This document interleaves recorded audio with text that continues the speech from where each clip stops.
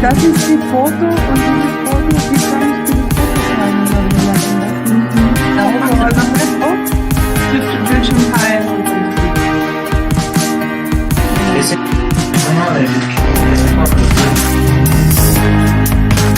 Rocío. Hola, Rocío.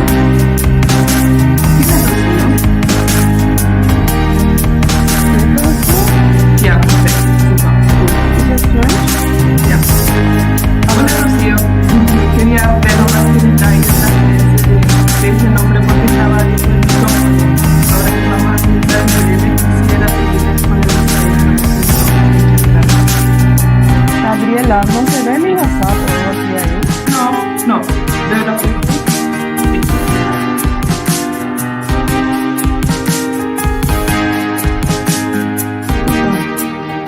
Ahora sí, hallo Frauen, es sieht dunkel aus bei dir. Ja, es ist dunkel. Halleluja, geheimnisvoll. Ja. So wie die Serie Dark oder so. Ja, man geht dem Namen alle Ehre. Wenn man sich ein bisschen zurückgeht, dann bin ich hier so. Ja, ich bin bei meinen Eltern und da ist das Beleuchtungsverhältnis ein bisschen schwieriger. Aber es kommt ja auf die inneren Werte an, nicht auf das Erscheinungsbild.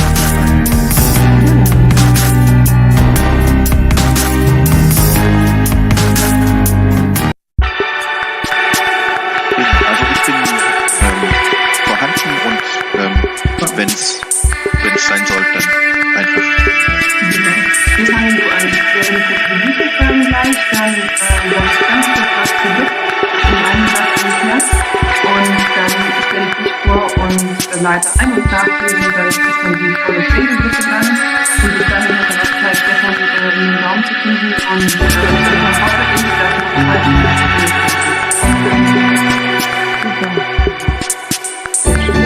zwei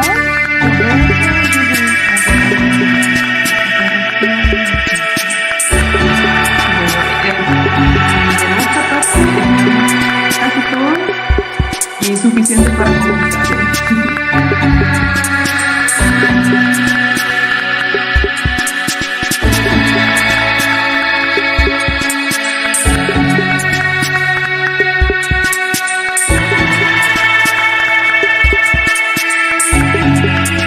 Tengo una consulta, no sé si ustedes me podrían explicar en cuanto a las personas acá que tienen una parte técnica.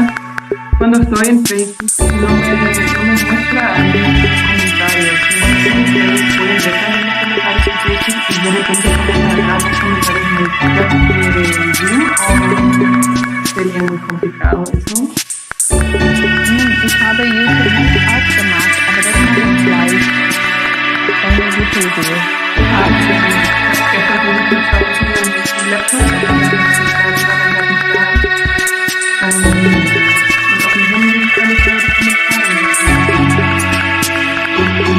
Gabriela, si es que yo voy a abrir la cabeza del celular, entonces así se puede ver, porque también estoy con la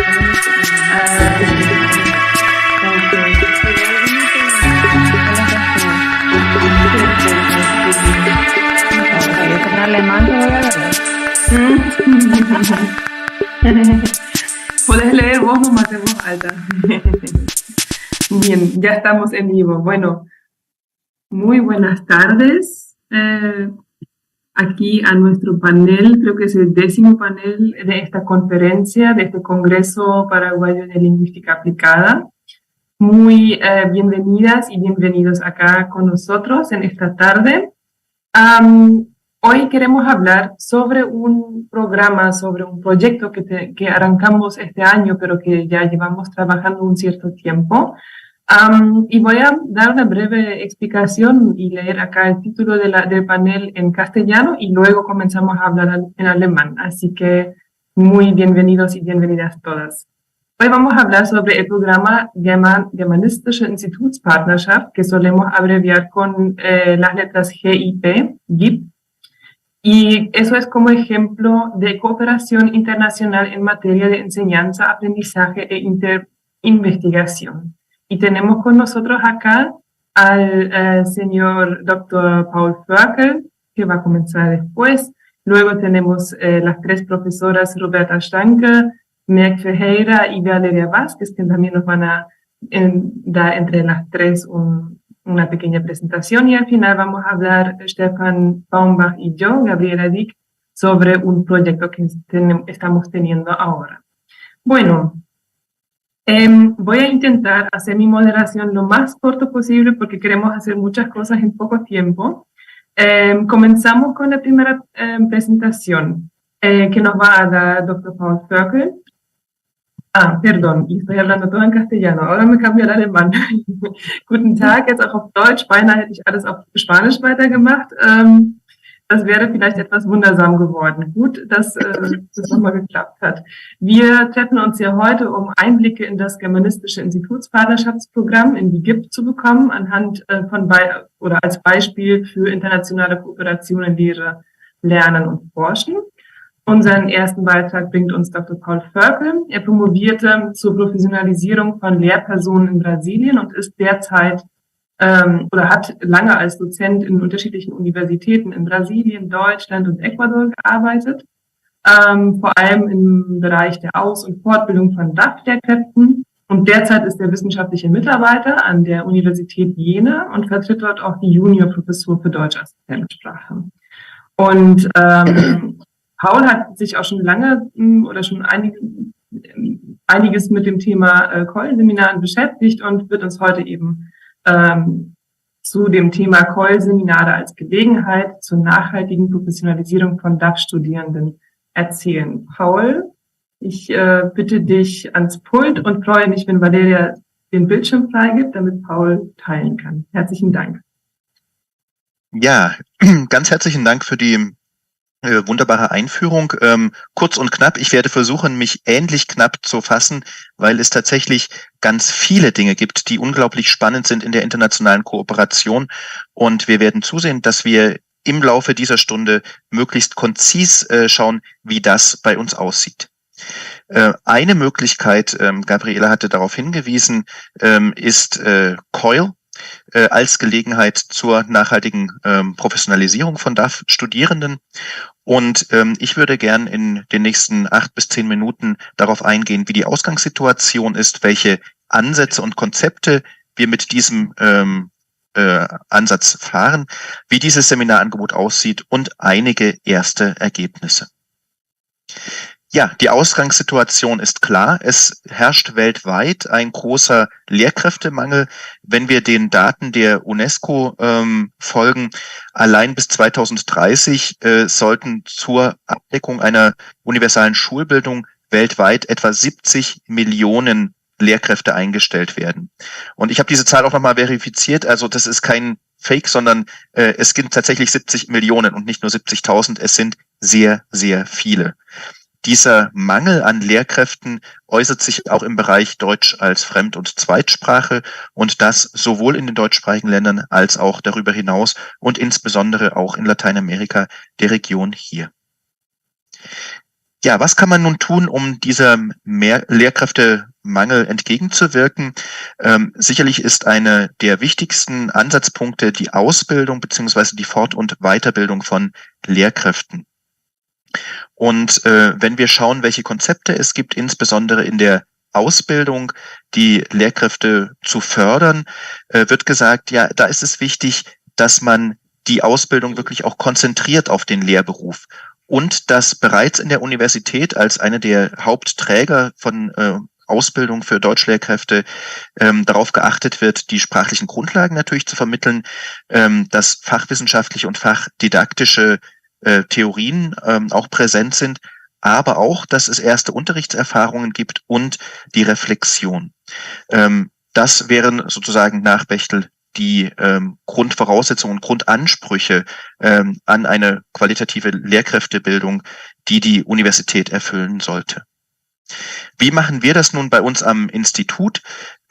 Das Institut für Deutsch als Fremd- und Zweitsprache und interkulturelle Studien an der Universität Jena ist stark engagiert in der Aus- und Weiterbildung von DAZ-Lehrkräften, das schon seit über 40 Jahren.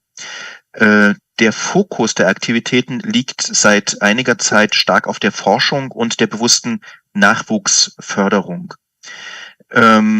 Wichtig sind dem Institut oder den Teilnehmenden im Institut, den Kolleginnen und Kollegen, die internationalen Kontakte, unter anderem im Zuge der germanistischen Institutspartnerschaften, die Gabriela Dick in der Einführung angesprochen hat. Gleichzeitig gibt es eine große Offenheit für innovative Formate, zum Beispiel das Format der Lesson Study, dass ausgewählte Beispiele analysiert werden, dass Studierende auch selbst Unterricht erteilen können und diesen analysieren.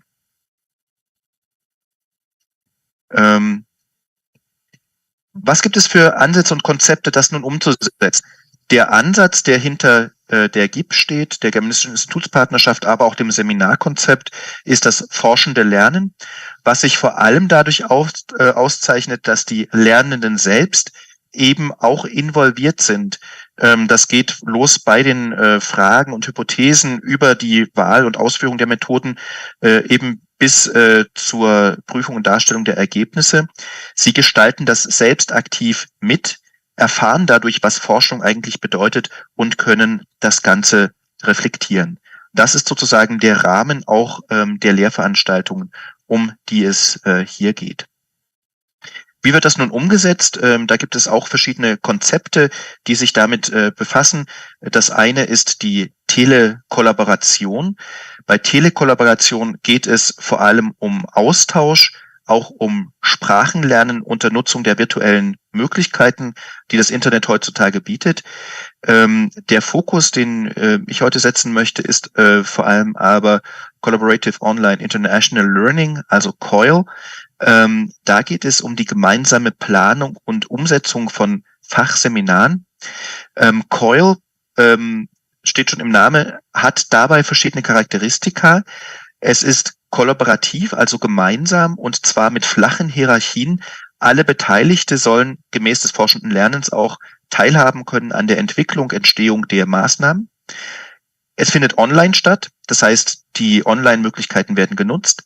Es ist international und interkulturell auch aufgestellt, wobei man natürlich da die Unterscheidung genau treffen sollte noch. International im Sinne von, es sind in jedem Falle bei COIL mehrere Institutionen länderübergreifend beteiligt und der Fokus liegt auf den Lernprozessen.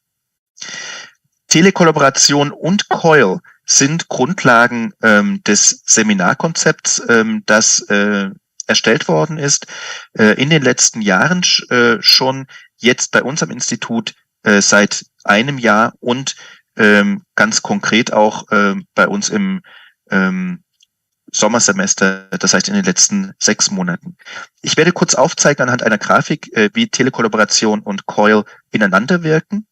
Und zwar ist das in einem Modul, was wir im Bachelor-Studiengang durchführen, wo es darum geht, dass TutorInnen, also fortgeschrittene Studierenden, Begegnungstreffen durchführen für Lernende. Die Lernenden, das sind Teilnehmende, die Deutsch lernen auf etwa A2-Niveau. Die TutorInnen, das sind Studierende, die kurz vor Abschluss ihres Studiums stehen. Die werden betreut von der Seminarleitung und das, was die Seminarleitung mit den Tutorinnen macht, im Sinne der Vorbereitung, Umsetzung und Nachbereitung, wäre COIL, also das Fachliche und die Begleitung. Und das, was während der Begegnungstreffen passiert, das wäre die Telekollaboration. Wie sieht dieses Seminar nun aus? Es umfasst insgesamt 14 bis 15 Wochen. Das ist die normale Seminarzeit, die wir zur Verfügung haben im Semester.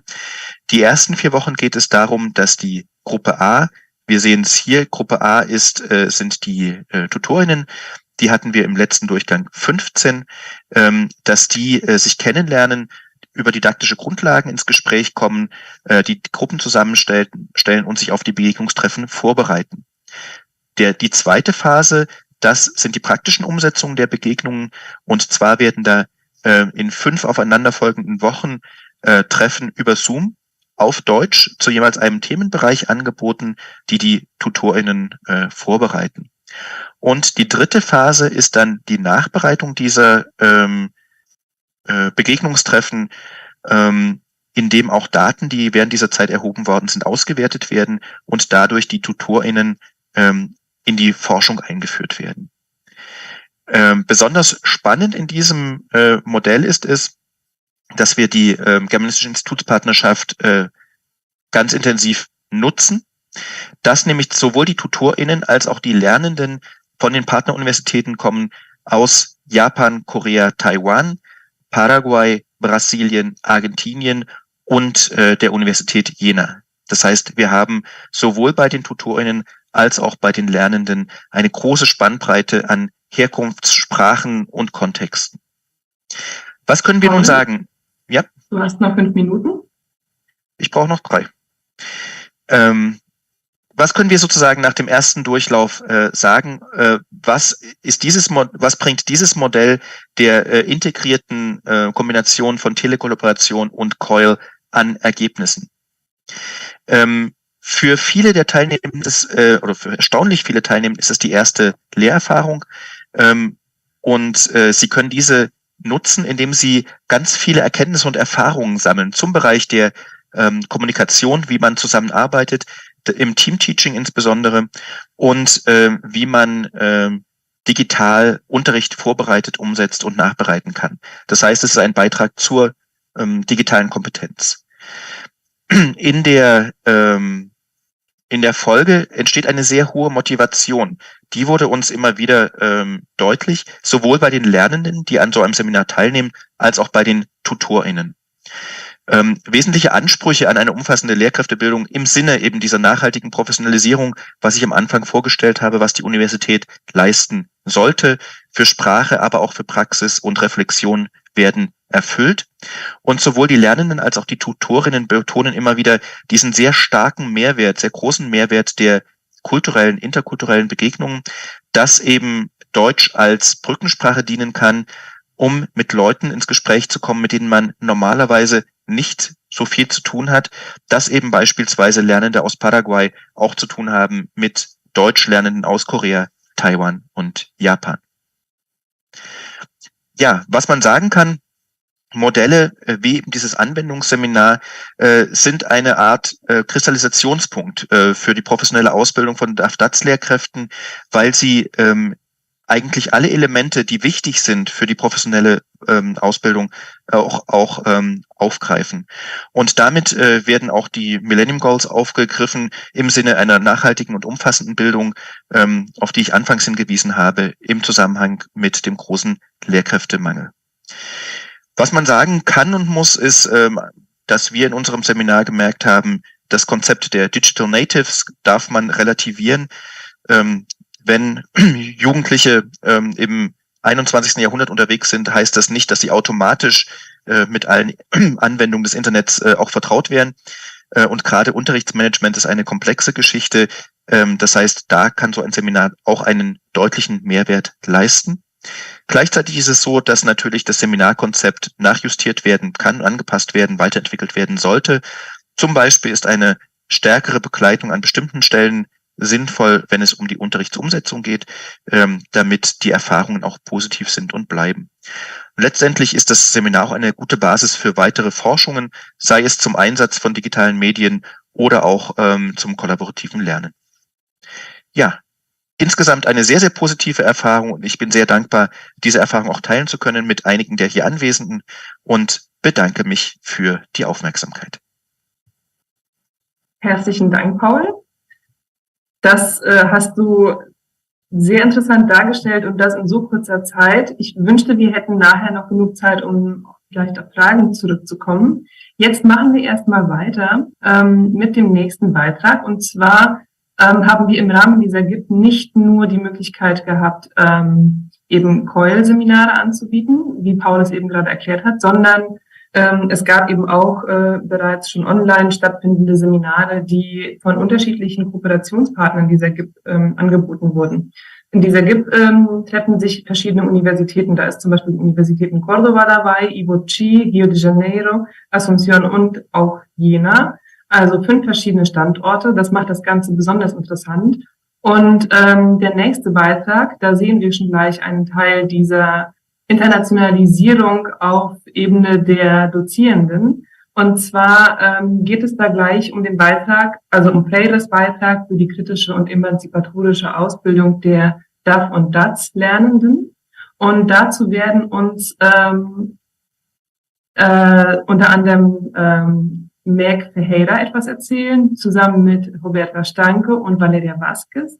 Meg Ferreira oder Dr. Mergen Ferreira ist Dozentin für Deutsch als Fremdsprache und Fremdsprachendidaktik und auch in der DAF und DATS Lehrkräfteausbildung tätig, und zwar in Rio de Janeiro an der Bundesuniversität dort. Und zurzeit hat sie eine Gastprofessur am Institut für Deutsch als Fremd- und Zweitsprache in der FSU in Jena. Und Roberta Stanke, Dr. Roberta Stanke, ist ebenfalls an der Bundesuniversität in Rio de Janeiro tätig und dort im Bereich für DAF und Methodik und Didaktik. Und Valeria Vasquez, die Studiengangsleitung der Licenciatura en Lengua Alemana, hier in Asunción am Instituto Superior de Lenguas, unterrichtet Literatur, Methodik und Didaktik. Und so haben sich diese drei Dozentinnen getroffen und gemeinsam dieses Konzept ausgearbeitet und ein Seminar gegeben. Ich bin ganz interessiert und gespannt zu hören, wie das gelaufen ist.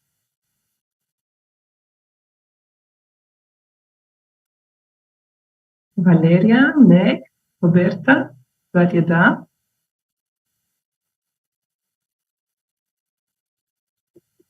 Valeria, wir können dich nicht hören, falls du sprichst. Also dein Mikrofon ist noch nicht an.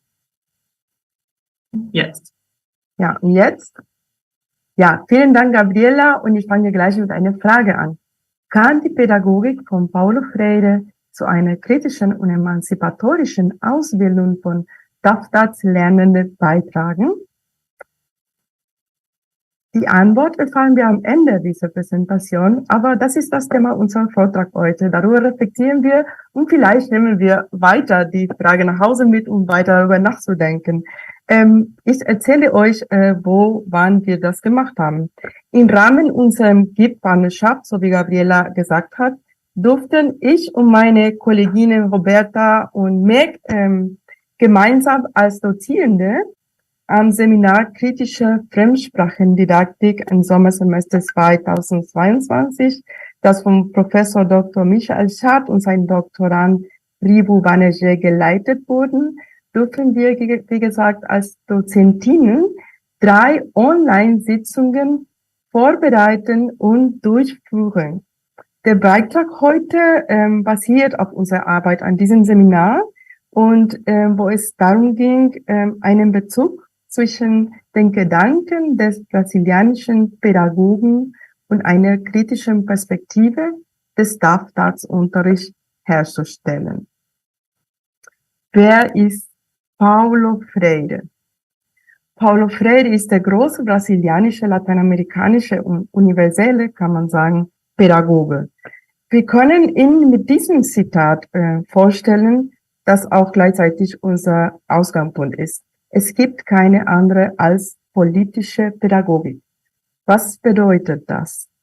Für Freire gibt es keine politische Dimension der Bildung, sondern Bildung selbst, ihre erzieherische Akt, ist schon ein politischer Akt. Die Tatsache, dass Bildung ein politischer Akt ist, impliziert oder beinhaltet, dass wir uns fragen, wozu, warum wir bilden, für wen sollen wir bilden, gegen was oder gegen wen wollen wir bilden. Und schließlich auch die Frage, kann ich als Lehrperson neutral sein? Für Freire ist die Antwort ganz klar. Wir können niemals als Dozierende neutral sein. Alles, was der Erzieher als erzieherischen Akt wählt und tut, ist schon eine politische Entscheidung zugunsten der Beherrschten oder zugunsten der Unterdrücker. Moment nochmal. Das ist für uns in Lateinamerika natürlich ein Kontinent mit so viel Ungleichheiten und soziale Ungerechtigkeit ganz, ganz wichtig und es ist für uns sehr berührend auch. Und kann man die Frage stellen, ist es das auch so in Deutschland oder außerhalb Lateinamerikas? Ist das wichtig? Also dieses Gedanke von Paulo Freire. Ist Deutschland nicht ein reiches Land, wo alle Zugang zur Bildung haben? Aber Gerlach gibt uns in seinen Einleitungen zum Fremdsprachendidaktik zu bedenken. Wie ist es möglich, sagt er, dass in einem derart entwickelten Land wie Deutschland 6,8 Millionen erwachsene Menschen trotz Schulpflicht nur gering literalisiert sind? Man kann weiter eine Einwendung stellen und sagen, ja, aber was hat denn das Denken von Paulo Freire mit einem Fremdsprachenunterricht zu tun? Und hier können wir wieder einmal Gegenfragen stellen. Ist Sprache nicht Macht? Ist Sprache neutral? Erschaffen wir nicht Welten mit Worten? Bilden wir nicht uns selbst mit und durch Sprache? Ist es nicht eine politische Entscheidung, wenn ein Land entscheiden, welche Sprache gesprochen wird, welche Sprache unterrichtet wird in Schulen und wie unterrichtet wird? Und wiederum im Anschluss an Gerlach können wir spezifisch für den Fremdsprachenunterricht das fragen. Was wäre, wenn der Fremdsprachenunterricht mit seinem im genuinen Gegenstand der Fremdheit von Sprache Schülerinnen und Schülern ein Bewusstsein darüber vermittelt, dass Sprache Macht ist und Sprache machtvoll machen kann, dass Sprache Ungleichheit konstruieren, diese aber auch relativieren kann, dass Sprache diskriminieren kann, aber auch davon erlösen kann. Eine kritische Fremdsprachendidaktik ist eine Didaktik, die die politischen Implikationen unseres Handelns hinterfragt, die die Entwicklung von kritischem Denken und kritischem Bewusstsein fordert. Dies ist unser Ausgangspunkt, die wir in folgenden Punkten weiterentwickeln. Nach dieser Einleitung werde ich mich ganz kurz zum Potenzial des Denkens von Paulo Freire für die Fremdsprachendidaktik widmen und wie wir das am Seminar mit den Studierenden in Jena gearbeitet haben. Dann meine Kollegin Roberta wird uns über die Fremdsprachendidaktik und die Pädagogik der Unterdrückten, eine Einladung zur Kritik, sprechen und auch wie wir das im Seminar gearbeitet haben. Und schließlich wird uns der Bezug zwischen Freires Gedanken und den wichtigen aktuellen Begriffen zur kritischen Fremdsprachendidaktik erklären und am Ende kommen die Schlussbemerkungen. Ja. Die Pädagogik von Paulo Freire ist nicht nur kritisch, sondern auch dialogisch. Diese Methode haben wir auch gewählt und mit den Studierenden wichtige Aspekte seines Denkens zu bearbeiten. Die Frage nach dem Potenzial des Denkens von Paulo Freire für den Fremdsprachenunterricht haben wir im Seminar bearbeitet, indem wir die Anwesenden gefragt haben, welche Assoziationen sie zu einigen Zitaten des brasilianischen Pädagogen in Bezug auf die kritische Fremdsprachendidaktik erstellen können. Ich nehme als Beispiel nur 2 von diesen Zitaten und das, was die Studierenden zuerst in kleinen Gruppen gearbeitet haben und danach im Plenum wir alle zusammen als Dialog geführt haben. Niemand ignoriert alles, niemand weiß alles, wir alle wissen etwas, wir alle ignorieren etwas, deshalb lernen wir immer. Tja, dieses Zitat hat die Studierenden zum Nachdenken folgende Aspekte einer kritischen Fremdsprachendidaktik gebracht. Zum Beispiel die Reflexion über die Grenzen des Wissens. Man kann nur ignorieren, wenn man weiß. bewusstes Lernen, Reflexion. Auch auf die Implikationen, die dieses Bewusstsein über die Grenzen des Wissens in Bezug auf die Rolle des Lernenden und die Rollen des Lernenden hat, wurden hingewiesen. Zum Beispiel, Lehrer und Lehrerin zu sein, ist nicht allwissend. Beide Seiten lernen im Prozess gleichermaßen Relativierung der Lernsituation. Jetzt der andere. Durch den Dialog taucht ein neuer Begriff auf, der Lehrer-Schüler und der Schüler-Lehrer.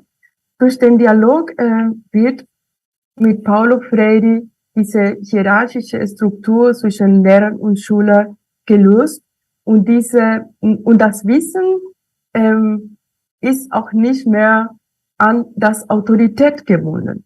Und das ist, was hier man sieht in diesen Notizen, die die Studierenden gemacht haben. Voneinander lernen, Mitgestaltung, Hinterfragen sind möglich, andere Perspektiven werden eingenommen, diese Hierarchie wird abgeflacht, es gibt die Möglichkeit von einer offenen Kommunikation, Selbstständigkeit, Schulen werden ermutigt, Fragen zu stellen und Fehler zu machen. Und so endet ich diese Teil der Präsentation und gebe das Wort weiter an meine Kollegin Roberta. Vielen Dank, Valeria. Also wie Valeria sagte, hatten wir also 3 Sitzungen in diesem Seminar. In der zweiten Sitzung haben wir dann uns damit angefangen, uns mit dem Werk von Paulo Freire, Pädagogik der Unterdrückten, zu beschäftigen. In der zweiten Sitzung haben wir dann das Buch angefangen zu diskutieren und im Zentrum, zentral in der Pädagogik von Paulo Freire ist das Erziehungsprinzip der Bewusstmachung, nicht nur der Schüler und Schülerinnen, sondern auch von den Dozierenden. Und die Erziehung ist auch als Selbstbefreiung verstanden. Nächste Folie bitte, Gabriela.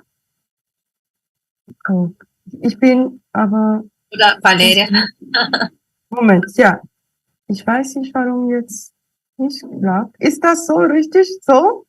Hier. Ja, genau, ja. Ja, okay, und, super. Aus dem Lernen an und in der Lebenssituation des Einzelnen die Einheit von Denken und Handeln entwickeln. Und so versteht Paulo Freire. Also das Lernen ist eine Einheit von Denken und Handeln. Das ist also die 2 Seiten von einer Münze sozusagen. Und nächster bitte, Valeria. Und wie versteht auch Paulo Freire Lehren und Lernen? Lehren ist dann Problematisieren, nicht Programmieren mit fremdem Wissen und Beschreiben fremder Wirklichkeit. Lernen ist dann Erkenntnisvorgang und Veränderung des Lebens. Und dann haben wir also zuerst die Einführung und die Einleitung gelesen. Also die Studierenden haben in der zweiten Sitzung zusammen mit uns diese 2 Kapitel sozusagen diskutiert. Und 2 Begriffe, die wir stark diskutiert haben, waren Kultur des Schweigens und Erziehung ist nie neutral, wie Valeria schon am Anfang ein bisschen vorgestellt hat, also mit dem Zitat von Freire. Also für ihn ist die Pädagogik entweder ein Instrument zur Befreiung des Menschen oder ein Instrument seiner Domestizierung. Deswegen ist Erziehung nie neutral, wie Freire sie versteht. Im Kapitel 1 haben wir auch die politische Aktion als pädagogische Aktion also diskutiert. Und das hat auch mit dieser Neutralität, also diese Nicht-Neutralität der Pädagogik zu tun. Nächstens bitte, Valeria. Dann haben wir in der dritten und letzten Sitzung die Kapitel 2, 3 und 4 diskutiert. Die Kursteilnehmer haben dann in Gruppen gearbeitet und jede Gruppe hat jeweils ein Kapitel präsentiert.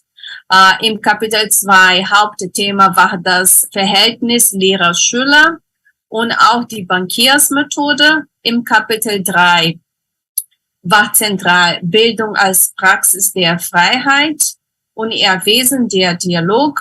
Und im Kapitel 4 am meisten diskutiert war der Punkt Aktion und Reflexion als dialektische Einheit. Und nur als nächster bitte, Valeria. Ja, genau, also das ist ein bisschen über die Bankiersmethode, über die wir im Kapitel 2 diskutiert haben. Also da ist der Lehrer lehrt und die Schüler werden belehrt. Der Lehrer weiß alles, die Schüler wissen nichts. Also der Lehrer denkt, über die Schüler wird gedacht. Der Lehrer redet, die Schüler hören brav zu. Also der Lehrer ist ein Subjekt, ist das Subjekt und die Schüler sind die Objekte im Klassenzimmer.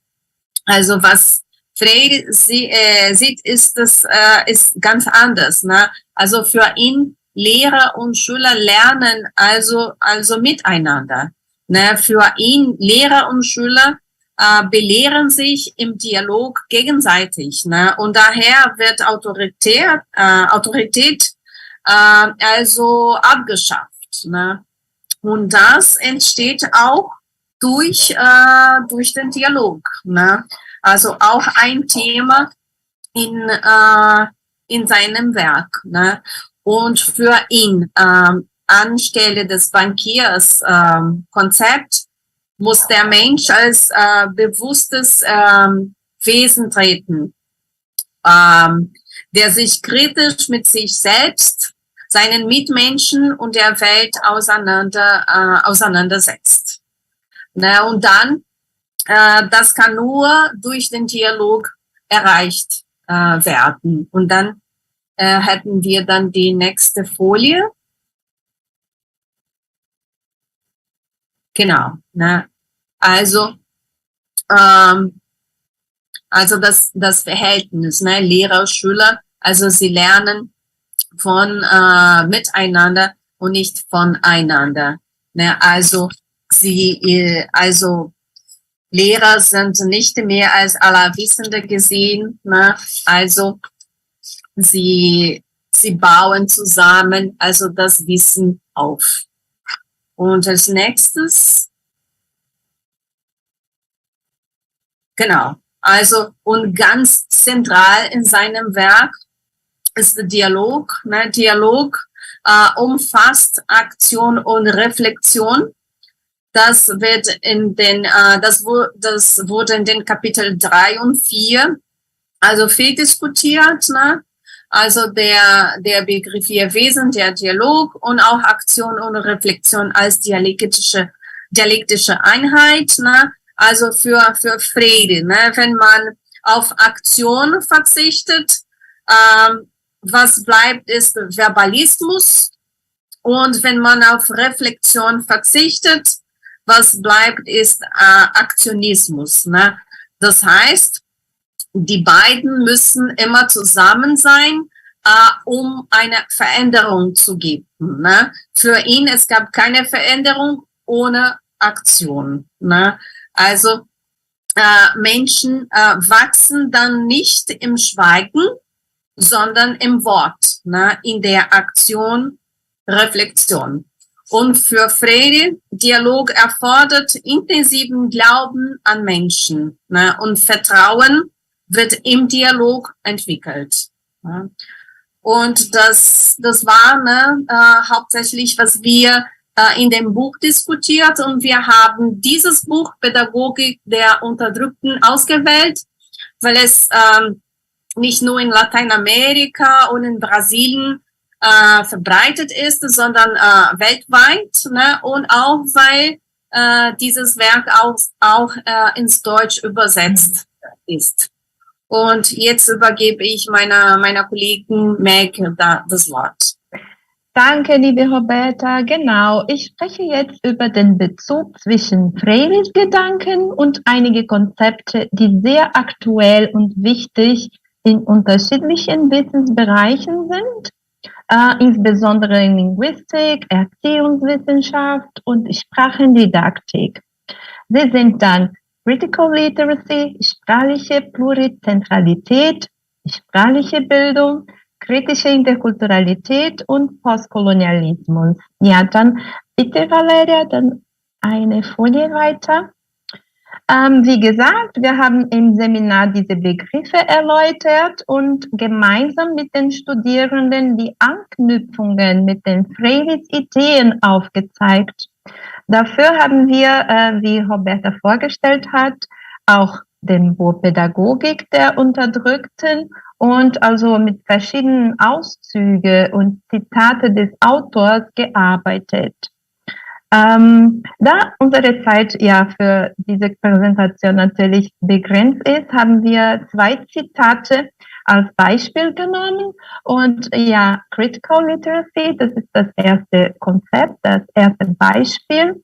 Und von Critical Literacy, das Konzept bezieht sich auf die Beteiligung der Lernenden bzw. der Menschen an den kritischen Diskursen einer Gesellschaft in soziokulturellen Kontexten.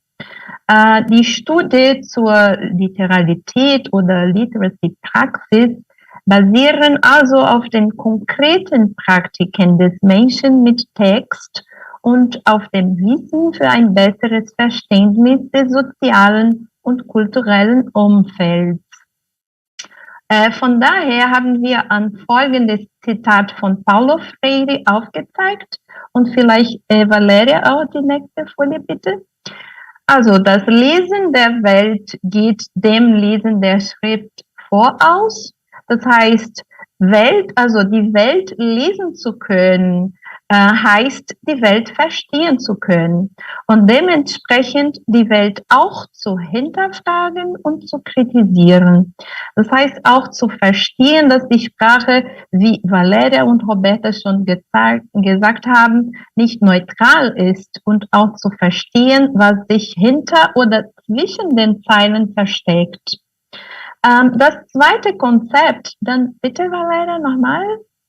Ja, das zweite Konzept bringt zu dem verbreiteten interkulturellen Begriff eine sozusagen kritische Komponente. In dem Sinne, dass was normalerweise unter Interkulturalität versteht, ist die Anerkennung und der Respekt zwischen unterschiedlichen Kulturen. Das ist sicherlich sehr wichtig, aber die kritische Perspektive berücksichtigt auch Elemente wie das Prinzip des gegenseitigen Lernens und die Aufwertung von einem größeren und horizontaleren Austausch zwischen Kenntnissen und Kulturen. Dieses Prinzip können wir in mehreren Stellen von Freiris Werk erkennen. Also wir bringen dann hier wieder das Zitat, das Valeria am Anfang dieser Präsentation hingewiesen hat. Also dann, niemand ignoriert alles, niemand weiß alles, wir alle wissen etwas, wir alle ignorieren etwas. Deshalb lernen wir immer, das hat auch Roberta gesagt, man lernt miteinander und nicht voneinander. Und ja, somit kommen wir dann zu unseren Abschlussbemerkungen. Dann, ja, bitte Valeria, danke schön. Also Paulo Freire ist, kann man ruhig sagen, sehr aktuell und ist immer noch eine wichtige Referenz in meisten Studien, die sich mit kritischen Aspekten befassen. Es ist bemerkenswert, wie traditionelle und standardisierte Praktiken zunehmend in Frage gestellt werden. Es wird auch zunehmend anerkannt, wie gegenwärtig neue Epistemologien des Wissens und die dekoloniale oder postkoloniale Perspektive in verschiedenen Wissensbereichen an Raum und Bedeutung gewinnen. In unserem Fall hier, im Bereich der kritischen Fremdsprachendidaktik. Und zuletzt, ja, vielleicht dann bitte ein Stück weiter. Möchten wir hinzufügen, dass eine Fremdsprachendidaktik, die inklusiver, demokratischer und gleichberechtigter sein möchte, muss kritische, reflexive und hinterfragenden Komponenten beachten und berücksichtigen. Also ist die Antwort auf unsere am Anfang gestellte Frage, kam die Pädagogik von Paulo Freire zu einer kritischen und emanzipatorischen Ausbildung von Lernende, vielleicht auch Lehrende beitragen? Und liebe Valeria, ja, die Pädagogik von Paulo Freire kann einen großen Beitrag zur kritischen und emanzipatorischen Ausbildung von Lernenden und Lehrenden leisten. Und dann hier sind unsere Literaturangaben. Ja, das ist auf der nächsten Folie. Und unser Dankeschön für Ihre Aufmerksamkeit. Vielen Dank. Herzlichen Dank, Meg, Roberta und Valeria. Ich glaube, da können wir jetzt wunderbar anschließen, Stefan und ich. Gerade an diesem Satz, wir alle wissen etwas, das passt perfekt als Überleitung zum nächsten und zum letzten Vortrag hier heute. Ganz kurz erst etwas zu Stefan, der uns zunächst etwas über dieses Projekt erzählen wird. Stefan Baumbach ist wissenschaftlicher Mitarbeiter am Lehrstuhl für Didaktik und Methodik in Deutsch als Fremd- und Zweitsprache an der FSU in Jena. Und er ist Teil des Leistungsteams Forschungsstelle für Lehrendenbildung, Unterrichts- und Schulentwicklungsprozesse in Deutsch als Fremdsprache weltweit. Das klingt mal wieder wunderbar deutsch und dahinter verbirgt sich aber sehr viel Kreativität und sehr viel Zusammenarbeit in verschiedenen Institutionen. Ich denke, das spiegelt sich auch ein bisschen in seinen Arbeitsschwerpunkten wider, die viel mit den Bereichen reflexive Lernendenbildung, Bildungspartnerschaften und die Schnittstelle zwischen Schule und Universität halt auch zu tun haben. Und ja, jetzt kommen wir also zum letzten Slot, Professionalisierung und Qualitätsentwicklung im Bereich Deutsch als Fremdsprache und Schul-Universitätskooperation in Paraguay. Lieber Stefan, erzähl uns doch mal etwas über dieses Projekt.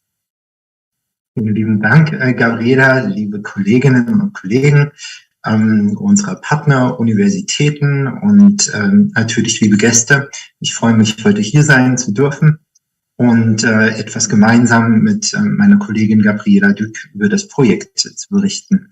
Ich denke, es schließt sich tatsächlich, so wie du gesagt hast, wunderbar an dieser Stelle anzuknüpfen, der Frage, wie können kritische Lehrkräfte, Lehrpersonen ausgebildet werden? Und dazu möchte dieses Projekt auch einen Beitrag leisten, indem systematisch Methoden und auch Instrumente der Analyse des eigenen Handelns trainiert und gefördert werden. Es geht um das Projekt Fincus und ich teile meinen Bildschirm an dieser Stelle.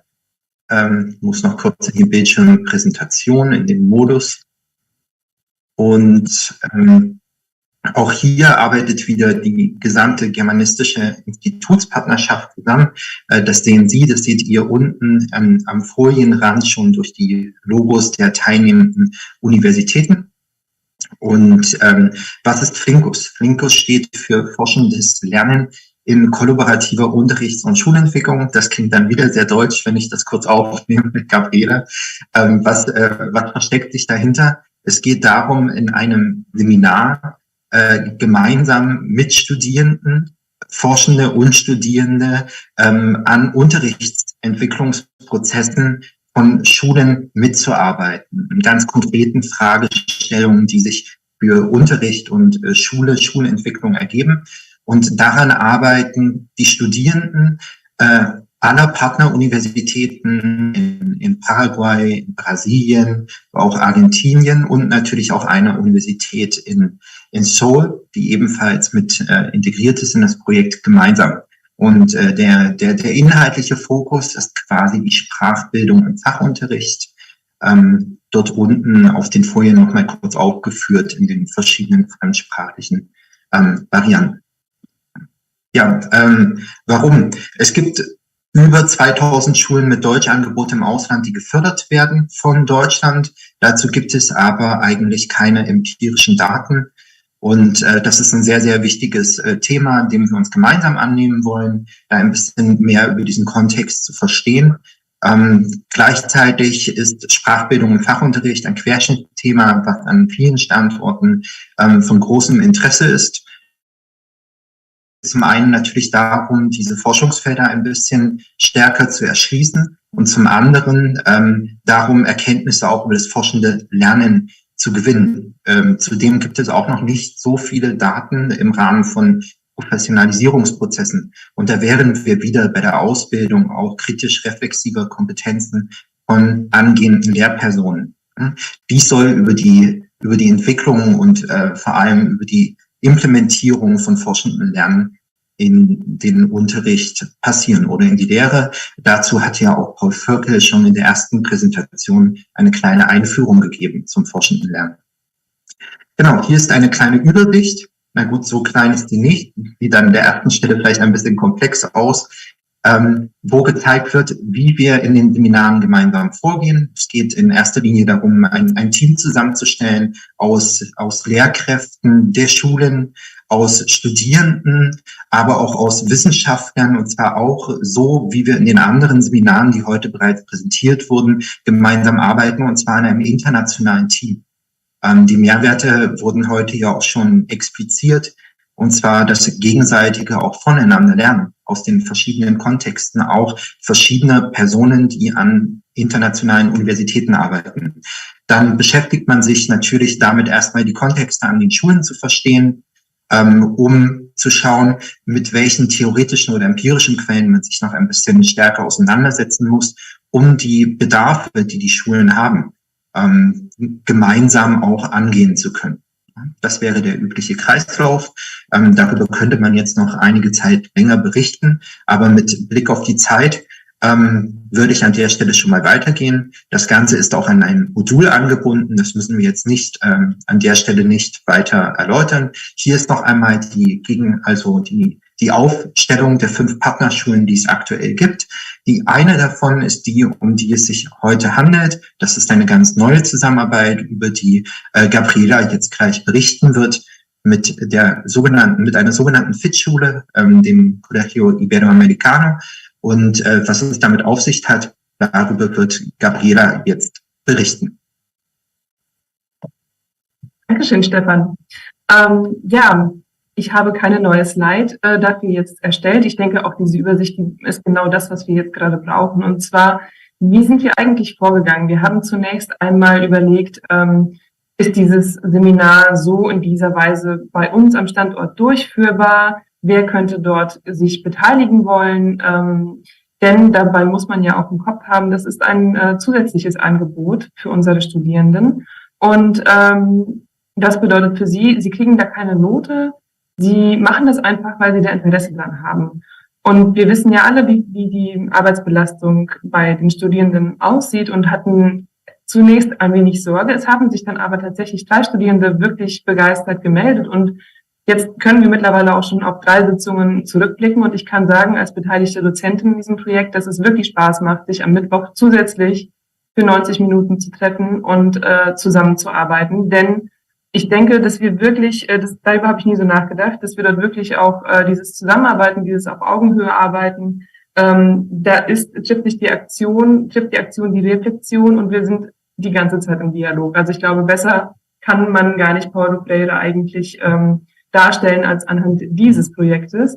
Und was machen wir dort jetzt? Also wir haben in unserer Forschungsgruppe eine Absolventin bei uns aus dem Studiengang, die gleichzeitig jetzt auch schon am Colegio Iberoamericano Lehrkraft ist für Deutsch. Und dieses Colegio, wie Stefan auch schon erzählt hat, ist oder kurz erwähnt hat, ist Teil der PASH-Initiative oder ist eine PASH-Schule. Und mit PASH möchte man ja eigentlich das Interesse und die Begeisterung für Deutschland und eben die deutsche Sprache wecken. Und wir gucken uns jetzt also an, wie sieht das denn aus an dieser Schule? In welchen Klassen gibt es Deutschunterricht? Wie ist der Fortschritt in diesen Deutsch- und Unterrichtseinheiten beziehungsweise von einem Jahrgang zum nächsten? Und was sind dort vielleicht die Herausforderungen, die dort auftreten? Und es gibt auf jeden Fall jede Menge Herausforderungen. Sowas wie, es gibt 2 Standorte dieser Schule. Das heißt, die Lehrkraft muss pendeln zwischen 2 Standorten. Das ist auf der Ebene der Lehrkraft, aber auch für die Schüler und Schülerinnen gibt es jede Menge Herausforderungen. Und diesen Trigger dabei kennenzulernen und wie wir das machen, sieht praktisch so aus, dass wir im Moment einen Fragebogen erstellt haben, gerade heute. Und der wird demnächst von den Schülern und Schülerinnen beantwortet werden. Und anhand dieses Fragebogens möchten wir uns ein besseres Bild machen von den Schülern, so dass wir dann am Ende oder im Prozess dieser Schule vielleicht in kleinen Schritten oder auch in größeren, je nachdem, wie das Resultat am Ende ausfällt, eine Unterstützung bieten können, beziehungsweise letztlich eigentlich ihnen dort unter die Arme greifen können, vielleicht mit einer forschenden Perspektive und einer Perspektive von außen, so dass sie einige dieser Herausforderungen vielleicht bewältigen können zum nächsten Schuljahr oder in der nächsten Zukunft. Und für die Zusammenarbeit in dieser Forschungsgruppe jetzt mal Produkt losgelöst, kann ich sagen, dass es unglaublich Spaß macht, sich unabhängig von Noten in einem Raum zusammenzufinden, wo unterschiedliche Studierende aus unterschiedlichen Fächern tatsächlich auch zusammenkommen, um sich gemeinsam Gedanken zu machen über simple Dinge wie einen Fragebogen, aber auch ein Fragebogen, das ist eine Methode. Und wie erstelle ich ihn? Was möchte ich eigentlich erfahren? Und wie stelle ich demnach die Frage? Als kleines Beispiel. Und ich bin gespannt, was daraus sich noch entwickeln wird. Ich denke, das wird nicht das letzte Projekt sein, das wir gemeinsam machen. Und ich danke sehr für diese Initiative, lieber Stefan. Und somit kommen wir jetzt auch sehr pünktlich zum Abschluss unseres Panels. Und ja, vielleicht gibt es ja noch Fragen hier in der Runde. Ich habe auf Facebook bisher nichts gesehen. Jetzt bin ich wieder in der Rolle meiner Rolle als Moderatorin. Wenn es aber hier noch Anregungen in der Gruppe gibt, ich glaube, wir haben noch ein paar Minuten, bevor wir pünktlich den Raum verlassen. Hallo, hallo Gabriela. Könnte ich etwas sagen? Anna. Ja, natürlich, gerne. Okay, also was ich sehr interessant fand, war also das, was man über Freire erzählt hat, ja, weil ich gestern über Brecht gesprochen habe, ja, also wie ich versuche mit den Stücken Bertolt Brechts, ja, also dieses kritische Denken der Studierenden auch zu fördern, ja, zu entwickeln. Und ich sehe sehr viele Ähnlichkeiten mit den Gedanken Freires, ja. Ich kannte auch schon Freire so ein bisschen, ja. Er ist sogar hier in Asunción gewesen vor vielen Jahren, ja. Und ich war auch dabei. Und ich glaube, also es ist fast das Gleiche, was beide sagen. Also also beide waren auch linksgesinnt und es hat auch viel, glaube ich, mit der Ideologie des Sozialismus zu tun, was sie sagen. Aber es ähnelt sich sehr seine Theoriepraxis, sagen wir mal so, ja, mit der von Brecht, ja, also dass die Schüler und die Lehrer also zusammen lernen, ja, miteinander und auch voneinander. Das würde ich ein bisschen kritisieren, was da gesagt wurde, also miteinander, aber nicht voneinander. Ich glaube doch voneinander auch, ja. Also der Lehrer lernt auch vom Schüler und der Schüler vom Lehrer, ja, selbstverständlich. Also ich sehe da also sehr viele Kontaktpunkte und ja, das wollte ich nur erwähnen. Ja, vielen Dank, liebe Anna. Ja, genau. Sie haben völlig recht, ne? Also Schüler und Lehrer lernen also nicht nur miteinander, sondern auch voneinander, ne? Deswegen haben wir dieses Schema gezeigt, ne? Lehrer plus Schüler, ne? Das heißt, sie zusammen bauen das Wissen auf, ne? In dem Dialog, ne? Sie haben völlig recht.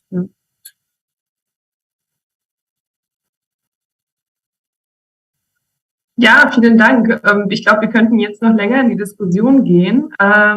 Voy a cambiar al castellano para ver junto con las personas organizadoras aquí, no sé hasta qué hora podemos quedarnos, si ya deberíamos salir de la sala. A las 3 comienza creo que la otra charla. A las 3. Bueno, entonces creo que ya llegó la hora para decir Ciao, hasta la próxima. Vielen Dank nochmal auf Deutsch an alle Beteiligten. Es hat mir große Freude bereitet, hier zuzuhören und auch durch das Gespräch leiten zu dürfen. Toll, dass ihr alle dazugeschaltet seid und ich hoffe, dass wir uns bald wieder in Person irgendwo treffen können. Vielen Dank und bis zum nächsten Mal. Vielen Dank, liebe Gabriela. Vielen Dank. Vielen Dank. Vielen Dank. Vielen Dank auch. Tschüss. Ciao.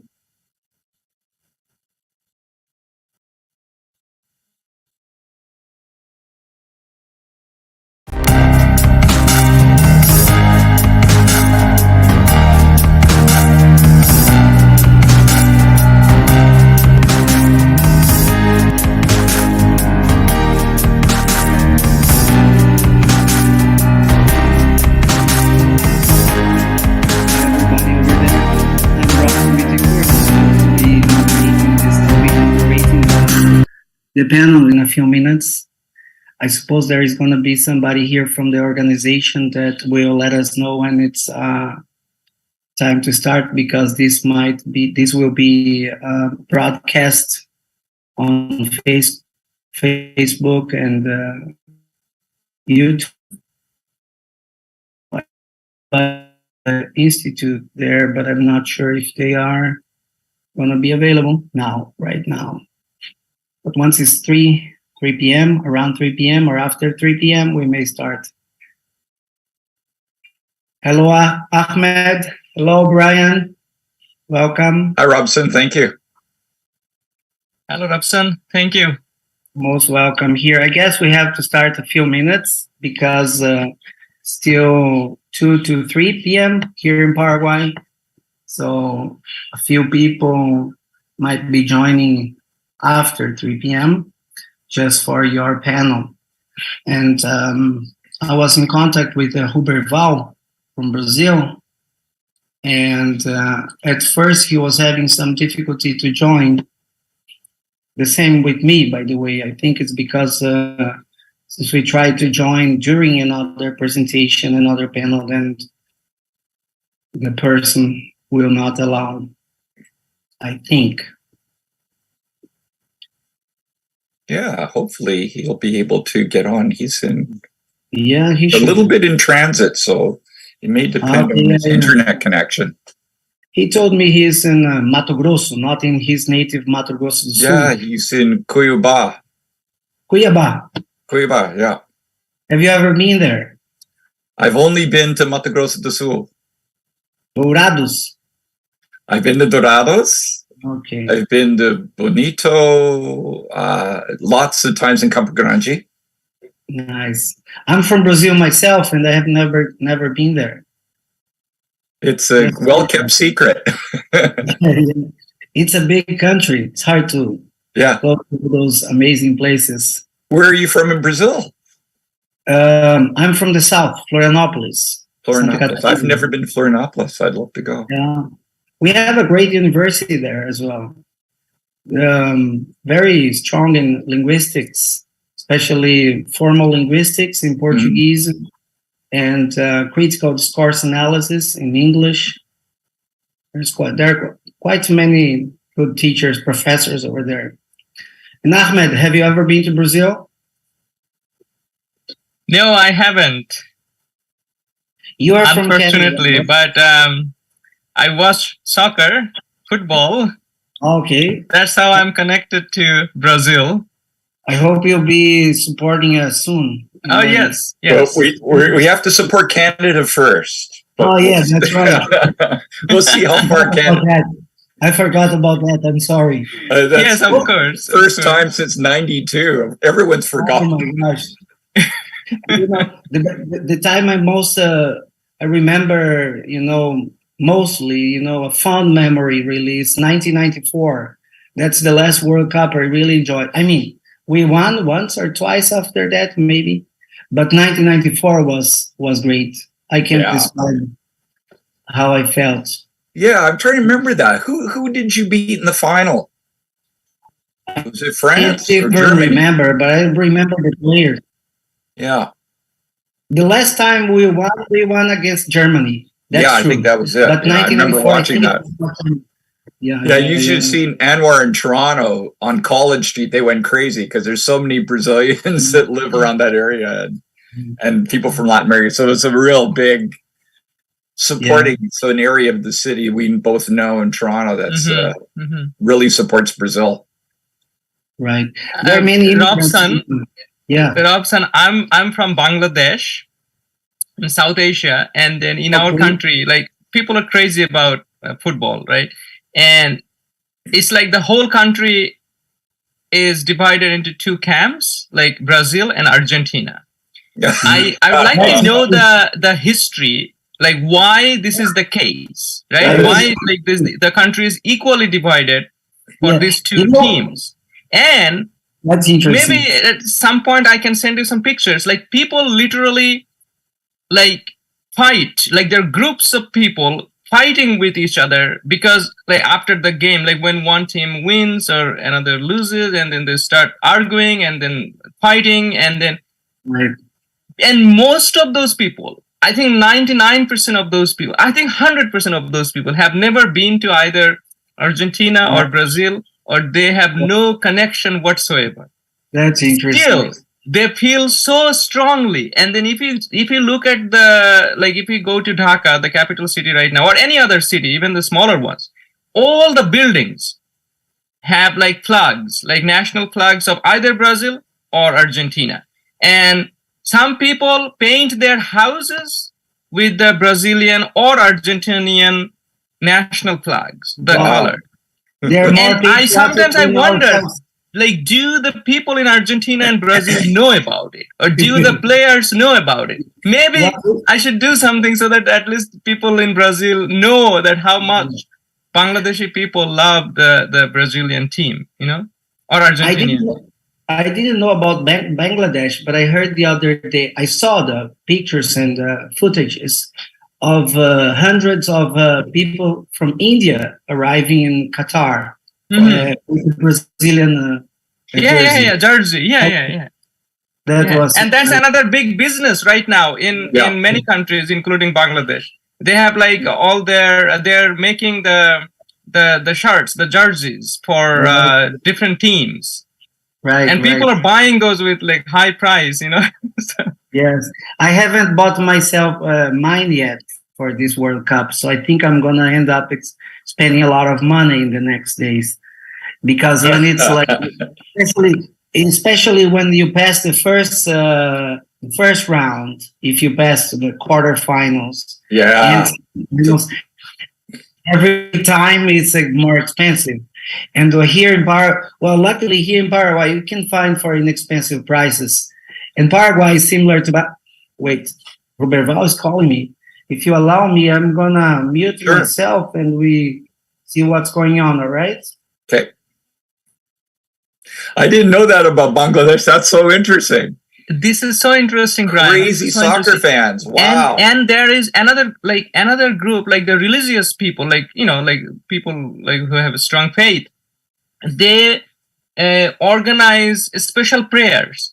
That was like fabulous. Like the couple of days I saw like those people, like they're I love mostly that. Yeah. like, you know, like poor people, working class, you know, uneducated, but they have a strong faith, like a strong belief in the religion, right?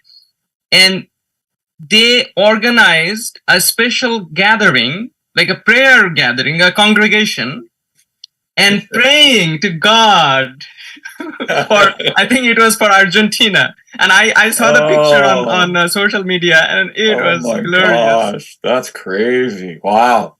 Okay. Well, that's... I got this book a friend gave me called How Soccer. Yeah, it's really interesting.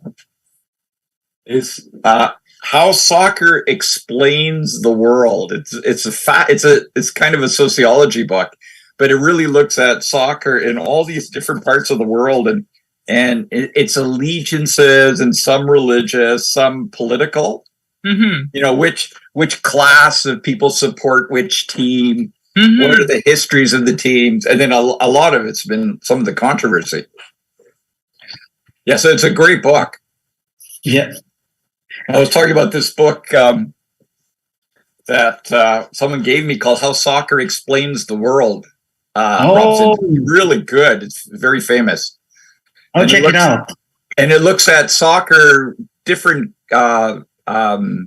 rivalries over the past, several hundred years, and the links to religion, politics, class, and famous states. So it's and now that the Qatar, like the Qatar is organizing, hosting the game. I think this book or any other sociological studies will really, I guess, focus on Qatar and then its human rights abuse and allegedly. I personally, I think this is right. The allegation is at least to a certain extent is right, given their track record of human rights abuse, especially the foreign workers, migrant workers, and then a sizable portion of that migration workers come from Bangladesh. So I know, and I'm kind of aware of that situation back home.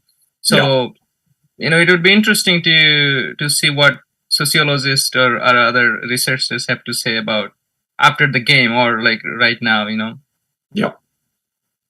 It's crazy the way they did it. It's a small island country, small population. I know history of success in soccer, and still they got this opportunity, and then the amount of resources, the amount of money they're spending. Crazy! It's imagine crazy, how many stadiums they had to build. Yeah. Oh my God! How they're importing grass from US, and then they're making like new islands to grow the grass, and then transporting the grass from one place to another, and the air conditioning, like every seat in the stadium has a separate kind of like a hole in the backside that will pump up like cold air. Cool air. That's just crazy. What a waste of energy. And then its impact on climate change. Yeah. Just nuts. Gentlemen, I was just Ruberval will be in soon. In case takes him a short while to get in. I don't know if you guys could start. I'm not sure.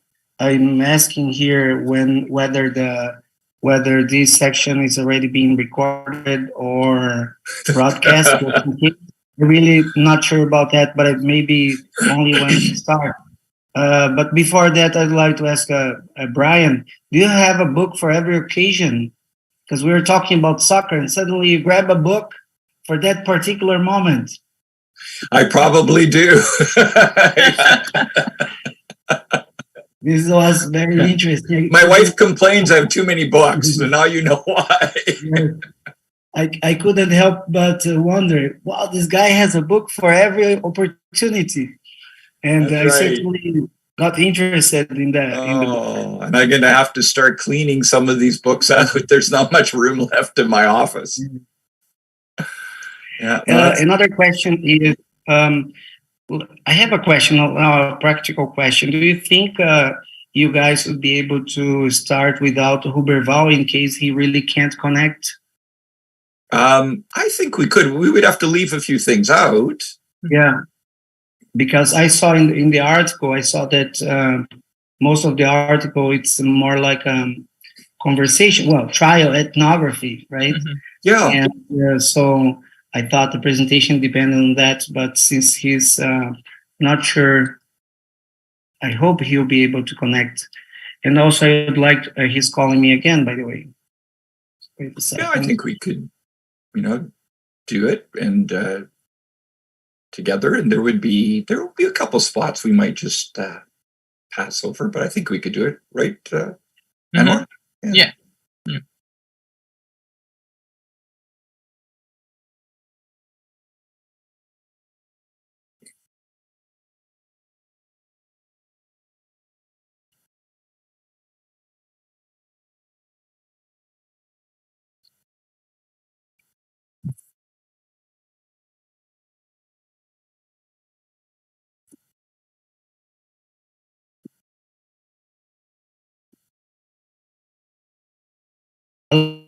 es el que está acá en la sala. No sé si hay alguien, si vamos, tuvimos un problema que uno de los participantes no llegó todavía, pero está entrando. Yo lo ahora. admito, profe, buenas, ¿qué tal? Quería saber cuándo empieza, si empiezan a poner live en Facebook, solamente cuando empezamos o si ya está live. Bien, profe, ahí ya ingresó el profe Ruberal, ¿sí? Arnaldo, yo no sé cómo sería esto.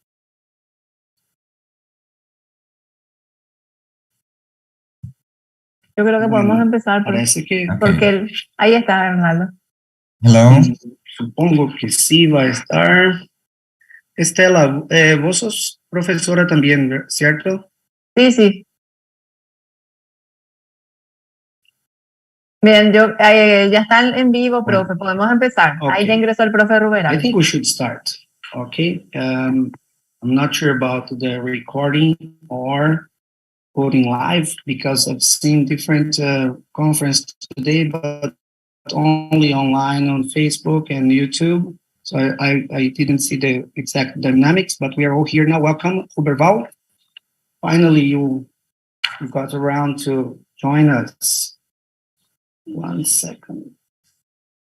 Okay. So Robson, I'm going to share Anyways, we have a common PowerPoint. Right? Yeah. It's so my pleasure will I have to come and introduce this panel of speakers. I'm Robson Bittencourt from Huberval, Brazil. The panelists today are Professor Anwar Ahmed, Professor Brian Morgan, and Professor Huberval Maciel, and they will present and discuss their research on trioethnography, particularly their article named Feeling Our Way, a trioethnography on critical affective literacy for applied linguistics. Let me briefly introduce the speakers.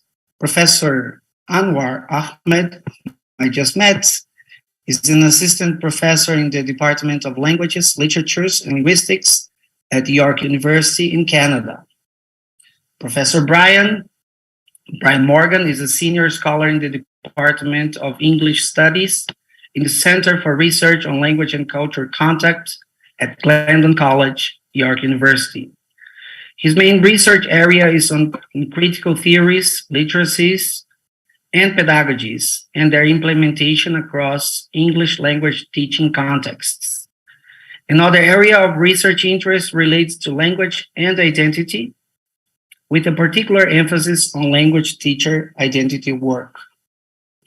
Finally, Professor Huberval Maciel is an associate professor in the Department of Letras and Medicine at the State University of Mato Grosso do Sul in my native Brazil. He also supervises dissertations and theses in the graduate programs in linguistics at UNEMAT. His recent research interests include translanguaging, affect, and health literacy. And before the panel starts, I would like to say a few words to the panelists, if you allow me. Dear panelists, as I was reading your article last night, and I was feeling my way to prepare for this panel, I realized how important it is to understand your pedagogical approach of trioethnography and critical affective literacy. One approach which, in your words, aims to shed light on the affective construction of structures that align meanings, feelings, and actions in ways that can be oppressive or emancipatory. Such an approach is essential in our so-called post-truth era, or the era of alternative facts, or we might just call it the era of misinformation and disinformation. As you argue in your article, traditional cognition-focused, evidence-based models of argumentation seem to be insufficient to dismantle the social media echo chambers in which most people live today. So I greatly thank you in advance for bringing such a relevant discussion to the table. And for the people in the audience, I may be sending a message in the chat throughout the presentation. I strongly encourage that you take your notes and submit questions and or comments that we will pass or forward to the panelists at the end of the presentation. And now, without further ado, let us feel our way. Robson, thank you for such a wonderful introduction. Speaking of affect, you made me feel very comfortable, which is always a nice way to start. Can I share my screen? Because I've got the common PowerPoint.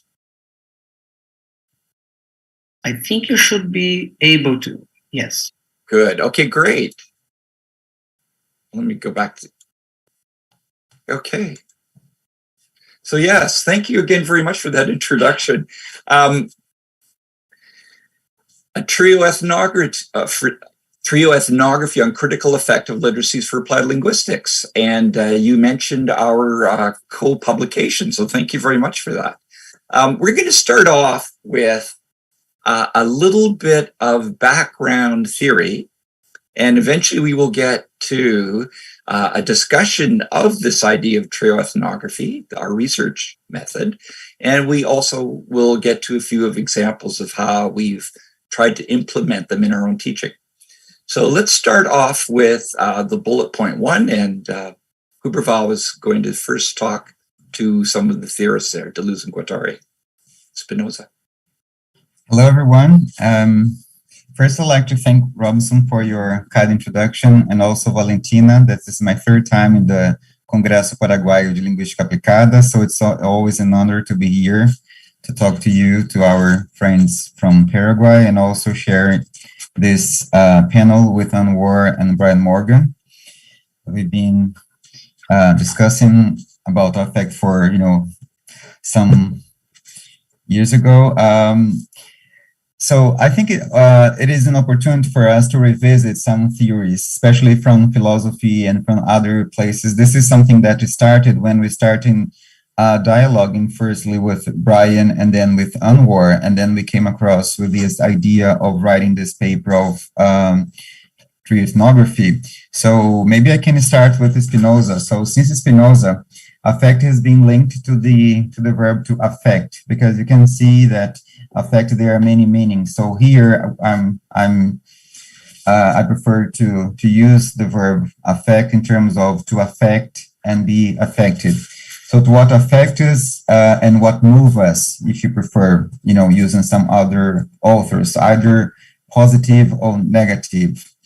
And there's another author, she's Viviane Mosé. She says that life is full of encounters, and every encounters produce affection, and those affections can increase or decrease our potência de existir, our potency of living. There is one term from Deleuze. So this is something that I'm very interested in terms of how can we affect and be affected, and other, not just in terms of body, but in terms of body without organs. That is another term from Deleuze, for example. And there are many authors, just to quote one, that is Rajagopalan, that is a professor here in Brazil. He says that ordinary people attach a great amount of emotion values to their language. So language are powerful flags of alliances. So for example, he mentions one specific context that bilingual speakers typically have different degrees of emotions attached to their languages that make their repertoires. And with some, just to show one example, when I supervised one of my Brazilian MBA student, he analyzed the repertoire in the border of Brazil and Paraguay. And according to her study, it showed that when this bilingual speaker from Portuguese, Spanish, and Guarani, so there are unique meanings and feelings relating to their experiences. For example, when she's praying, she prefers to use Guarani, for example, and she also says when she's drinking milk, drinking milk in Guarani is not the same as drinking milk in Portuguese, for example. So there are all those other things related to emotion and affect that is related to the language. And this is something that is not very much from our context of language teaching. So affect has been neglected in our recurrent and rationalistic understanding of language practices.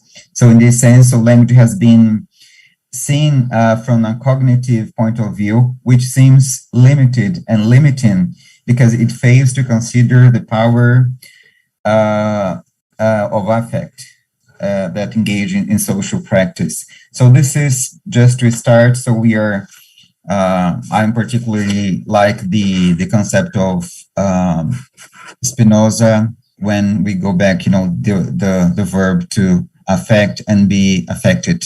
So then now I can pass to Brian or Anwar.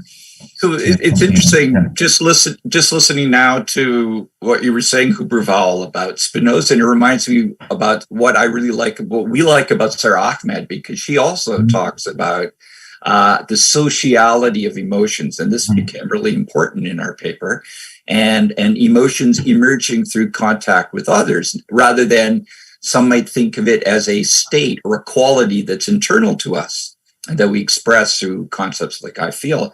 But Sarah Ahmed's work is so interesting in this way because it really then places emotions into a context relevant to teaching and teaching interactions. So I'll leave that because we'll have more to say about this, and we'll talk about Zembillas now. Hi, everyone, and thank you, Robson, for your introduction. Thanks, Huberval and Brian. Yes, speaking of affect, and the ability to be affected, that's something that I'm really interested in, this ability to be affected that Huberval was talking about. Probably we'll come back to that point later. But for now, speaking of the key theorists that have informed our work, I think Zembillas is the one that he was my kind of like entry point to this area of work. Some years ago, I was reading his work. He's a professor at the Open University of Cyprus. So he has been writing a lot about affect and emotion in different domains of education. So one thing that I was thinking about, like one sentence that I can borrow from him that will probably summarize his arguments and his scholarly work is in one of his articles, he said that all pedagogies are pedagogies of emotion or affect. I can't remember exactly, but so all pedagogical work is basically work of affect and emotions. And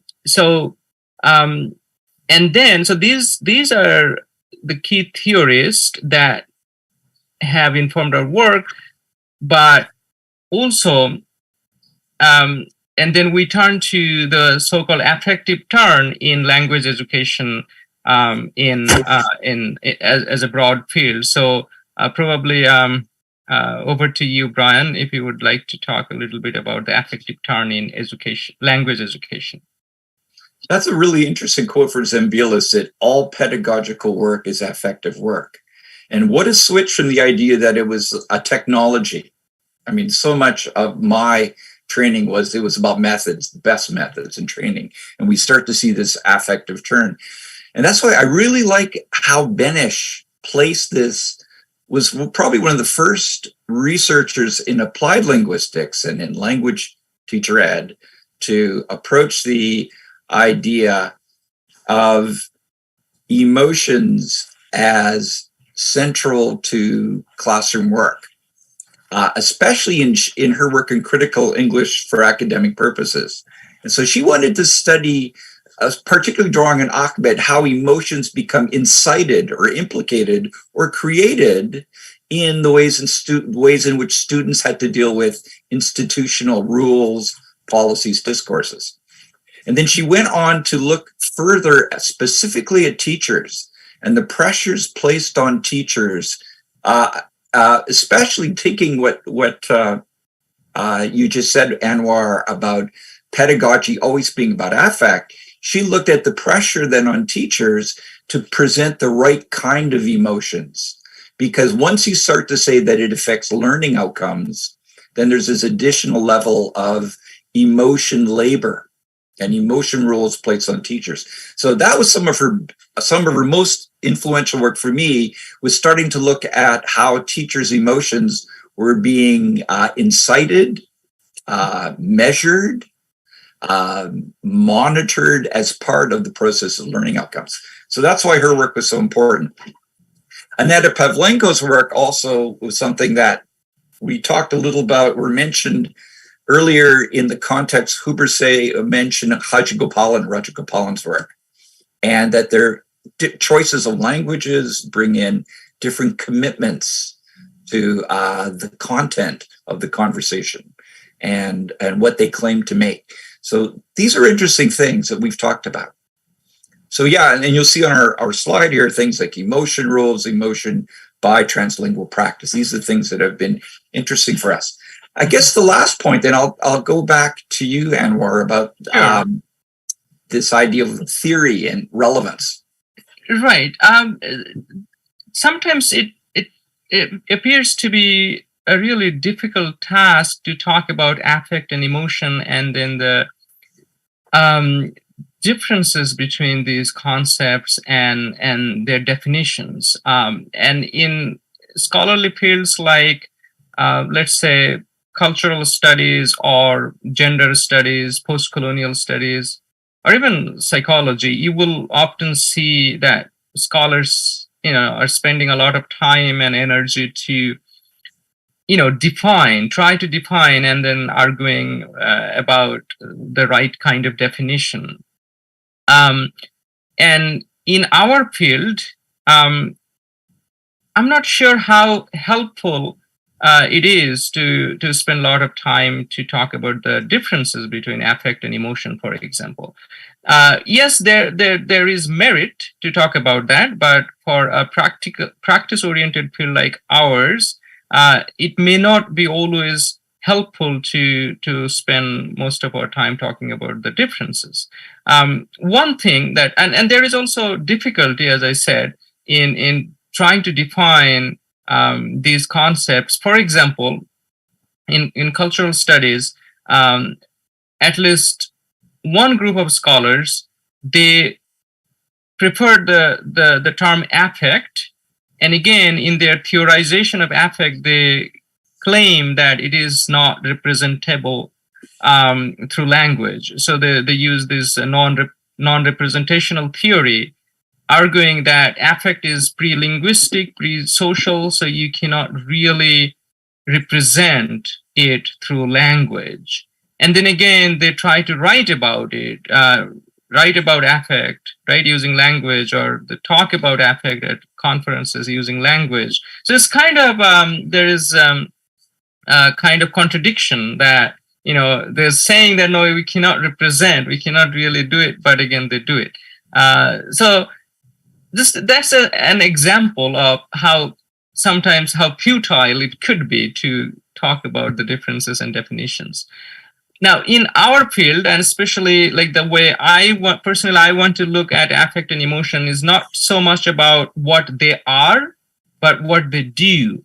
And then again, I draw from Sarah Ahmed's work here, because Ahmed was also interested in what the emotions do in our social context when we encounter other people, and how, for example, one emotion can bring out like a history of contact with other people, with other bodies that Huberville was talking about. So emotions do certain things in the social context with its history of contact with other emotions and other bodies. So Sarah Ahmed was interested in this kind of work. I personally like that. I think in our field, it is more productive to talk about what emotions and affects do instead of what they are. So that's my tentative sort of understanding here. So over to you, Brian. Okay, Or I mean, that's a really good segue to the next slide, which is exactly on this idea of what kinds of reading practices are implicated. What do texts do? What do readers do? And how is affect implicated? So yeah. And Anwar is the author of this really important work. Oh, thanks. Thanks, Brian. Yeah, so I wrote a paper in 2016, and then I talked about these 4 principles that I hoped would be helpful for teaching and learning. So the first principle was try to understand like why we feel what we feel. It's just like digging up the history of our feelings. And again, I was heavily influenced by Sarah Ahmed's work. And then she used a concept of orienting device. So emotions work as orienting device. So a particular emotion can orient us towards other people, other ideas, or other emotions, or it can redirect our attention to something else. The same emotion can work in different ways, in different contexts for different people. So instead of just like focusing on our emotion and then blaming ourselves for whatever we are feeling, we should probably do a little bit investigation about the history of production, how that a particular feeling or emotion that I'm having, how it was produced, how it was circulated, and how I got it. Who are the other actors here? So that's one thing. And then the second point here is I try to respond to this idea in critical theory, critical literacy about standing in the shoes of other people, that this expression that we always hear about.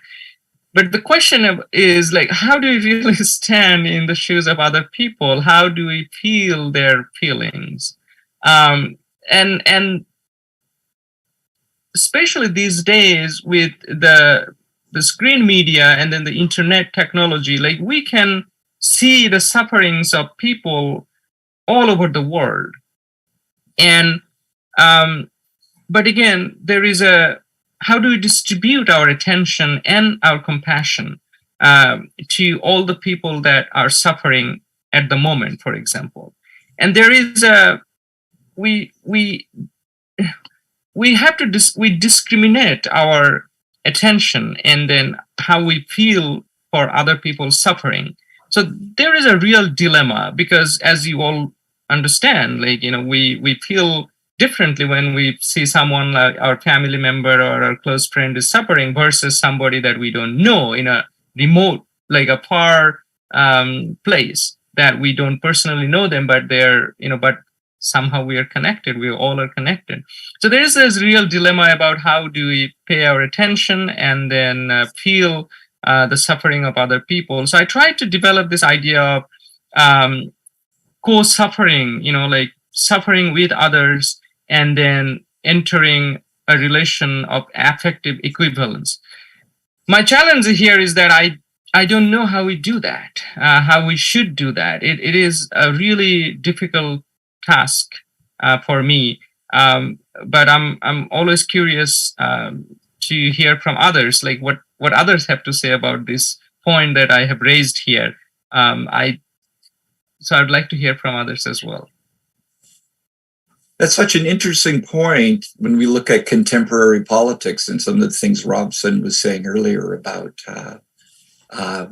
being in isolation in our post-truth little network. So Anwar reminds me of this idea of there's almost like a competition for affective attention, and how difficult it is to create that ideal moment of equivalence when you have so much in the media trying to grab our attention and try to get our and incite or raise our sympathies and empathies. Very difficult. Mm-hmm. Which goes to the third point here that's so important, is who has the capacity and the tools and the networks to produce and circulate objects of emotion, which have become central to contemporary politics. That third point, and looking at that fourth point, how these emotions are performed to reach more equitable relationships to achieve social justice. So I find it so interesting how all 4 points that you've created here complement each other. And it goes to some of the things that Huberval's been working on. And I'd like to turn over to that. Huberval, did you want to say anything more about any of these points, or should I go to the next slide? Could you move on to the next slide so then I can show you some more practical example of this, or part of this? There we are.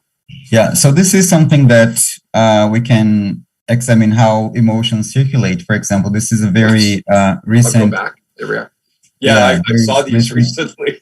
Situation in Brazil, but it's not just in Brazil. The politics of emotions, for example, here is interesting to go back what Anwar mentioned, not just analyzing what emotions are, but what emotions do so for us and how we react to those emotions.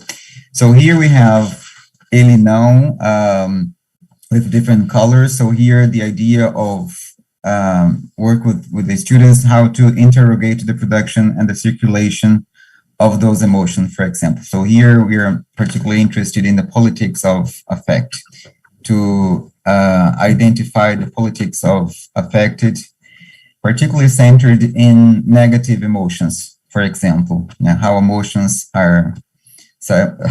as fears, for example, are created and circulated in some places, and here, for example, so it depends on what color of t-shirt we wore, for example, or either red or blue and yellow and green, for example, they have different representation.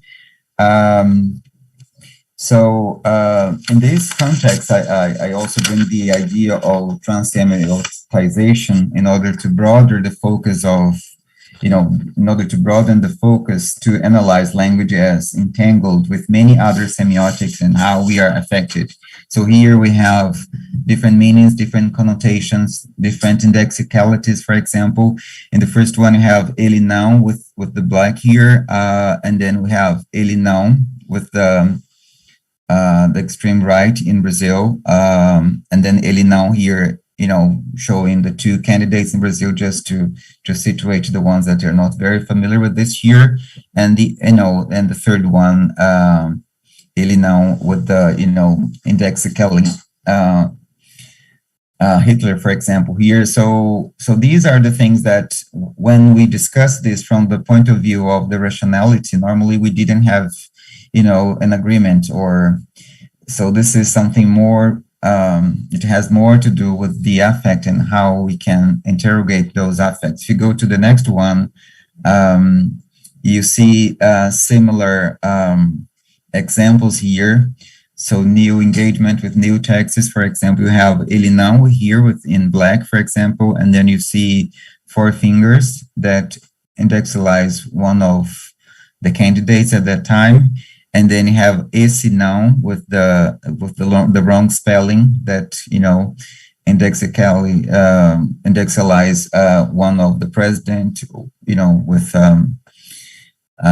supposed to be with low literacy. And then you have ele, and then you have ele with the, the letter L with the, and then with the red star, for example. So this is one of the examples that I'm trying to exemplify, these circulations of affect and more in relation to negative, how we are affected, how we affect and we are affected positively and negatively in terms of different indexicalities in this text here. So just to go next. We should just add something. We forgot to mention earlier is the concept of post-memory, which is critical here. So as the title of this slide, both slides have, is that different people in an audience, and we're talking about public spaces here. So you have living different life experiences, and also in post-memory, there are memories, often traumatic and tragic, passed down intergenerationally. And they're so intense that even though we didn't live them directly, we feel that we have. And they're often triggered by the kinds of images that Huberval has shown here. So this is critical for, again, going back to the circulation of texts, that they have complex polyvocal ways of addressing an audience.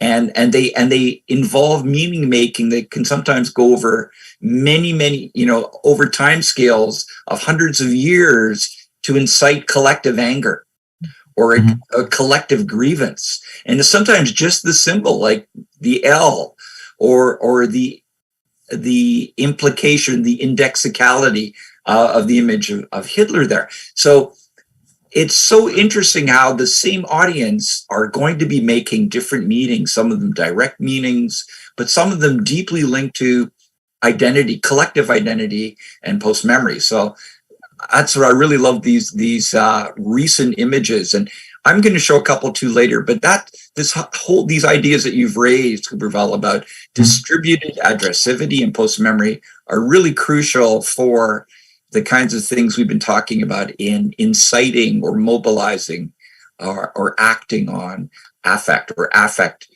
acting on each other, this affectus idea. So I'm going to go on to, and the next slide really gives a sense of how do you talk about this? How do you learn about this? What is a research tool or methodology that allows us to get greater understanding? And what we found out that it's through a kind of collaborative model, the geoethnography model, that is crucial to do this. Norris and Sawyer are credited as the main research leaders in this pedagogy.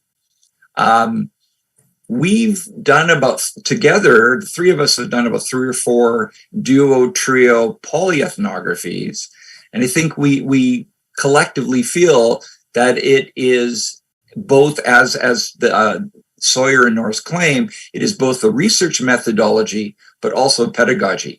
And the pedagogical strength is giving us a chance to look at ourselves through the voices and questioning and experiences of others, and start to see our experiences in that way. And you see a few, I think, really good quotes that we've collected on the bottom of this page, talking about, let's say, the key aspirations of that. So I'm going to turn over to Anwar, who's going to talk specifically about geoethnographic strengths for a study of affect.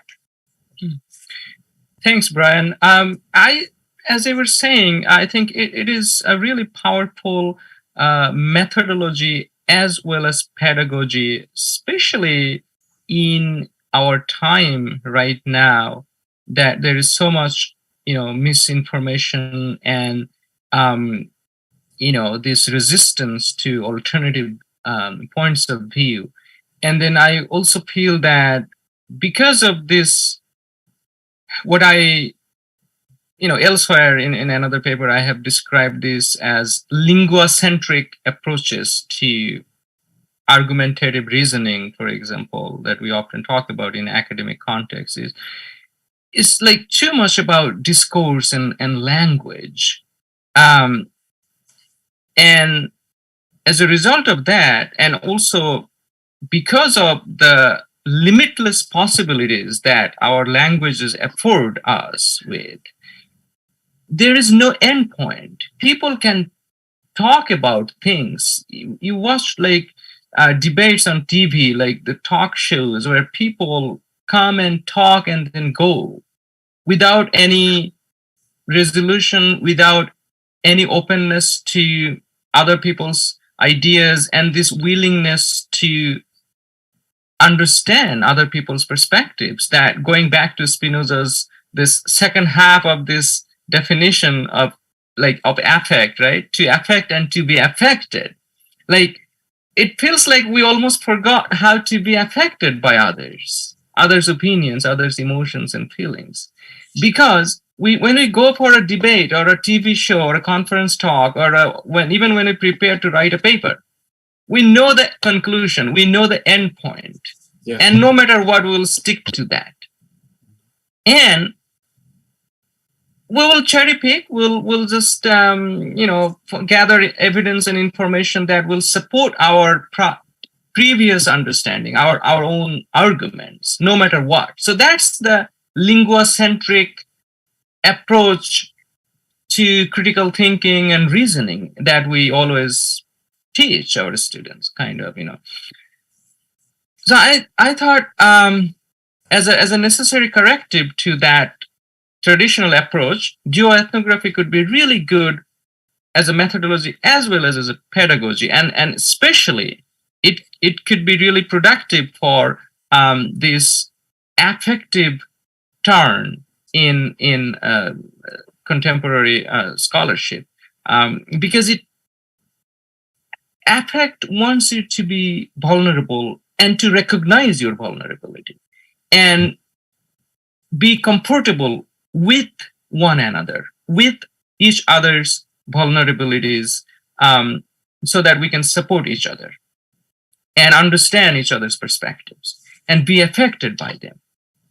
So if affect wants that, then I think geoethnography could be a really good method to understand that, because geoethnography also wants us to be with each other and trust each other, and then to be willing to listen to the other person. And then again, going back to the addressivity and then this dialogic method, probably going back to Bakhtin and Levinas and Gadamer, all these great thinkers who talked about this importance of dialogue. And then again, dialogue is not simply an exchange of ideas. It is a deeply social practice where we can be transformed, not just to influence my partner's perspective, but to transform myself and my understanding, my being in the world.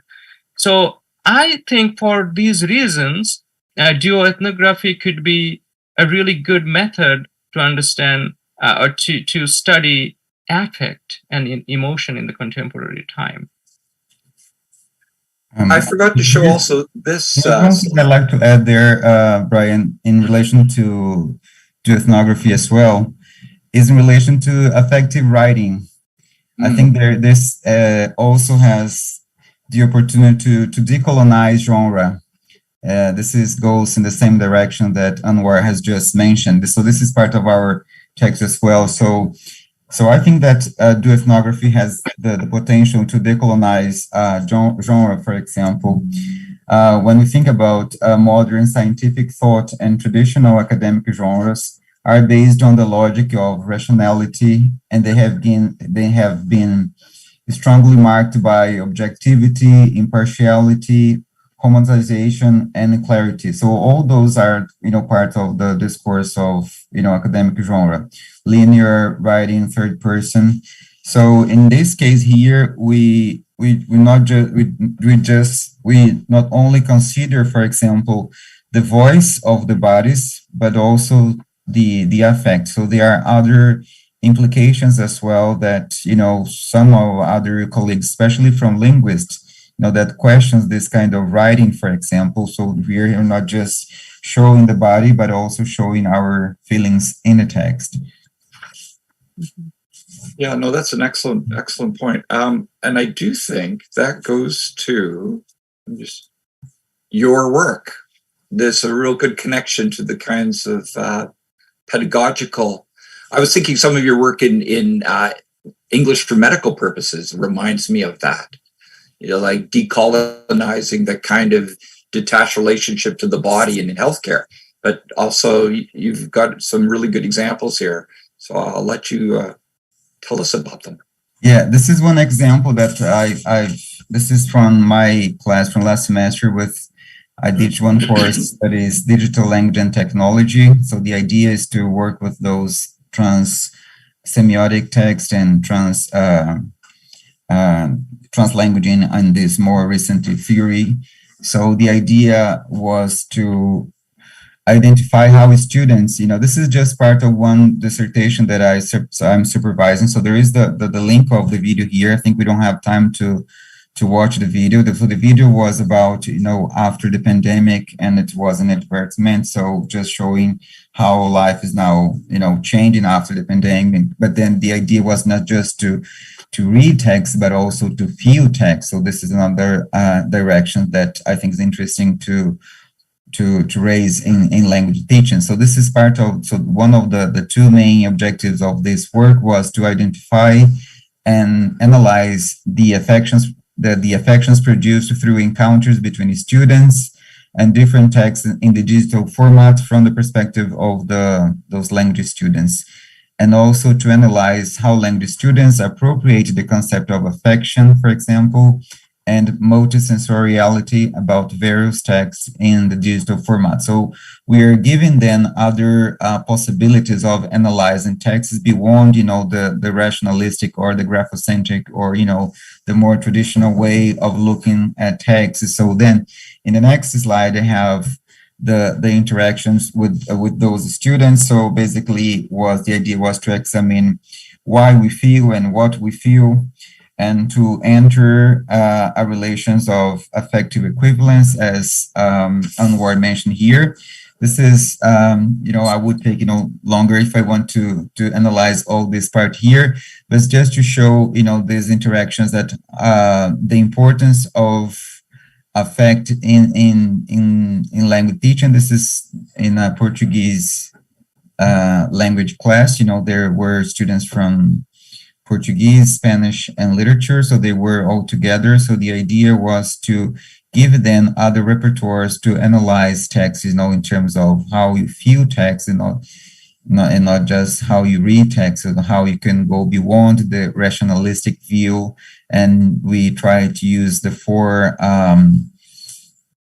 categories that Anwar has just mentioned us. So I'm not going through the text because of our time here, but I'm just showing, other possibilities that we can work with the students in any language that we can work, where the text is the basis of analysis, for example, in different formats. Okay. Let's go on to, we have an example from Anwar's work here on one of his courses. Sure. Valentin is saying that we have 10 minutes. Okay. Yes, I'll be real quick. So my example, it was a course assignment that I designed in my Society and Culture ESL EAP course. And as I was trying to say earlier, it's, due to my dissatisfaction with this argumentative writing and then, reason-based approach, I designed a dual ethnographic research inquiry. And then I was hoping that it will be helpful to challenge self-beliefs of a student. So I asked two students to work together in this dual ethnographic project, choose a topic, and then write a paper through a dialogical interrogation. So that was my research, and then I tried to talk about it in the paper. Sorry, I think we're running out of time, so I will not go into detail. So over to you, Brian. Okay, I'll just show you quickly. I've been involved in my courses with this idea of culture jamming. Almost came by an accident where the student misread or didn't understand that this was a parody. It was a political text. The student actually thought it was a real text. And so I became really interested in how these kinds of strategies of text construction were there to incite, to address emotion and affect by almost, it's interesting going back to Sir Ahmed's work, by proximity. So the closeness of the subversive text to the original, the parody, the imitation, the juxtaposition was actually the source of getting people's emotions riled up and mobilizing them. In this case, mobilizing in Adbusters a kind of anti-consumerism. But also, they've been used politically. Going back to something that Huberval said about distributed addressivity, I was fascinated by how this text also, it uses Cyrillic script, it uses multimodal images, it uses Crescent Van Leuven's work on left and right orientation of text, how all of this ensemble of meaning making work to address certain people with certain backgrounds. If you read Cyrillic script, and this was in a sign in Toronto, if you were Ukrainian, you saw that, you would be really shocked by the association of the man Stalin on the left and the leader of the NDP on the right. And then you would remember from a post-memory the Holodomor, which would be the famine of Ukrainians in the 1930s, forced famine by Stalin. This is something new recent. I apologize for the profanity. This was in a car in front of my house. And again, this is so interesting. The little symbol in the middle is the trizub, the trident. And so look at the post-memory. This is something that is symbolic of Ukrainian struggle for national independence since the 1st century AD. And here it is being placed in this very profound. So it's not only saying what it says about Putin, it's invoking post-memory. So again, if you come from that background and as part of your collective identity, you see the trizub there, it means so much more than it would for someone else who might read it denotationally. So these kinds of powerful emotional texts, as we all agree, are now part of being a citizen. It's not good enough to win an argumentative argument based on rational thinking, as Huberval was saying, and Anwar.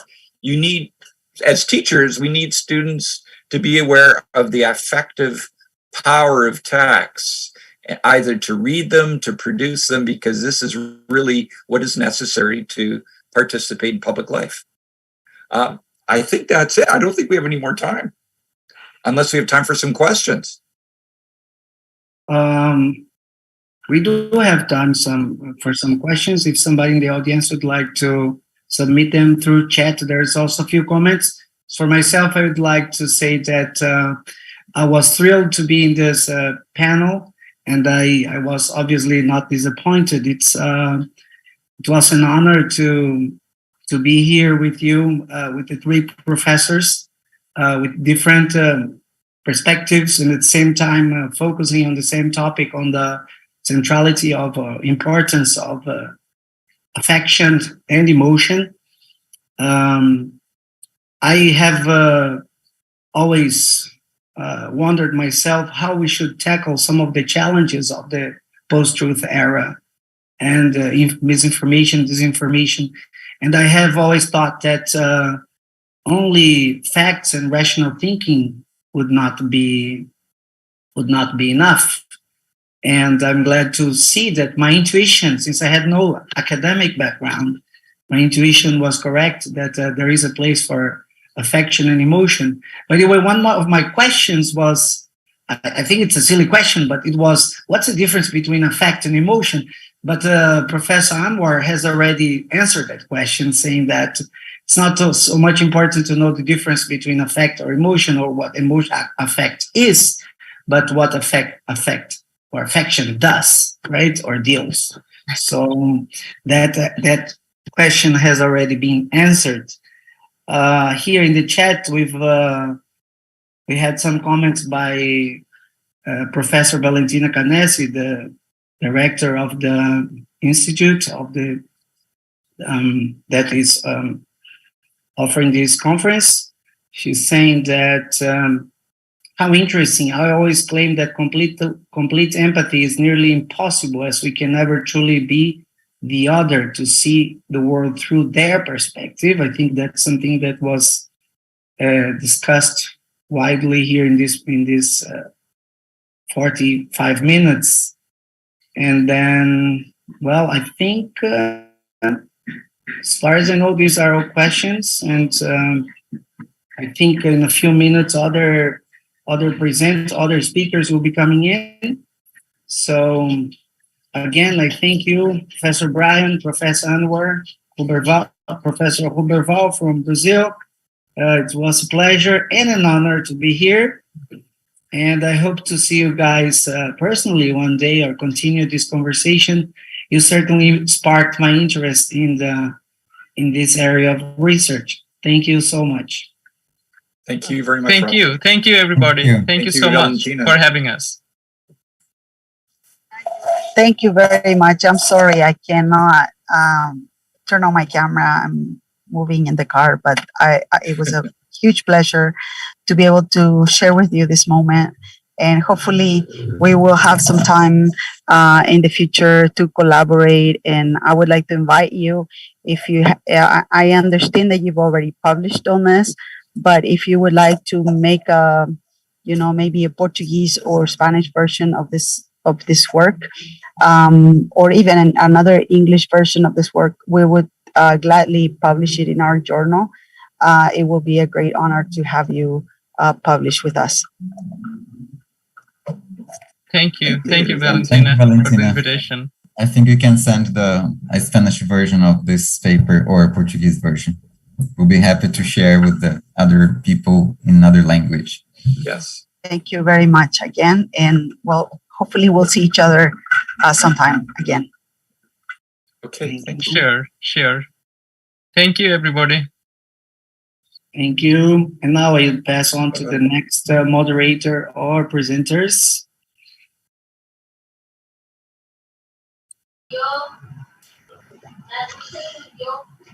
Boa tarde. Dando continuação às atividades do segundo dia do terceiro Congresso Paraguaio de Linguística Aplicada, trataremos agora do tema Elementos para a Formação de Professores de PLL.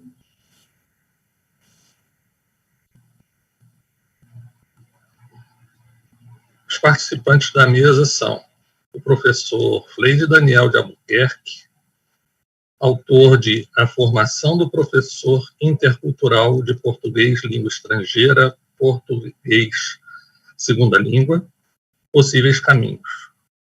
O professor Fleide Daniel Santos de Albuquerque é o presidente da Sociedade Internacional de Português Língua Estrangeira, o CIPLE.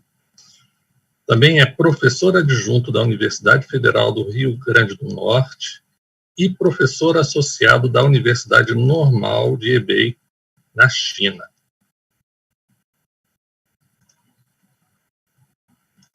O segundo participante da nossa mesa é o professor Marílio Salgado Nogueira. Ele é o autor do trabalho As Novas Tecnologias e a Formação de Professores para o Ensino de Português Língua Estrangeira, Português Segunda Língua, a importância para o fazer pedagógico. O professor Marílio é graduado em Letras Português e Inglês pela Universidade Estadual do Ceará, tem especialização em Docência e Ensino à Distância pela Universidade de Fortaleza, mestrado em Linguística pela Universidade Federal do Ceará e é doutorando na Universidade Federal do Pará, no programa de pós-graduação em Letras.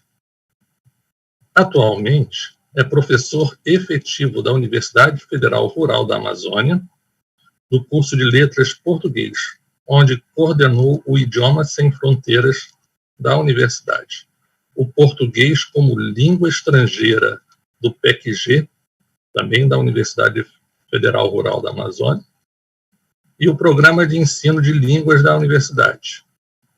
Ademais, é vice-presidente da Sociedade Internacional de Português Língua Estrangeira, tem experiência na área de linguística, com ênfase em linguística aplicada, atuando principalmente nos seguintes temas: semiótica social, hipertexto, novas tecnologias, língua portuguesa, português como segunda língua, língua inglesa e políticas linguísticas. Temos também a presença do professor Luiz Eduardo Wexel Machado. Ele é autor da publicação O Pensamento Crítico nas Práticas Profissionais de Professores de Português Língua Estrangeira em Pré-Serviço. O professor Machado é graduado em letras, tem especialização em ambientes virtuais de aprendizagem e ensino de línguas mediada por computador. Tem mestrado em literatura e em crítica literária e é doutor em ciências da educação. Atualmente é o coordenador da licenciatura em língua portuguesa da Universidade Nacional de Assunção. Ele também é investigador categorizado nível 1 do Conselho Nacional de Ciências e Tecnologias do Paraguai, o CONACYT. Boa tarde a todos, sejam bem-vindos. Muito feliz de estar aqui na companhia de vocês uma vez mais. Damos também boas-vindas a toda a nossa audiência no Facebook. Agora que nós vamos ter a palavra dos professores, por favor, qualquer pergunta vocês podem fazer no chat aqui da nossa sala. Professor Daniel? Boa tarde.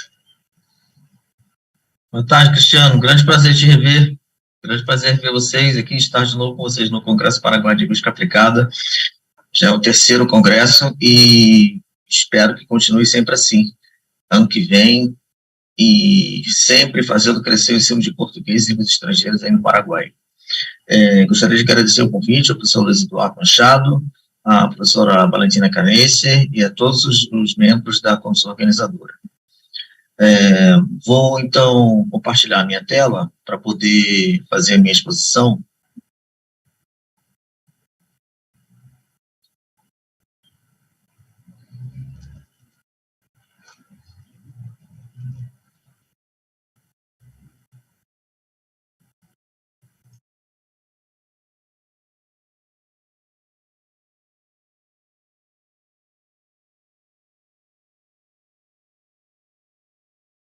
A formação do professor intercultural de PLE-PL2 por seguintes caminhos. Nessa exposição, vou fazer com vocês um percurso muito simples, assim, factível em 15 minutos, que eu tenho para apresentar fazer essa exposição. No percurso, a gente vai partir de um conceito de cultura, ou pelo menos eu chamo a atenção do professor para a necessidade de partir de um conceito de cultura, para que ele adquira uma formação visando atuar como professor intercultural, que ele adquira e saiba ensinar as competências interculturais, os níveis de cultura que ele precisa ter como professor formador e os níveis de cultura que os alunos precisam adquirir, para que, então, esse aluno chegue ao nível de se tornar o que se chama de intercultural speaker na literatura, ou falante intercultural. Então, partindo de um conceito de cultura, a primeira pergunta que o professor pode ter em mente é: o que é cultura? Né? Eu quero me tornar um professor intercultural. Eu quero promover a competência intercultural do meu aluno. E sem que se parta de um conceito de cultura, fica muito difícil vislumbrar um caminho mais concreto, um caminho mais acertado. Então, o que é cultura? Vou trazer para vocês aqui uma visão possível de cultura. Há outras, né? Mas uma conceituação de cultura bastante útil para o ensino de línguas tem sido esta de Bennett: cultura externa, o visível de um lado, e cultura interna, o invisível do outro. Né? Na cultura externa, aquilo que está acima do iceberg, aquilo que é visualizável, aquilo que é tangível, concreto, estão os comportamentos, os símbolos, a própria fala e a escrita, a própria língua em si mesma, tudo aquilo que é tangível, tudo aquilo que é visível. Né? E na cultura interna, ou a cultura subjetiva, estariam as crenças, os valores, as normas de comportamento, os códigos sociais, os códigos de comportamento. Né? São aspectos da cultura que nós podemos levar em conta na hora de ensinar uma língua. Uma primeira subdivisão bastante útil, uma primeira sistematização do conceito de cultura vem a ser essa: diferente, que eu acho bastante útil. Né? Aqui não está vendo, o slide não está, eu estou com a tela maximizada. Os 3 tipos de cultura. Os 3 tipos de cultura, de acordo com Constância em Silva, né, são a cultura simbólica, a cultura aprendida e a cultura partilhada. Um outro conceito de cultura que pode ser útil para o professor na sala de aula adquirir a sua formação e aprender também a ensinar a formar falantes interculturais. Uma cultura simbólica, que é a cultura dos símbolos, que permitem desenvolver pensamentos complexos, a cultura aprendida, com o processo de culturação, podendo considerar-se que dura toda a vida, né? E a partilhada, que sublinha a dimensão partilhada da cultura pelos indivíduos, né? Que vivem em conjunto numa dada sociedade. O conceito... Então, aqui os 3 tipos de cultura. Os níveis de cultura do aluno. O nível monocultural, o nível intercultural e o nível transcultural. Esses níveis de cultura seriam níveis desejáveis a que o professor poderia chegar como formador e os alunos também adquirirem como aprendentes de uma língua como língua estrangeira. O nível monocultural, que diz respeito a quando na fase inicial o aluno vê a cultura do outro, vê a cultura da língua-alvo a partir da sua própria cultura, né? Ele não é capaz de enxergar ainda outra cultura, tendo como pressuposto, tendo como ponto de partida a cultura do outro em si mesma, ele enxerga e ele avalia e ele julga a cultura do outro a partir dos parâmetros da sua própria cultura de origem, né? O nível intercultural, no nível em que o aprendente já está mentalmente situado entre as 2 culturas, né, entre a cultura estrangeira e a sua cultura de origem, ele já consegue entender os aspectos culturais da cultura que ele está aprendendo e consegue avaliar as diferenças que existem entre essas culturas, e o nível transcultural, que é o nível que nós desejamos que o aluno aceda, né? O aprendente conhece bem as 2 culturas, sendo capaz de distanciar-se, colocar-se numa situação de mediador entre as 2. Né? É capaz de se afastar da sua forma habitual de ver o que o rodeia para poder adotar pontos de vista alheios sem renunciar à sua própria identidade cultural. Então, o nível transcultural é aquele nível de cultura que o aluno precisaria ascender idealmente, tanto o aluno quanto o professor, que quer se formar dentro dessa perspectiva. Né? No nível da competência, né, e agora partindo para o conceito de competência intercultural, o que seria a competência intercultural? A habilidade de aprender, né, adquirir conhecimentos, atitudes que levem a um comportamento visível, né, e comunicativo, que são ambos efetivos e adequados em interações interculturais. Competência intercultural é aquela habilidade que o aluno deve aprender para se colocar bem numa outra cultura, para interagir bem com falantes de outra língua, de outra cultura, da forma adequada e efetiva. Né? E essa competência intervista de Endorf, né, em 2006, deve ser acompanhada do que se chama de consciência intercultural, né, que seria a consciência, conhecimento, a consciência, a compreensão da relação de semelhanças e diferenças entre o mundo de onde se vem e o mundo da comunidade-alvo. Né? Essa consciência das diferenças, né, que não se trata tão somente quando eu falo de competência, eu falo daquilo que se chama de skills na literatura, né? Aquilo que se chama de habilidades a serem adquiridas. Do que se diz consciência intercultural seria aquela formação cognitiva do aluno, para além das habilidades comunicativas que marcam a competência intercultural. Estaria para o lado cognitivo da formação do aluno, tanto do aluno quanto do professor. Isso do quadro europeu comum de referência. Tá? Os componentes da competência intercultural seriam 2 básicos que eu vou elencar aqui para vocês. A aquisição da competência intercultural não é completa e perfeita, né? tal como ela não é mensurável no mesmo modelo da competência linguística, né? Do mesmo modo que você sabe fonologia, gramática, léxico, né? A competência intercultural ela nunca vai ser perfeita, nunca vai ser completa, porque adquirir todos os conhecimentos de culturas diversas, de culturas que permeiam uma língua, é praticamente impossível, né, dentro da vida de um indivíduo, né, e conhecer, participar de crenças, valores e comportamentos é também algo que se faz muito parcialmente, ou muito ainda incipientemente, dependendo do nível do filtro afetivo, do nível de conhecimento que o aluno vem adquirir da outra cultura. O importante é que os componentes da competência intercultural sejam adquiridos de tal modo que o falante venha a ter uma interação adequada, uma interação efetiva com o falante das outras línguas e culturas, né?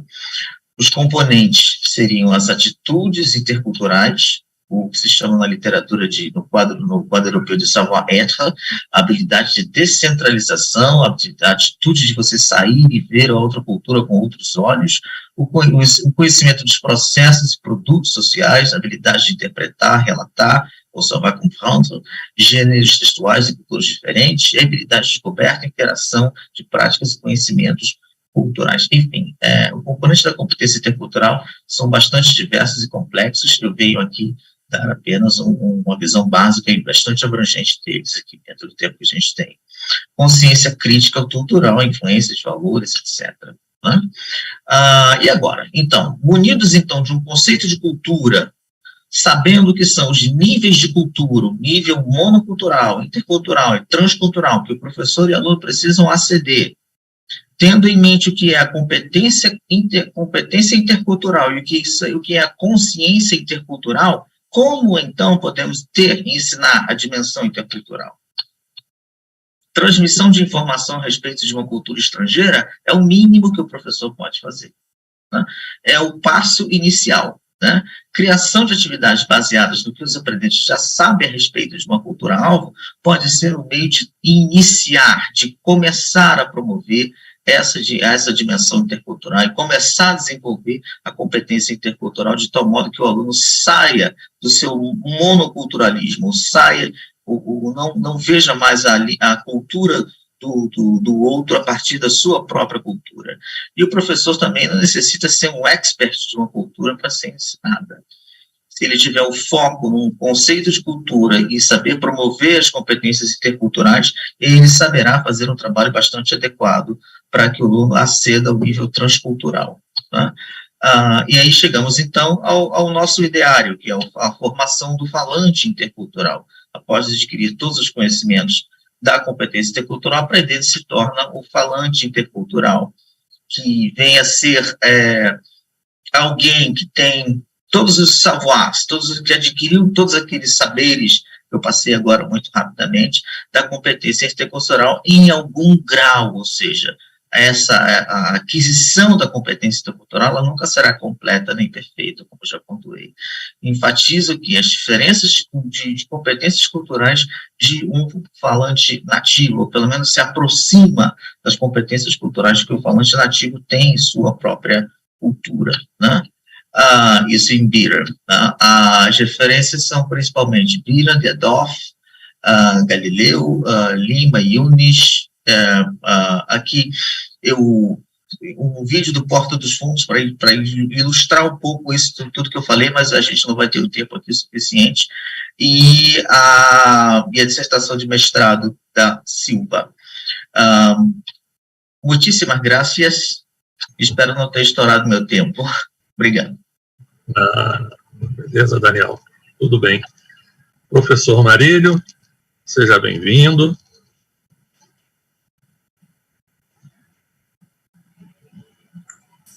Olá, Cristiano, bom revê-lo, todos me escutam? Que bom. Sim. Bom rever o Daniel, obrigado, Luiz, pelo convite, a professora Valentina, parabéns pelo evento. Vamos lá, então, começar. Vou compartilhar a tela.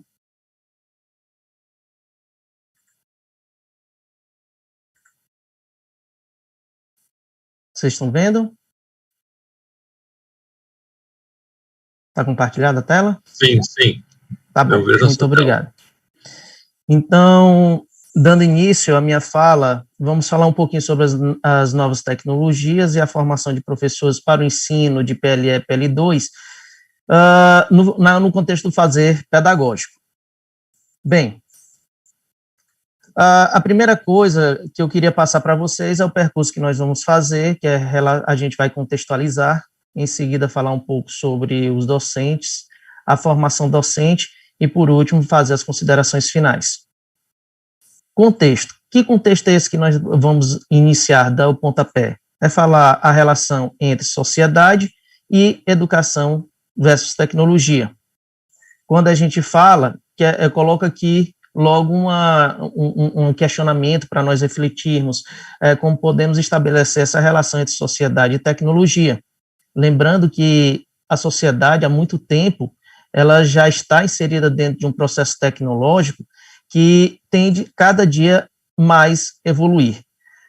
As pessoas, tudo que a gente faz está relacionado com a tecnologia, desde uma simples compra de um bombom até você ir a uma festa, por exemplo. Tudo está envolvendo tecnologia. Então, o porquê que nós separaríamos uma área bastante importante para a sociedade, que seria a educação? Que relação, então, estabelece a educação e a tecnologia? Que relação há entre elas? Então, o que a gente costuma dar sempre como norte agora seria a pandemia. Parece que a pandemia foi o início de um boom tecnológico dentro da educação. Contudo, é importante salientar que a educação, ela já vem se servindo da tecnologia há um bom tempo. Desde que a gente fala as pessoas acham que ao fato de a gente utilizar o computador já estamos usando uma tecnologia, mas tudo que se vem dentro de um processo tecnológico, desde a gente pegar uma caneta, por exemplo, até nós chegarmos ao computador, são processos tecnológicos. Então, quando a gente chegou à pandemia, ela simplesmente catalisou a inserção do professor dentro de um ambiente e a utilização dessa tecnologia. Mas antes já existia, por exemplo, o ensino à distância. Antes nós já estávamos utilizando alguns recursos tecnológicos em nossas salas de aulas. Só que, devido a um padrão que havia sido estabelecido entre nós, educadores, de nós termos esse contato face-to-face, cara a cara, né, em aulas presenciais, parece que a gente está saindo desse mundo e entrando num mundo novo, que é sair do presencial e entrar para um mundo virtual. Pois bem, com a pandemia, como eu já havia dito, nós passamos por uma catalisação, uma aceleração da inserção desses materiais ou dessas novas tecnologias no ambiente educacional. Daqui nós tivemos uma profusão de informações, um conjunto de ações que foram colocadas da noite para o dia dentro de um ambiente virtual, se utilizando de tecnologia e que, no final das contas, nos tirou de uma zona de conforto que era um ambiente presencial para um ambiente virtual. Só que, contudo, essa tecnologia ela ficou, ela está agora com a gente e ela ficou com a gente. E aqui vem uma nova reflexão, o que fazer daqui por diante? Será que a gente só vai ter um ambiente presencial com os nossos livros, ou nós vamos nos utilizar cada vez mais das novas tecnologias para conseguirmos dar aula? Pensando nisso, então, nós vamos pensar um pouquinho nessa formação docente. Vamos refletir sobre isso. E daí, abaixo eu coloquei repensar e atualizar. Em qual perspectiva nós podemos fazer isso? Começando compreendendo quais são os contextos que nós estamos inseridos no ensino hoje em dia. Esse contexto de ensino é um contexto que a gente pensa no presencial, no híbrido e no ensino à distância. Então, observe que nós temos 3 contextos de ensino que hoje estão presentes e que nós não podemos nos desvencilhar hoje. Não porque nós não queiramos, mas é porque ele já se tornou parte da sociedade.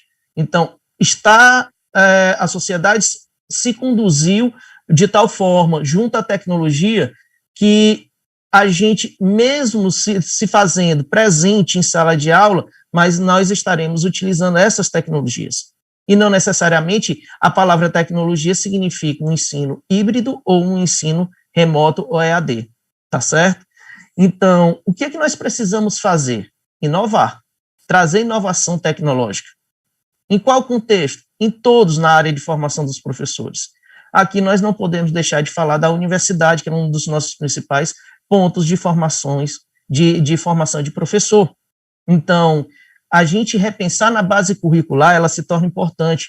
Ainda nós temos muitas universidades, eu não falo só a nível de Brasil, mas em outros países latino-americanos, por exemplo, que não possuem dentro das suas, da sua estrutura curricular disciplinas relacionadas a novas tecnologias. E se faz interessante ter, não só para uma questão de nós termos uma noção que nós devemos usar o aplicativo A, o programa B ou o programa C, mas principalmente na perspectiva de também nós entendermos como utilizar essa tecnologia dentro de sala de aula. Qual é o papel do professor? Qual é o papel do aluno nesse contexto? Que metodologias nós devemos utilizar, conciliando com as novas tecnologias? Então, essas disciplinas, elas se tornam importantes para uma reflexão no processo de formação desse professor ao longo da sua vida. Uma outra parte que seria interessante nós termos dentro da universidade professores capacitados para tal fim. Porque, apesar de majoritariamente nós termos passado por isso, mas não são todos os professores que se identificam com as novas tecnologias. Não são todos os professores que realmente têm uma formação de base para contribuir com a formação tecnológica. Então, nós teríamos que ter professores especializados junto com essas disciplinas para poder formar melhor esses professores. E, por último, nós teríamos um momento de estágio. Esse momento de estágio se faz também necessário porque é o momento da prática desse aluno. Então, esse espaço de prática, assim como já existem, por exemplo, vou falar a nível de Brasil, existe o aluno que ele vai para um curso de línguas, o aluno que vai para o ensino fundamental, educação básica, ou educação, ensino médio, por exemplo, são áreas que eles conseguem sair da universidade e entrar no ambiente de ensino. Seria interessante haver esse ambiente também com uma perspectiva do uso da tecnologia, certo? Então, esse ambiente pode ser um ambiente de EAD, pode ser um formato híbrido, ou ainda a gente pode pensar as aulas presenciais, mais especificamente fazendo uso das novas tecnologias. Também podemos pensar em um contexto de cursos complementares. Esses cursos complementares poderiam ser as pessoas que já têm formação em letras ou de outras áreas, que nós já vamos falar sobre esse público. E dentro dessas formações complementares ou dos cursos complementares, o objetivo central é você focar em cima do que um professor, no caso, gostaria de aumentar seu nível de conhecimento, adquirir o conhecimento sobre a língua e também até melhorar a sua praxis com relação à língua que ele está ministrando. No nosso caso aqui, falo claramente que é o português para estrangeiro. E, por último, ele colocar em prática, se fazendo utilizar as novas tecnologias para poder desenvolver melhor suas aulas, tá certo? Então, por esse momento, agora a gente passa para o ponto de vista do docente. Bom, eu trouxe essa chamada aqui do Mário Sérgio Cortella, que ele falava o seguinte, foi o contexto que ele falou esta frase, foi num contexto em que ele falava que as famílias estavam tendo dificuldade de auxiliar seus filhos, orientar seus filhos com relação ao uso de tecnologia em casa. Só que a gente também não pode deixar de pensar que essa mesma criança, esse mesmo adolescente que utiliza essa tecnologia em casa, ele leva esses hábitos também para a escola. E que também serve para a gente na área da educação, que ele fala que a tecnologia não pode ser não pode ser Nossa Senhora, tem que ser a nossa serva. Ou seja, eu já encontro pessoas que me dizem que é o seguinte, eu uso as novas tecnologias porque, além de eu inovar, ele vai levar ao ápice do ensino e da aprendizagem em sala de aula. Ou seja, ele coloca a tecnologia como se fosse a salvação da educação, quanto na realidade ele é simplesmente um instrumento de trabalho da gente. E nessa perspectiva de instrumento de trabalho, é que a gente tem que entender que o que é antigo não deve ser esquecido, o que é novo deve ser aprendido, e encontrar um meio termo nessa balança. Então, em que contexto os docentes hoje estão? Principalmente no PLE, eles estão espalhados pelo mundo, em todos os continentes. Então, com que objetivo? Algumas vezes para desenvolver política de desenvolvimento dos países lusófonos ou por uma questão da diáspora, do povo lusófono. Então, tudo isso gera uma demanda para o aprendizado da língua portuguesa. Com a nova tecnologia, se nós pensarmos na EAD, por exemplo, a utilização das novas tecnologias por meio da EAD, nós conseguimos expandir muito esse ensino. Se nós utilizamos no contexto presencial, existem várias formas de nós conseguirmos dar uma boa aula. Então, pensando quem são esses professores, quanto à formação, eles são professores da área de letras ou da área da linguagem, mas também são professores de outras áreas, com outras formações, principalmente quando eles estão em outros países. As experiências desses professores com relação ao ensino do português, falando inicialmente sobre isso, tem deles que eles têm, principalmente para o público estrangeiro, temos pessoas que são formadas da área de letras, uma vasta experiência, mas tem aqueles que estão iniciando, ou seja, aquele que não tem experiência. E temos aqueles também com a formação de outras áreas, que começaram de forma hercúlea ensinar português para estrangeiro, mas tem aqueles que também estão entrando agora. Com relação à tecnologia, tem aquele que tem um conhecimento muito vasto em tecnologia, aquele que está em processo de transição e aquele que não tem nenhum conhecimento. Então, as pessoas não se sentem confortáveis, por exemplo, em utilizar as tecnologias quando não tem nenhum conhecimento. Bastante compreensível, porque é a base de tudo, é você saber mexer com a tecnologia, saber você ter a tecnologia como uma aliada, tá? E aí, nós temos um sério problema quando você não tem esse conhecimento. E com relação à inovação, quando a gente fala da inovação, não é só nós termos uma questão de ter um produto novo no mercado para poder aplicar em sala de aula, mas também nós vermos o que dentro do nosso fazer pedagógico, como a gente pode utilizar determinadas tecnologias. Será que o que eu estou fazendo é algo novo? Isso é a inovação que nós falamos. Então, nesse contexto, o que precisa um professor? Ele precisa de constantes atualizações. Falar em tecnologia é falar em atualização. A tecnologia ela muda constantemente, então, quando a gente utiliza essas ferramentas, a gente precisa estar atualizado também. Então, procurar fazer cursos, atualização com relação às áreas tecnológicas e acompanhar o uso da tecnologia pela sociedade. E eu falo sobre isso por quê? Porque muitas vezes, vou dar um exemplo, a sociedade deixou de usar o Orkut e agora está usando mais o Instagram e o Facebook. Então, são mudanças que aconteceram pela sociedade com relação ao uso da tecnologia. Planejamento como design instrucional, que não é algo difícil, mas ela é trabalhosa, mas se faz necessário dentro de um contexto de uso de novas tecnologias. Pensar o planejamento com o público-alvo. Junto a isso, a gente tem que pensar se aquela tecnologia que você está utilizando é acessível para o seu público-alvo. Testar essa tecnologia ou equipamento antes e pensar sempre numa perspectiva de uma aprendizagem colaborativa e utilizando-se de metodologia ativa para dar protagonismo ao aluno, porque senão ele passa a ser simplesmente um telespectador dentro de um processo que utiliza as novas tecnologias. Nós temos aqui a questão da inovação disruptiva, está aberta às adaptações de programas, ações, metodologias e ações pedagógicas. Então, nem sempre tudo que a gente traz, talvez não seja da nossa área da educação, mas nós precisamos estar ciente que a gente pode fazer adaptações e mudar determinadas ações dentro das nossas salas de aulas. Então, aqui, o que eu achei interessante é a gente pensar no que Paulo Freire falou, né? Ensinar não é transferir o conhecimento, mas criar as possibilidades para a sua produção e a sua construção. Nesse ponto, a gente tem que puxar um pouquinho para a gente.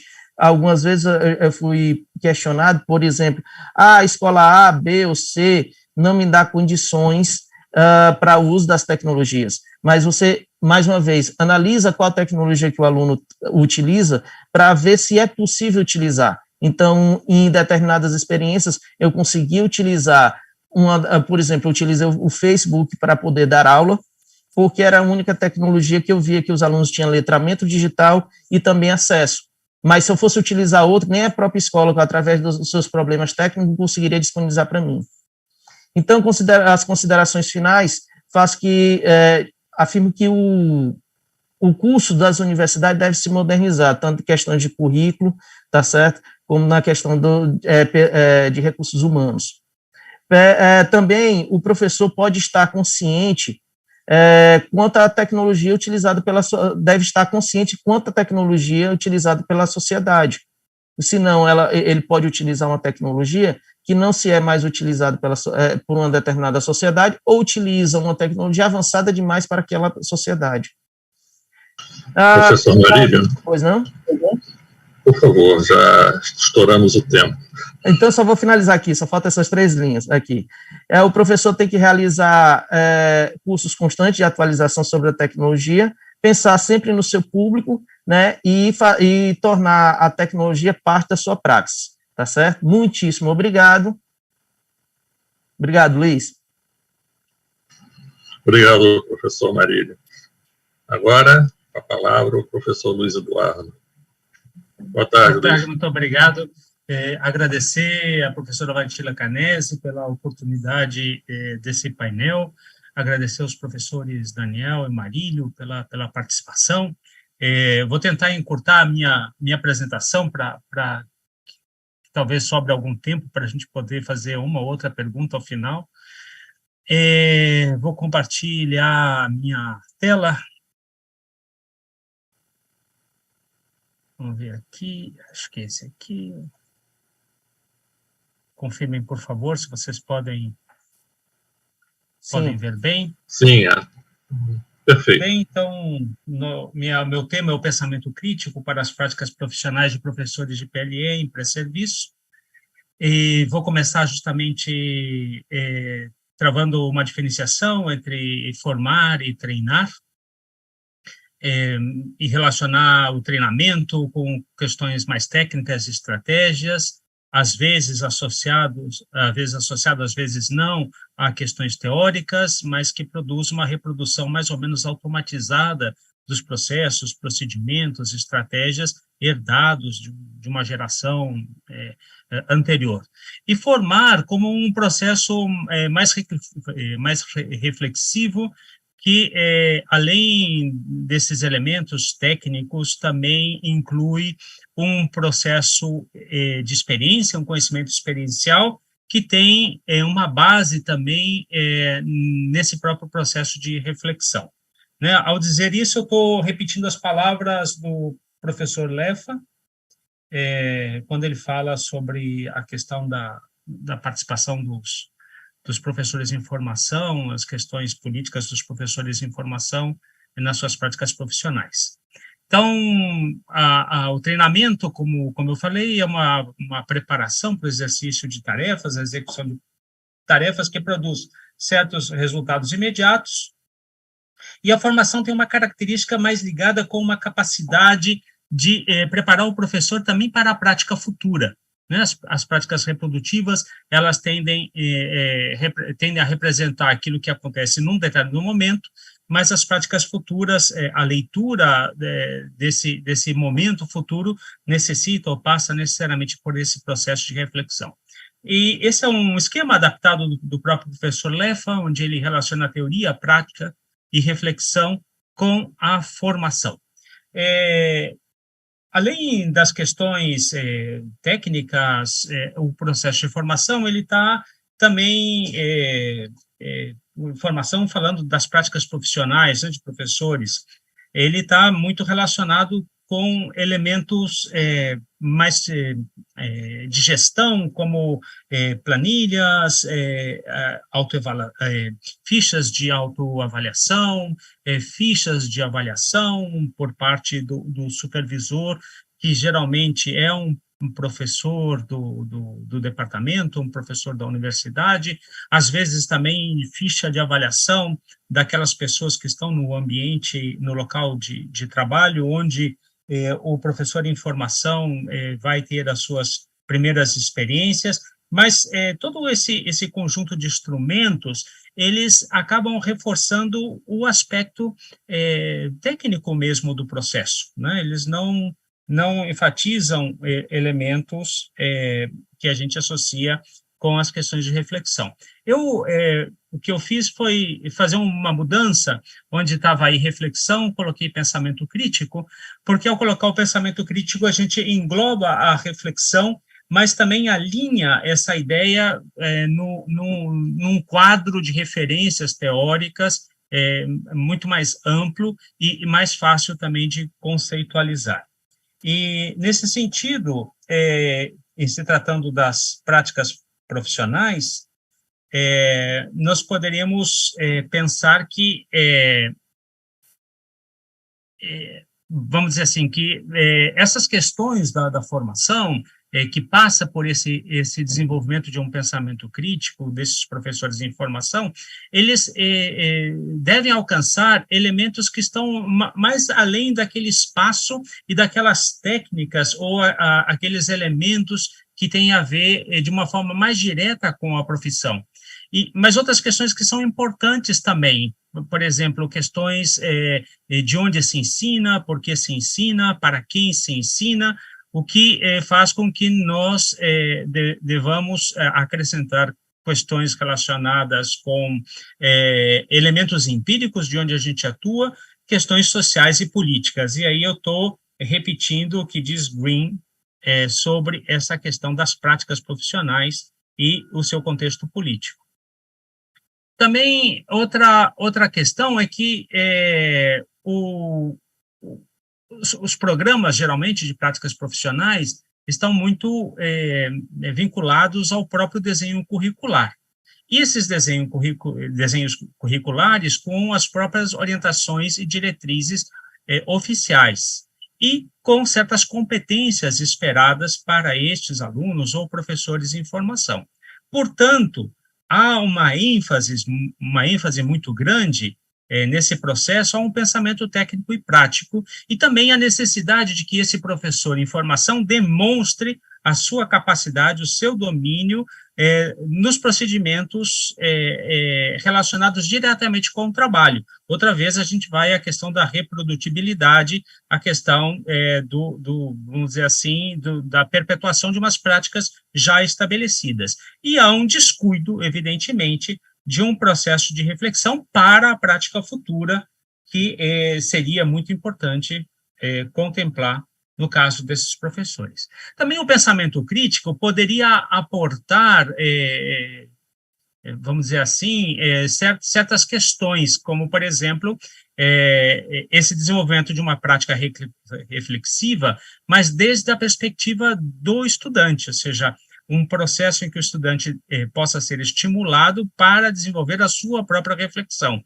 Também o desenvolvimento profissional dos acadêmicos, porque muitas vezes o acadêmico ele não está diretamente conectado com a atividade profissional, e seria importante que, no caso, aqueles supervisores das práticas profissionais, naquelas práticas que ele supervisiona, ele tenha uma experiência prática profissional constante. Também a questão da competência intercultural, porque nas práticas profissionais a gente lida com novos ambientes, e esses novos ambientes estão compostos por diferentes tipos de pessoas, de diferentes origens, às vezes de diferente estrutura, conhecimento, identidades diferentes, e é necessário também uma ênfase, principalmente na questão do professor de línguas, no caso aqui o professor de língua portuguesa, o desenvolvimento dessa competência intercultural para o desenvolvimento de uma reflexão e de um pensamento crítico, e também as práticas de avaliação desde a perspectiva do supervisor do local do trabalho, ou seja, não somente o acadêmico, o professor da universidade, mas também uma avaliação direta daqueles que estão lá no local de trabalho. Também nós poderíamos falar de uma certa consciência política, quando tocamos esse assunto de que o professor também tem que ter uma suficiência crítica para perceber as relações de poder que se estabelecem entre falantes de países diferentes quando se comunicam através de uma língua estrangeira. E também como as trocas e as relações, não, as mediações entre essas diferenças e esse jogo de identidades se dão para a formação do professor, para que esse professor e o seu próprio aluno no futuro não seja apenas um receptor, mas também um produtor de informação. Isso é vamos dizer assim, uma ideia do LEFA, também está no trabalho dele, LEFA 2011. Também para os professores de informação, é necessário, isso a gente necessita mais pesquisa na área, isso de acordo com Trade e McEwen, que nós necessitamos desenvolver uma melhor preparação dos supervisores das práticas profissionais, que eles desenvolvam, né, e que possam apoiar o desenvolvimento desse pensamento crítico, mais além das questões técnicas e práticas, né, da reprodutibilidade do conhecimento das experiências profissionais. Então, essa seria uma questão importante, né, e se considerar a própria formação daquele supervisor no local de trabalho. Essa é a minha bibliografia, e muito obrigado.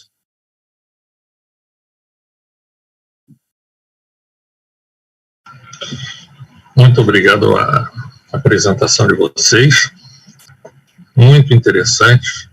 Para mim, que sou da área de tradução, me parece que os três assuntos são praticamente, como a gente pode dizer, aquela batata quente, né? Porque nós temos a questão, como disse o professor Marílio, da pandemia, né? A pandemia nos deu uma oportunidade muito grande de repensar o nosso ato docente, né? As nossas perspectivas, metodologias. Agora, eu gostaria de fazer uma pergunta para vocês que nós, como professores de português como língua estrangeira, a nossa relação normalmente a minha tecnologia mais simples é um livro didático, correto? Porque é isso que nós tradicionalmente utilizamos. Então, quer dizer, nossos alunos, nossos estudantes, eles têm os livros de português 1, português 2, essas coisas assim. Mas e na questão da formação realmente do docente? Existe um material didático diferenciado realmente para esse treinamento? Nós já temos uma tecnologia que já está sendo colocada em prática, já está sendo experimentada para melhorar a nossa capacidade de comunicação com esse público que realmente ele é transcultural, né? E transnacional também. O que é que vocês poderiam me ajudar nesse sentido? Sim, professor Luiz. Não, eu só levantei a mão porque eu também quero fazer uma pergunta depois, mas eu acho que essa pergunta o Marílio podia responder, e logo depois eu faço a minha pergunta. Ok. Marílio? Oi, vamos lá. Na verdade, a formação do professor, ela passa por um contexto multidisciplinar. A gente não consegue formar um professor com uma única disciplina, com material didático específico. Daí a gente leva, dependendo do curso, de 4 a 5 anos e meio para tentar nos formar, né? Então, a gente tem uma disciplina de metodologias de ensino, metodologias com uso de materiais didáticos, enfim, é um conjunto de disciplinas que nós temos, de conhecimento sobre a língua, sobre cultura, como o próprio Daniel já colocou aqui. Então, é muita coisa. A gente não consegue ter, vamos dizer, uma única disciplina para tudo. Daí vem uma formação longa. E a gente, às vezes, solicita ainda um pouco mais, né? Então, para ver se a gente consegue complementar. Então, trazer tudo isso em uma formação curta é bem complicado. passando ainda para uma perspectiva de encarar o ensino de língua como ela é uma L2, ou uma língua estrangeira, ela aumenta os nossos desafios. E quando a gente insere tecnologias, não é que seja uma coisa do outro mundo, mas ela requer uma atenção especial, porque a gente está, muitas vezes, se utilizando não só de um instrumento novo, mas também a gente está sendo inserido em um novo meio de ensino. Então, para cada situação, nos é exigido metodologias, formas de ensino, técnicas e utilizações de tecnologias. E quando eu falo tecnologia, eu não falo só de computador, só de um aplicativo, não, pode ser desde um simples pincel com a lousa, até realmente a gente utilizar, vamos dizer, uma Netflix, um streaming dentro de sala de aula. Então, para cada situação, a gente tem que realmente desempenhar e desenvolver metodologias de ensino, enfim, pensar em muitas coisas, entende? Não dá para a gente compilar tudo em pouco tempo, uma disciplina ou num material só. Aprendi. Muito obrigado, Marília. Professor Luiz Eduardo. Bom, eu queria fazer uma pergunta para o Daniel e para o Marília, só que a gente não tem muito tempo, eu diria assim que fosse objetivo. No caso do Daniel, o Daniel fez essa relação entre as questões linguísticas e culturais, a diferença na sala de aula de trabalhar com as questões linguísticas e culturais.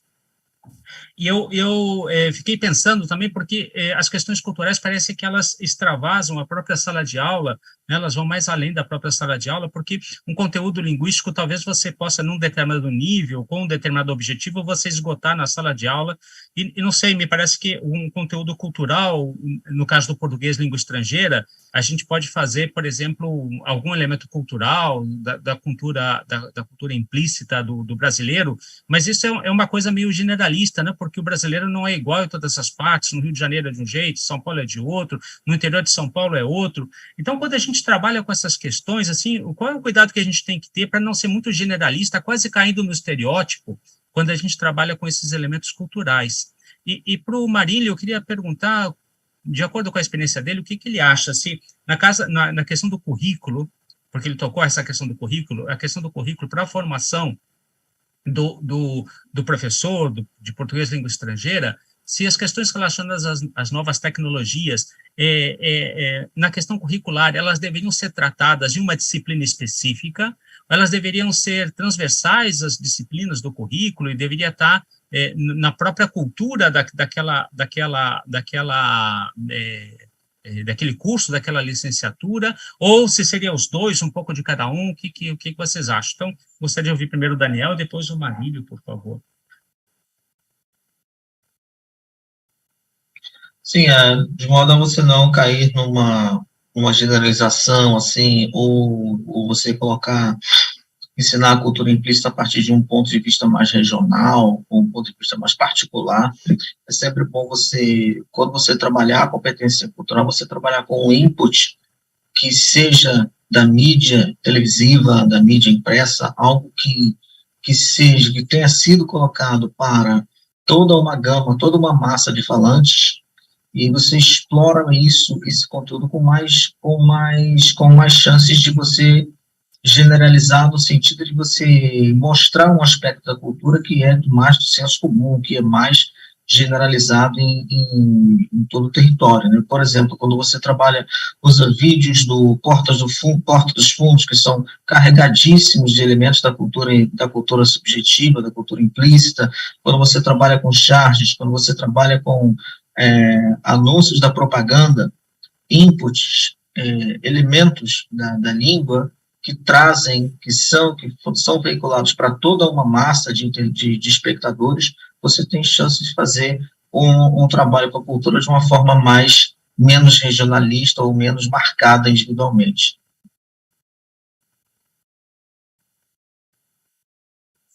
Bom, Luiz, te respondendo, eu vou pegar uma parte da sua fala que eu concordo ela ser transversal. E tem que ser em disciplinas específicas, tá certo? Não seria um conteúdo que seria inserido dentro de outros conteúdos, mas se nós abriríamos, sim, disciplinas específicas Vou dar o exemplo da universidade onde eu atuo. A gente abriu uma disciplina no início da formação deste aluno, que a gente passa situações teóricas para ele compreender qual o papel do professor, qual o papel do aluno, sobre aprendizagem colaborativa, ambientes virtuais de ensino. E aí, no final do curso, já nos últimos semestres, nós temos outra disciplina na qual ele tem a oportunidade de desenvolver metodologias, aí a gente insere metodologias ativas e traz um conjunto de aplicativos ou programas para que eles consigam aplicar em sala de aula. Isso numa perspectiva híbrida ou numa perspectiva de EAD.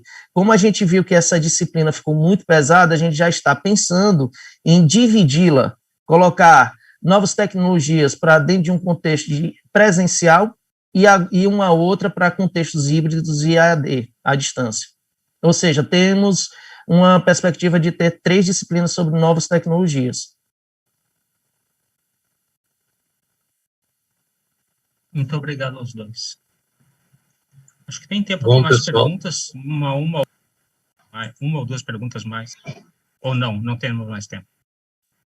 No, Sí, profe, porque todavía no llegan los demás. Puedes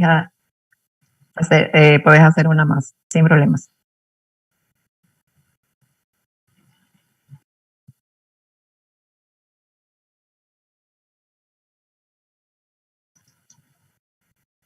Alguma pergunta, Luiz? Não, esse comentário do Marílio sobre o uso das tecnologias, realmente, acho que ele falou tudo. Nós não é muito difícil um docente se recapacitar assim em alguma coisa nova, novidosa para ele, assim, de uma maneira rápida, né? E eu acho que o principal da resposta que o Marílio te deu foi exatamente eles já tiveram retorno da aplicação dessas ferramentas para as aulas presenciais e para as aulas híbridas e à distância, né? Tanto que ele mesmo comentou que ficou pesado. Então, se necessita mais tempo, uma atenção maior, né? Que eu vejo que o lado da teoria, para nós que continuamos sendo capacitados, né? Nós estamos fazendo nossos cursos de especialização e sempre se repete isso: tecnologia e material didático. Tecnologia, material didático, da necessidade de uma readaptação, né? Que a gente viu com a pandemia foi basicamente isso. Nós tínhamos ferramentas corporativas que foram adaptadas ao mundo do ensino, né? Ou eu estou muito enganado, Marília? Sim, essa é a questão da inovação disruptiva, né, que eu falei quando estava falando. Essa capacidade de a gente conseguir trazer coisas que, inclusive, não são da nossa área, ou então que a gente muda a nossa forma de ensinar, o intuito de promover melhor o ensino e aprendizagem dentro do curso. Entende? Confere. Luiz? Qual Luiz? Agora eu me confundi. Qual Luiz? Eduardo Machado. Bom, não, eu queria aproveitar esse tempinho que a gente tem, então, e perguntar para o Daniel se, por exemplo, pensando no ensino de línguas, ensino livre, ou mesmo o ensino formal, nível superior, o ensino português como língua estrangeira, as questões culturais, interculturais, assim como por exemplo, alguns elementos como léxico, aquisição de vocabulário, ou elementos estruturais da língua, são muito efetivos, complementar a sala de aula com algum recurso online, não? Algum recurso à distância, se é também interessante ou se é produtivo trabalhar essas questões da cultura implícita e explícita fora da sala de aula, né, estendendo a sala de aula utilizando recursos tecnológicos. O que você acha, Daniel? Sim, eu já fiz aqui na UFRN um experimento de entrevistas, os alunos saíam do campus e faziam entrevistas com brasileiros. E nessas entrevistas as perguntas eram direcionadas de tal modo que o informante, no caso a pessoa, o brasileiro que respondia às perguntas, ele fosse chamado a se posicionar diante de aspectos da cultura subjetiva, né? E isso, o próprio estrangeiro, ao aplicar esse questionário, ele vê com os próprios olhos como que o brasileiro se posiciona diante de certos aspectos da cultura subjetiva ou da cultura objetiva, né? Quer dizer, não é uma coisa assim, uso de tecnologia, né? Mas ali seria no corpo a corpo mesmo, né? O uso de questionários para o aluno trabalhar com falantes nativos, né? Isso pode ser feito também, claro, usando aí as tecnologias disponíveis, né? O Zoom e outros, mas aí seria necessário criar uma sessão, criar um evento, criar uma ocasião para que essa interação aconteça, né?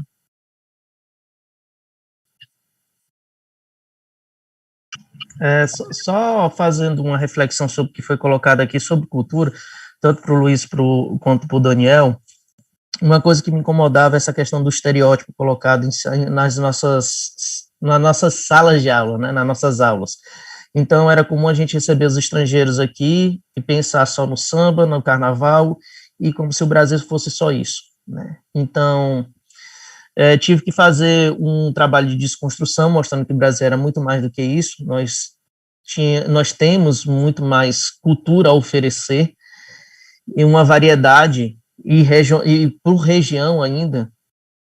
E aí me veio o estalo, vou fazer um trabalho de tentar entender o que é que os livros passam sobre essa questão da cultura. Então, um dos meus orientandos fez o levantamento em 4 livros sobre o que se é colocado como estereótipo brasileiro.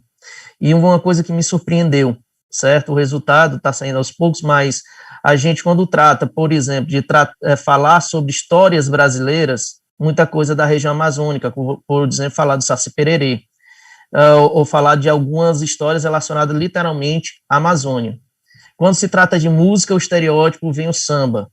E a variante que se é trabalhado, a variante na perspectiva da fonética, vem geralmente do do Sudeste, perdão. Então, é um trabalho que ainda está em andamento, mas o que a gente já tem coletado praticamente é isso.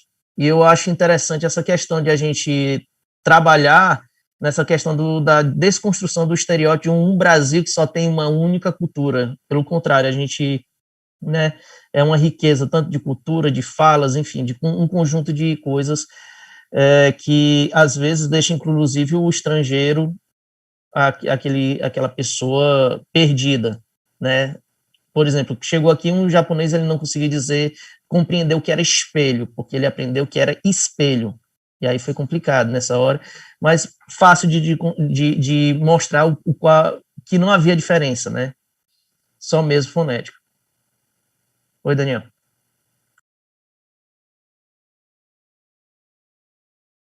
Tem tempo ainda, Cristiano? Temos 2 minutos. Tá, tudo bem. Rapidinho. Não, eu gostaria de falar só essa questão da atitude de desconstrução de estereótipos. Veja bem, isso é um fato muito, por demais citado, por demais alugado de professores de PLE, professores de estrangeiros, e professores de PLE, naquela ânsia sempre, daquele trabalho contínuo de desconstruir estereótipos, como se isso fosse algo assim, já de pronto, necessário no ensino de línguas. Veja bem, quando a gente trabalha o ensino da cultura e numa perspectiva de cultura objetiva, subjetiva de um lado, o estereótipo, ele fornece um ponto de partida e ele funciona como aquilo que a gente pode chamar de elemento provocador da discussão, né? Eu acho que o estereótipo, ele precisa ser discutido, ele precisa ser relativizado, ele precisa ser colocado em prática, ele precisa ser alimentado no sentido de que o estereótipo, a mesma coisa, que ele fala, ele traz uma visão da cultura, né, ele também traz algo de provocador sobre a cultura, sobre uma visão da cultura, né?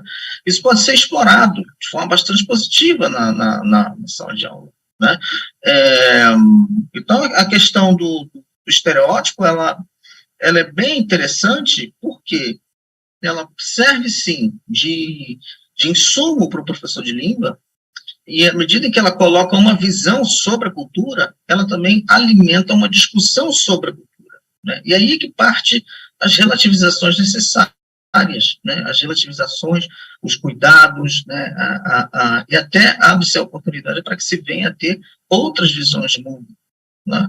Eu acho essa preocupação com a desconstrução de estereótipos, ela não precisa ser levada a cabo dessa forma não precisa ser uma visão negativa do estereótipo, né? A gente pode usar o estereótipo como uma ferramenta para poder discutir a questão da cultura implícita. Era só isso que eu teria de adicionar, tá bom? Muito obrigado, professor Daniel. Agora, nosso horário finalizou e eu gostaria de agradecer a presença de vocês aqui no nosso congresso e uma última palavra, se é que pode ser super rápida.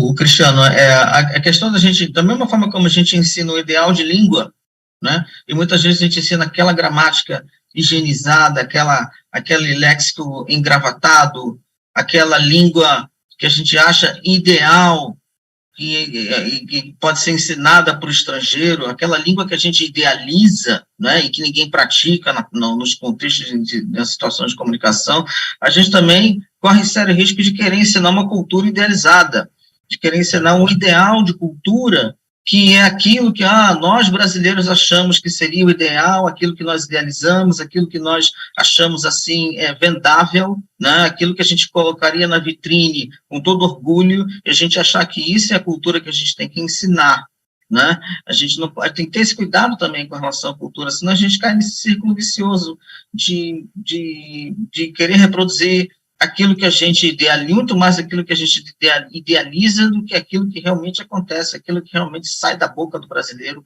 na interação comunicativa, né? Compreendo. Eu acho que você está certo nisso.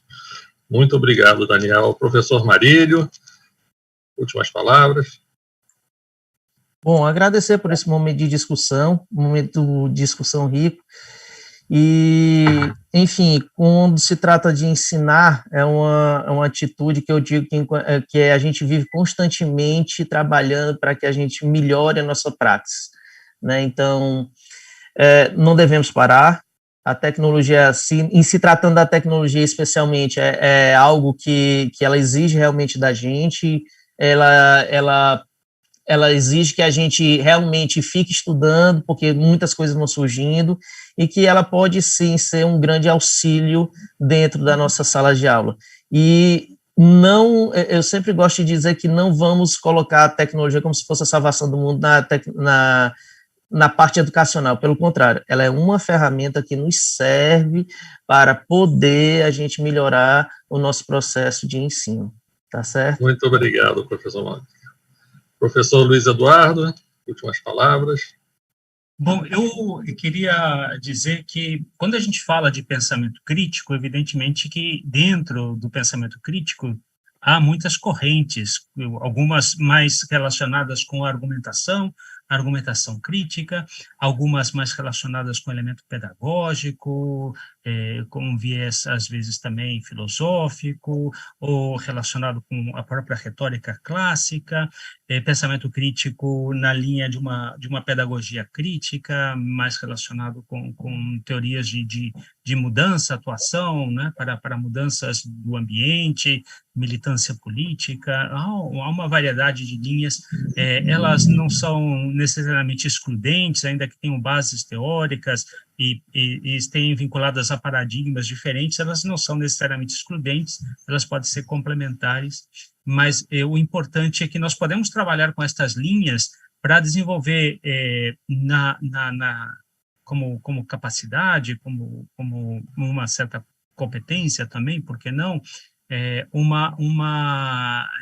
vamos dizer assim, uma atitude dos alunos de questionamento e de ceticismo. Ceticismo no sentido de sempre questionar o que eles recebem, como aquilo é feito, perguntar por que aquilo é feito, conhecer a origem, a história daquilo que eles fazem, e tratar também de ver os pontos positivos e negativos das suas próprias práticas, estarem abertos à crítica, poderem fazer uma autorreflexão também, uma autocrítica sobre o próprio processo, no sentido de participar do seu próprio meio profissional, não somente visando esse processo, né, de continuidade, mas também as mudanças necessárias para que a sua profissão continue válida, importante, nas práticas futuras, né, onde ele vai trabalhar nos próximos 20, 30, 40 anos. Então, é importante essa questão do pensamento crítico para o despertar dessa capacidade de reflexão, questionamento, busca de soluções e aplicação dessas soluções. Então, eu vejo na questão das práticas profissionais dos estudantes uma oportunidade única para inserir o pensamento crítico, não que ele tenha que estar somente aí, mas aí, sem dúvida nenhuma, ele deveria estar, para que o professor em formação ele possa pensar de uma forma mais ampla, mais além daquelas questões que fazem parte do dia a dia da sua própria sala de aula, e possa pensar num contexto mais amplo dele e sua atividade na sociedade, ele dentro de comunidades de prática, junto com outros pares, né? Isso me parece uma questão fundamental para o desenvolvimento do professor de línguas. Muito obrigado. Muito obrigado. Obrigado à organização, obrigado a todos. Obrigado, Luiz Eduardo, Daniel, Marílio. Agora nós deixamos aqui para a próxima mesa com a professora Estela Mari Peralta. Seja bem-vinda, Estela. Bem, boa tarde. É o meu turno de falar. Bom, neste painel, tendremos algunas conferencias. Vamos a cambiar el orden en función de quién ya está presente. Y vamos a dar inicio con la primera ponencia a cargo del profesor Lucas Araujo Chagas, con el tema perspectivas de internacionalização, escenarios políticos de professores de idiomas no contexto de uma universidade pública brasileira. Bem, professor Chagas, você pode ir? Tudo bem.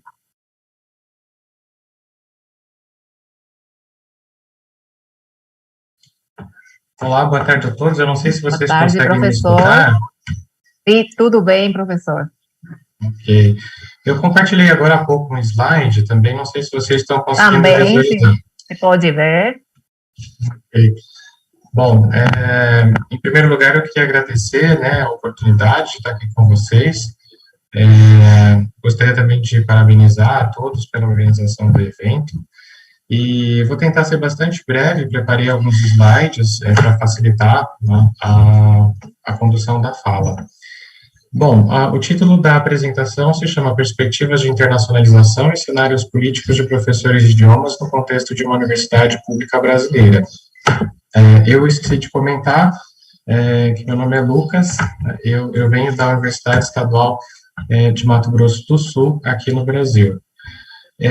Em primeiro lugar, né, esse trabalho ele é um recorte de uma tese de doutorado que foi defendida no ano de 2021, e essa tese ela tinha como objetivo principal identificar as perspectivas que têm orientado os movimentos políticos de institucionalização da internacionalização da educação superior em uma universidade federal e analisar os cenários políticos da atuação dos professores de idiomas nesses movimentos.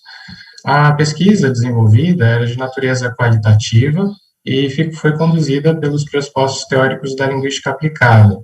E os dados foram coletados de 2020 e analisados em 2020 e 2021, partindo dos pressupostos da análise de conteúdo de Bardan. Eu não vou, em virtude do tempo, especificar, né, questões muito pequenas de teoria, mas ao longo do trabalho a gente tem a oportunidade de discutir sobre elas. A tese ela foi defendida no programa de pós-graduação em estudos linguísticos da Universidade Federal de Uberlândia, em 2021, sobre orientação do professor Valdemir Moraes, e partiu-se da noção de internacionalização da educação superior como um movimento abrangente e que, portanto, se vista como uma forma de cultura, e, portanto, pode ser vista como uma forma de cultura e política. Nesse sentido, onde há cultura e política, há língua, linguagem, e há lógicas que orientam formas de pensar, agir e conceber o mundo. Partindo desse pressuposto, foi possível identificar perspectivas e cenários políticos nos movimentos de internacionalização da educação superior nessa instituição, né, e que possam também nos ajudar a compreender esse movimento contemporâneo e abrangente em outras instituições de ensino superior. Como dados, né, a pesquisa contou com documentos institucionais dessa universidade que abordavam questões específicas de internacionalização, e além disso também foram feitas entrevistas estruturadas com reitor, pró-reitores e professores, no caso professores formadores, né, de professores de idiomas que atuam nos movimentos da internacionalização nessa instituição pesquisada. Particularmente professores que trabalhavam, né, em projetos, na assessoria de relações internacionais, em comitês ou dentre outros grupos de trabalho relacionados aos movimentos de internacionalização que a instituição desenvolvia. Basicamente, o que a gente fez no início foi tentar coletar informações dos documentos escritos e também sistematizar, né, ou transcrever, desculpa, as informações das entrevistas principais, e a gente tentou trabalhar com duas unidades de contexto, uma que partisse dos documentos e outra que partisse das entrevistas. Nós conseguimos, através da análise de conteúdo, identificar várias coisas interessantes, né, em particular 96 registros, unidades de registros nos documentos e 66 também unidades de registros nas entrevistas, e como ficou muito longo, né, trabalhar com cada um desses, a gente foi estreitando ali as coisas que os dados evidenciavam, e passamos a ter 12 temas emergentes das entrevistas e 20 temas emergentes, 12 temas emergentes dos documentos e 20 temas emergentes das entrevistas. E a partir desses temas, a gente fez um trabalho para delimitar eixos temáticos de pesquisa e passamos a trabalhar com duas categorias de análise. Sinteticamente, né, a categoria de análise 1 seria perspectivas de institucionalização da internacionalização da educação superior. Nessa categoria, especificamente, nós iríamos trabalhar com horizontes de internacionalização da educação superior, que estavam, né, inseridos no contexto dessa universidade, os referenciais de internacionalização da educação superior que essa instituição baseava para construir. Que no se le pasa, eu não sei o que te posso dizer, porque... Desculpa. Vocês estão me escutando? Sim, professor. Sim. A transitoriedade também dos incentivos e ações de institucionalização da internacionalização da educação superior nessa Universidade Federal, e a falta de uma política nacional de internacionalização também da educação superior, juntamente com a busca por um currículo que ressignificasse a internacionalização da educação superior nessa universidade.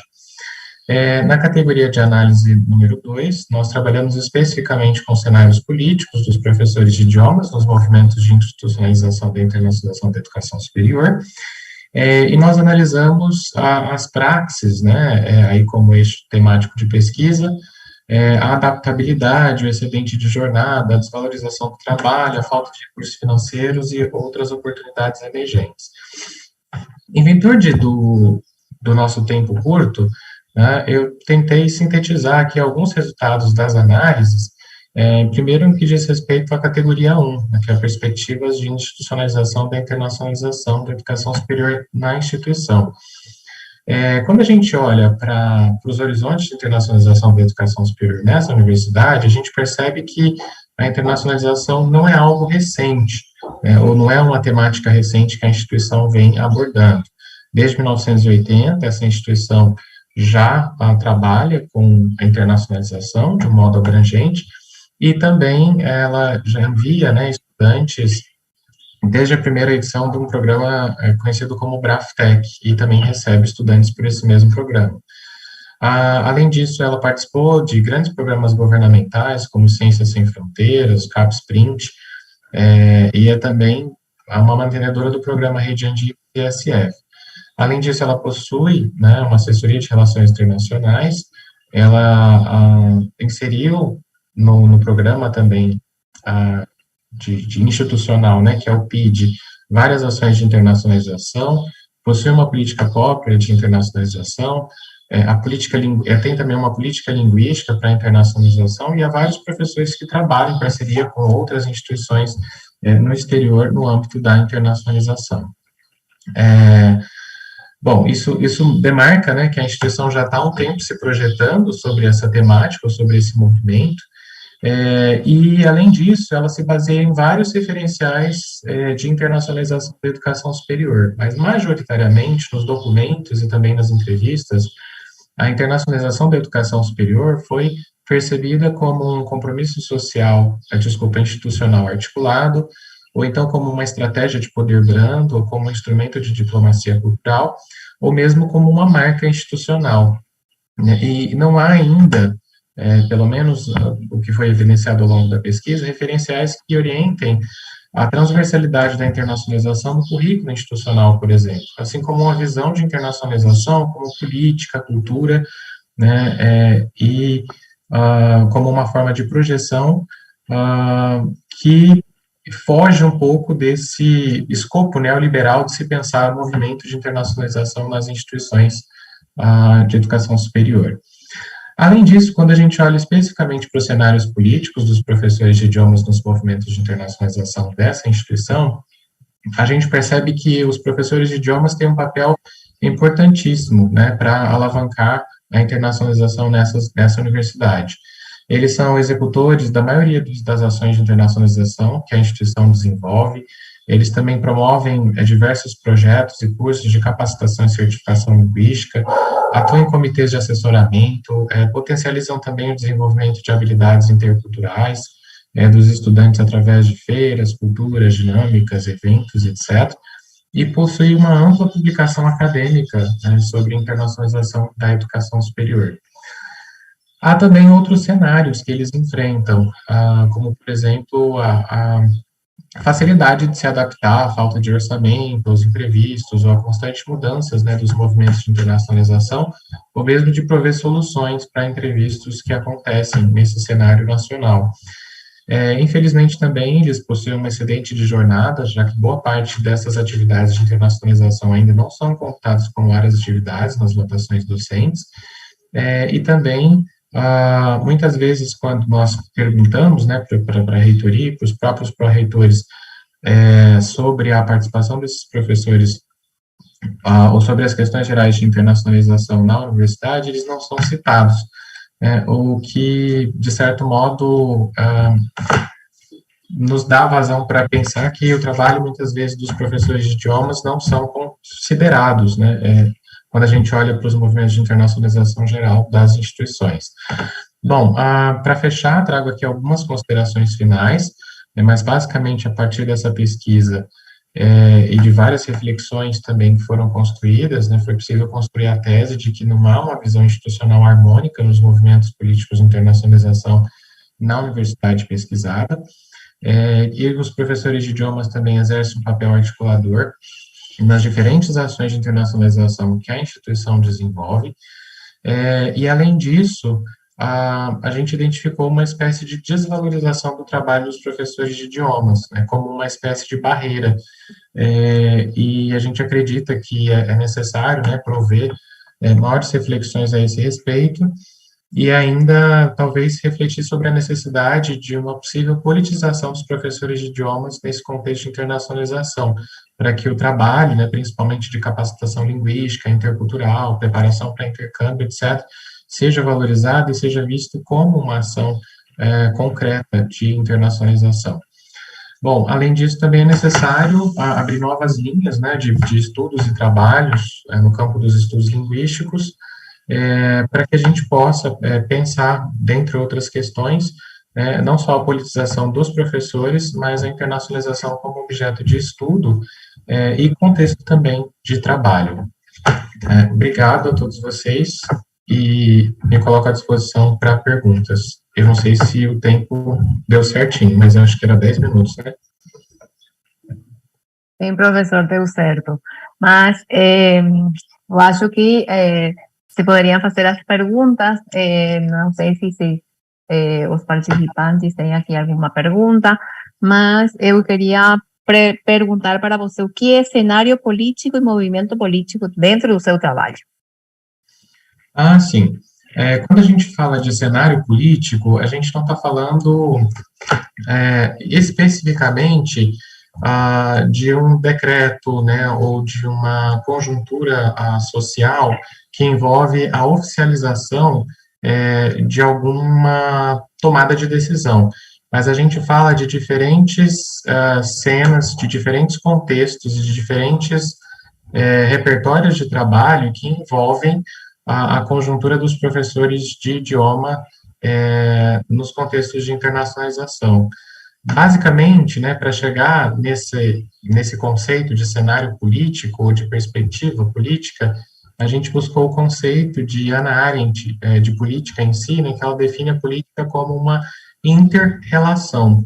E quando a gente pensa política nessa concepção, a maneira como nós interagimos, a maneira como nós nos relacionamos na sociedade ou em diferentes contextos, né, seja na universidade, seja na escola, ou, enfim, qualquer outro contexto, nos permite pensar a política também como um mecanismo social de inter-relação entre as pessoas, e esses mecanismos sociais, eles acabam construindo lógicas próprias ou parâmetros próprios de acontecerem. Eu não sei se eu consegui responder a sua pergunta, professora. Sim. Muito bem. Já ficou muito mais claro que é cenário político no seu contexto. Obrigada, professor. Eu que agradeço.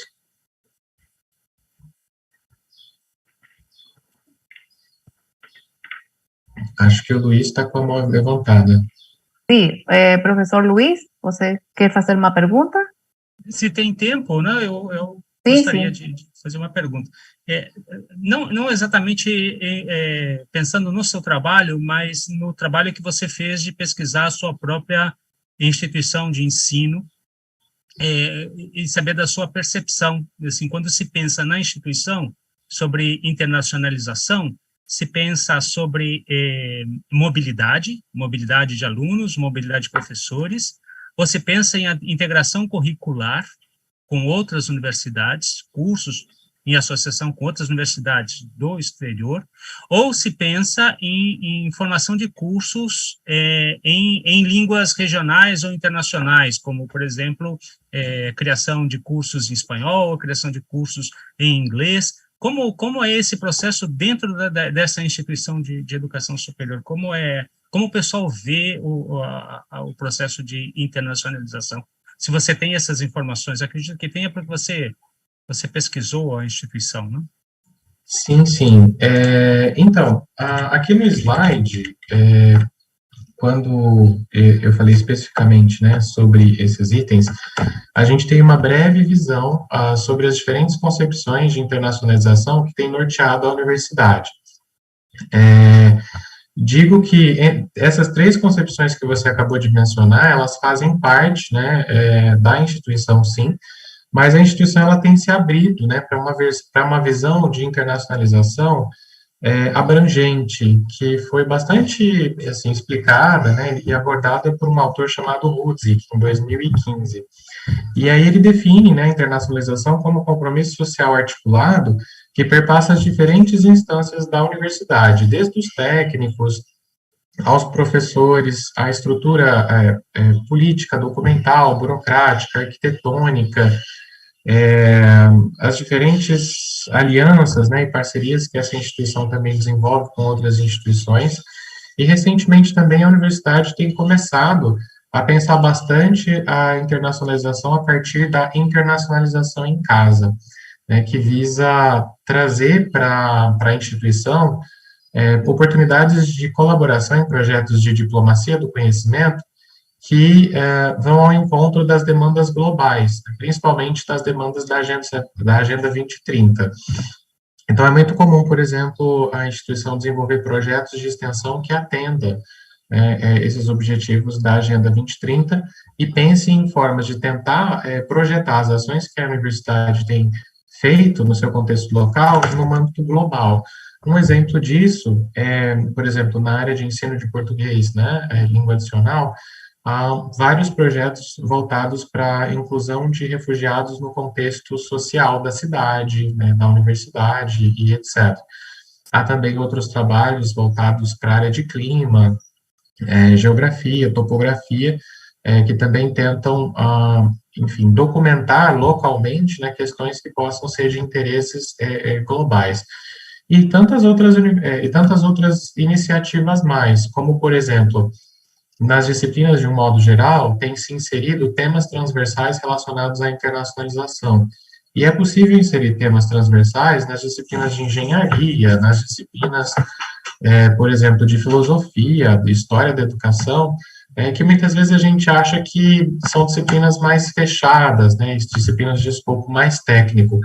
Mas a instituição ela tem tentado incentivar, né, tanto nos currículos quanto nas práticas docentes, abordar temas transversais diversos relacionados a essa vivência de internacionalização nas disciplinas, para que a partir dessas disciplinas exista uma conscientização dos estudantes e dos professores para a geração de novos projetos e novos recursos. E a instituição tem entendido também que essa é uma estratégia importante para sair um pouco dessa ideia de internacionalização apenas como uma marca institucional, como uma espécie de diplomacia cultural, como uma estratégia de poder brando, ou mesmo um compromisso social e institucional articulado, e pensar a internacionalização como uma possibilidade de decolonialidade, especificamente no contexto brasileiro, e dessa instituição, já que a gente sabe que o Brasil, né, sofreu um processo de colonização muito grande, e talvez na América Latina tenha sido o país que teve as universidades mais recentes criadas. A nossa primeira universidade fez 101 anos de história esse ano.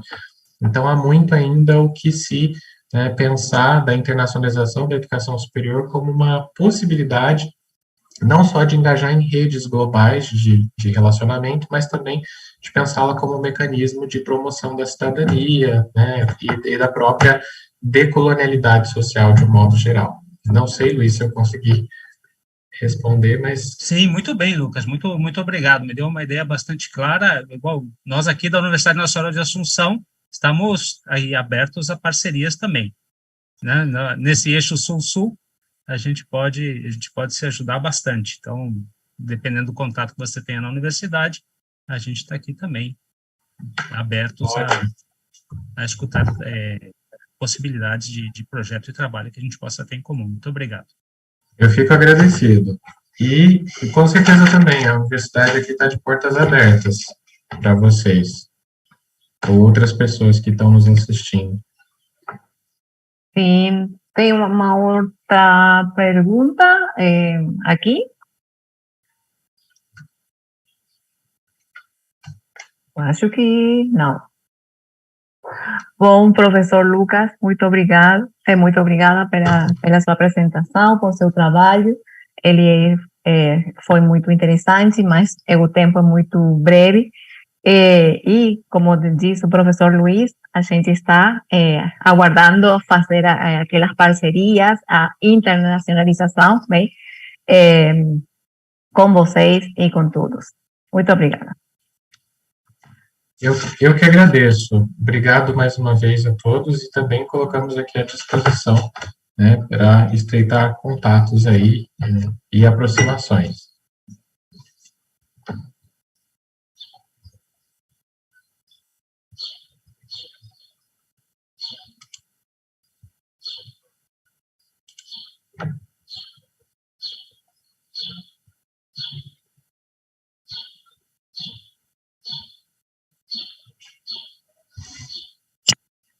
Bueno, entonces, con la presentación del profesor Chagas, damos por cerrado este panel. Agradecemos la presencia del público que nos acompaña desde aquí y también desde afuera a través del Facebook. Y estaremos entonces retomando el congreso dentro de 25 minutos. Gracias a todos.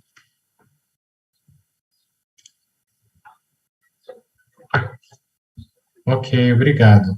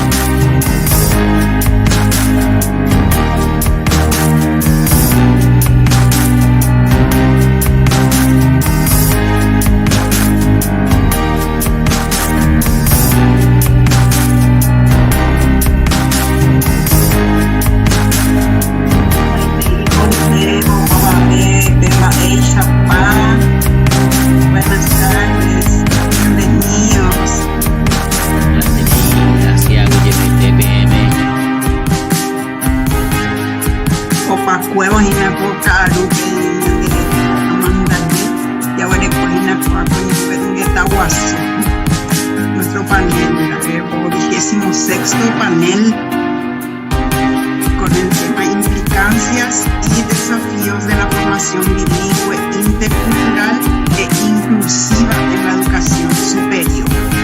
Ese es el tema central. Y tenemos 5 panelistas. Ya veo a los panelistas, la doctora Celia Godoy, al magíster César Martínez, ya está el licenciado Ramón.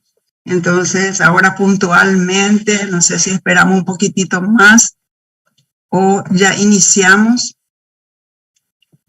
Voy a estar moderando este panel. ¿No se escucha tan bien?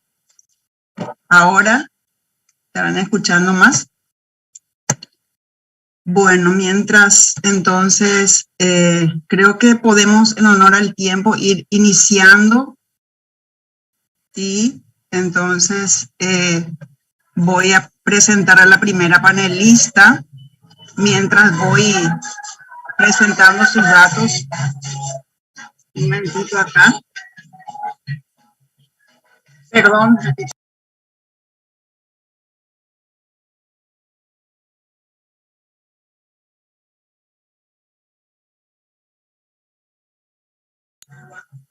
Perdón, acá al pasar en el barrio un volumen altísimo.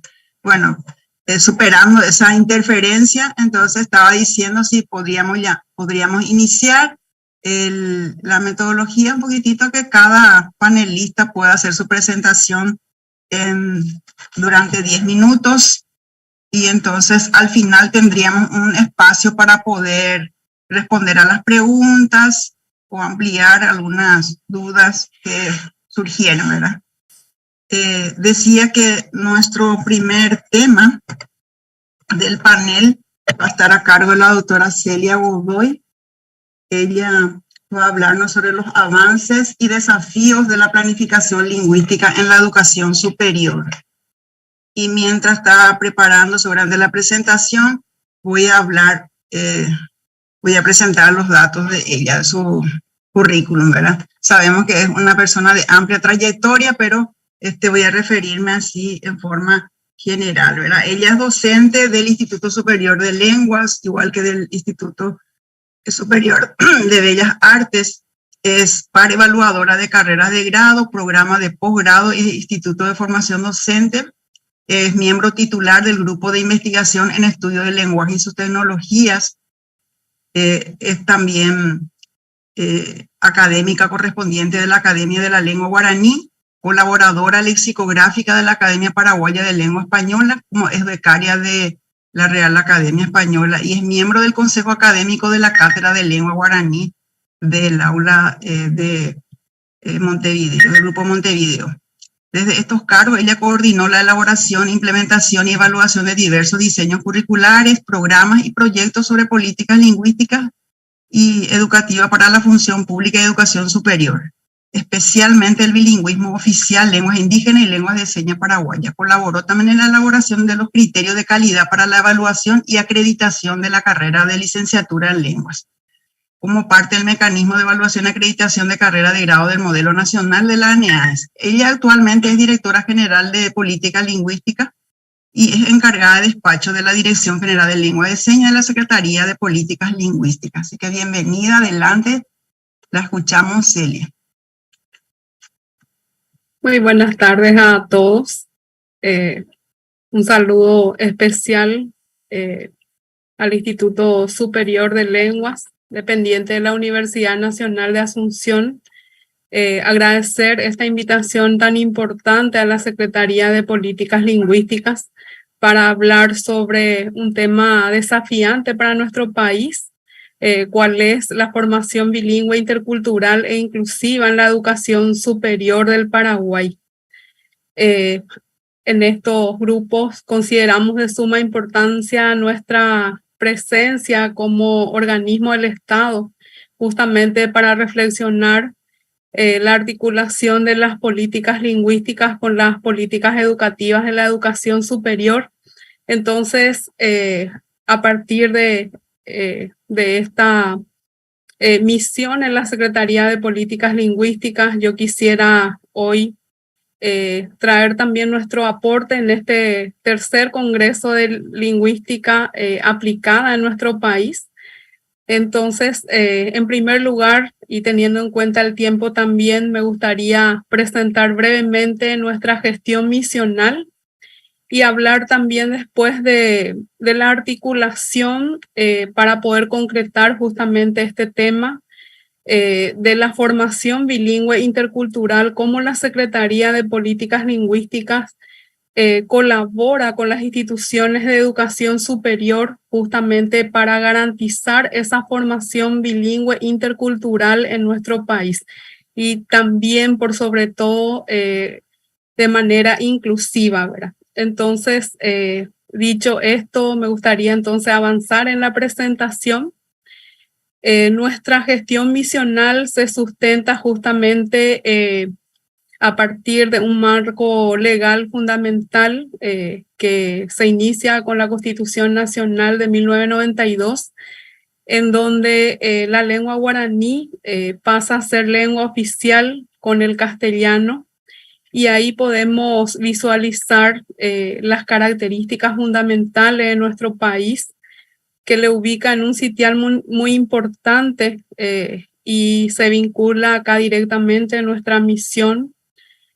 Y en esta caracterización de Paraguay con ser un país pluricultural y bilingüe, en donde constituyen sus idiomas oficiales el castellano y el guaraní, ahí señala que la ley establecerá las modalidades de utilización de una y otra lengua, y así también tener presente la diversidad lingüística que contiene nuestro país.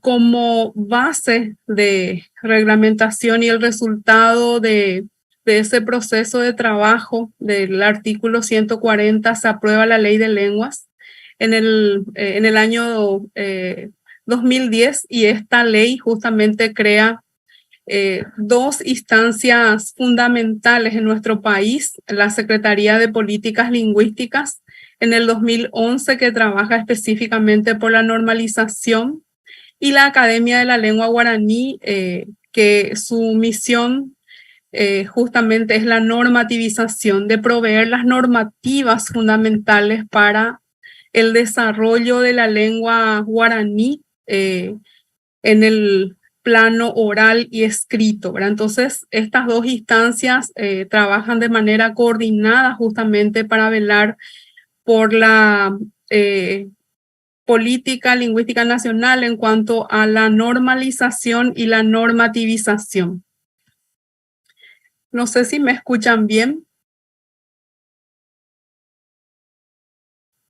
El profe se escucha todo. Se escucha muy bien. Se escucha. Entonces, en la ley establece claramente la coordinación de nuestra misión con el Ministerio de Educación y Ciencias y la Secretaría Nacional de Cultura, teniendo en cuenta que la lengua no puede disociarse de la cultura. Entonces, ahí trabajamos también de manera coordinada desde el inicio de nuestra gestión con estas dos instancias fundamentales de nuestro país. A partir de esta gestión misional, entonces, podemos avanzar contando cómo organiza la Secretaría de Políticas Lingüísticas su misión, y hablar de la competencia misional, que la Secretaría de Políticas Lingüísticas es una autoridad de aplicación de esta ley, con participación justamente de organismos públicos y privados vinculados con el ámbito lingüístico. También tiene la responsabilidad de planificar el uso de las lenguas, en especial las oficiales, y por sobre todo promover las investigaciones sobre el uso de las lenguas, teniendo en cuenta la diversidad lingüística de nuestro país en distintos ámbitos de interacción social. Teniendo esta gestión misional, la Secretaría organiza su gestión a partir de la organización, una estructura organizacional que contempla 4 direcciones misionales, Dirección General de Planificación Lingüística, la Dirección General de Investigación Lingüística, la Dirección General de Documentación y Promoción de Lenguas Indígenas, y a partir del año pasado, en el 2021, la creación de la Dirección General de Lengua de Señas. Entonces, con estas 4 direcciones misionales, lleva adelante su gestión misional a nivel país y también a nivel regional. Entonces,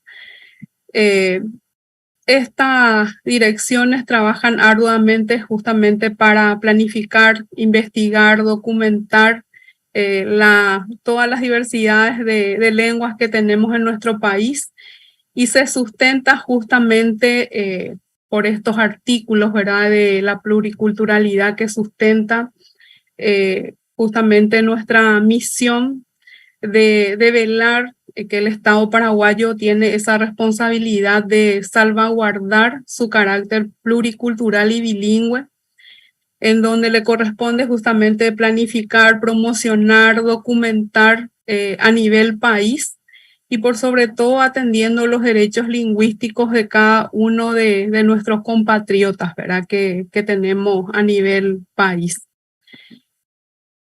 En cuanto al artículo 3, estos son artículos fundamentales, ¿verdad?, que forman parte de nuestra gestión misional. En esta parte, las lenguas oficiales de la República, hay un mandato de que se tiene que trabajar en los 3 poderes del Estado y en todas las instituciones públicas, pero nos señala que el idioma guaraní deberá ser objeto de atención especial por parte del Estado como signo de la identidad cultural de la nación, instrumento de cohesión nacional y medio de comunicación de la población paraguaya. Entonces hay una indicación especial respecto a la planificación de la lengua guaraní. Consciente de eso, la Secretaría de Políticas Lingüísticas, y teniendo en cuenta la importancia de atender los derechos lingüísticos de todas las comunidades, de los pueblos indígenas, de las comunidades lingüísticas en nuestro país, que podemos visualizar en esta lámina. Ahí está justamente el eje fundamental de nuestro trabajo, el bilingüismo oficial guaraní-castellano, las 19 lenguas indígenas, la lengua de señas y las lenguas extranjeras.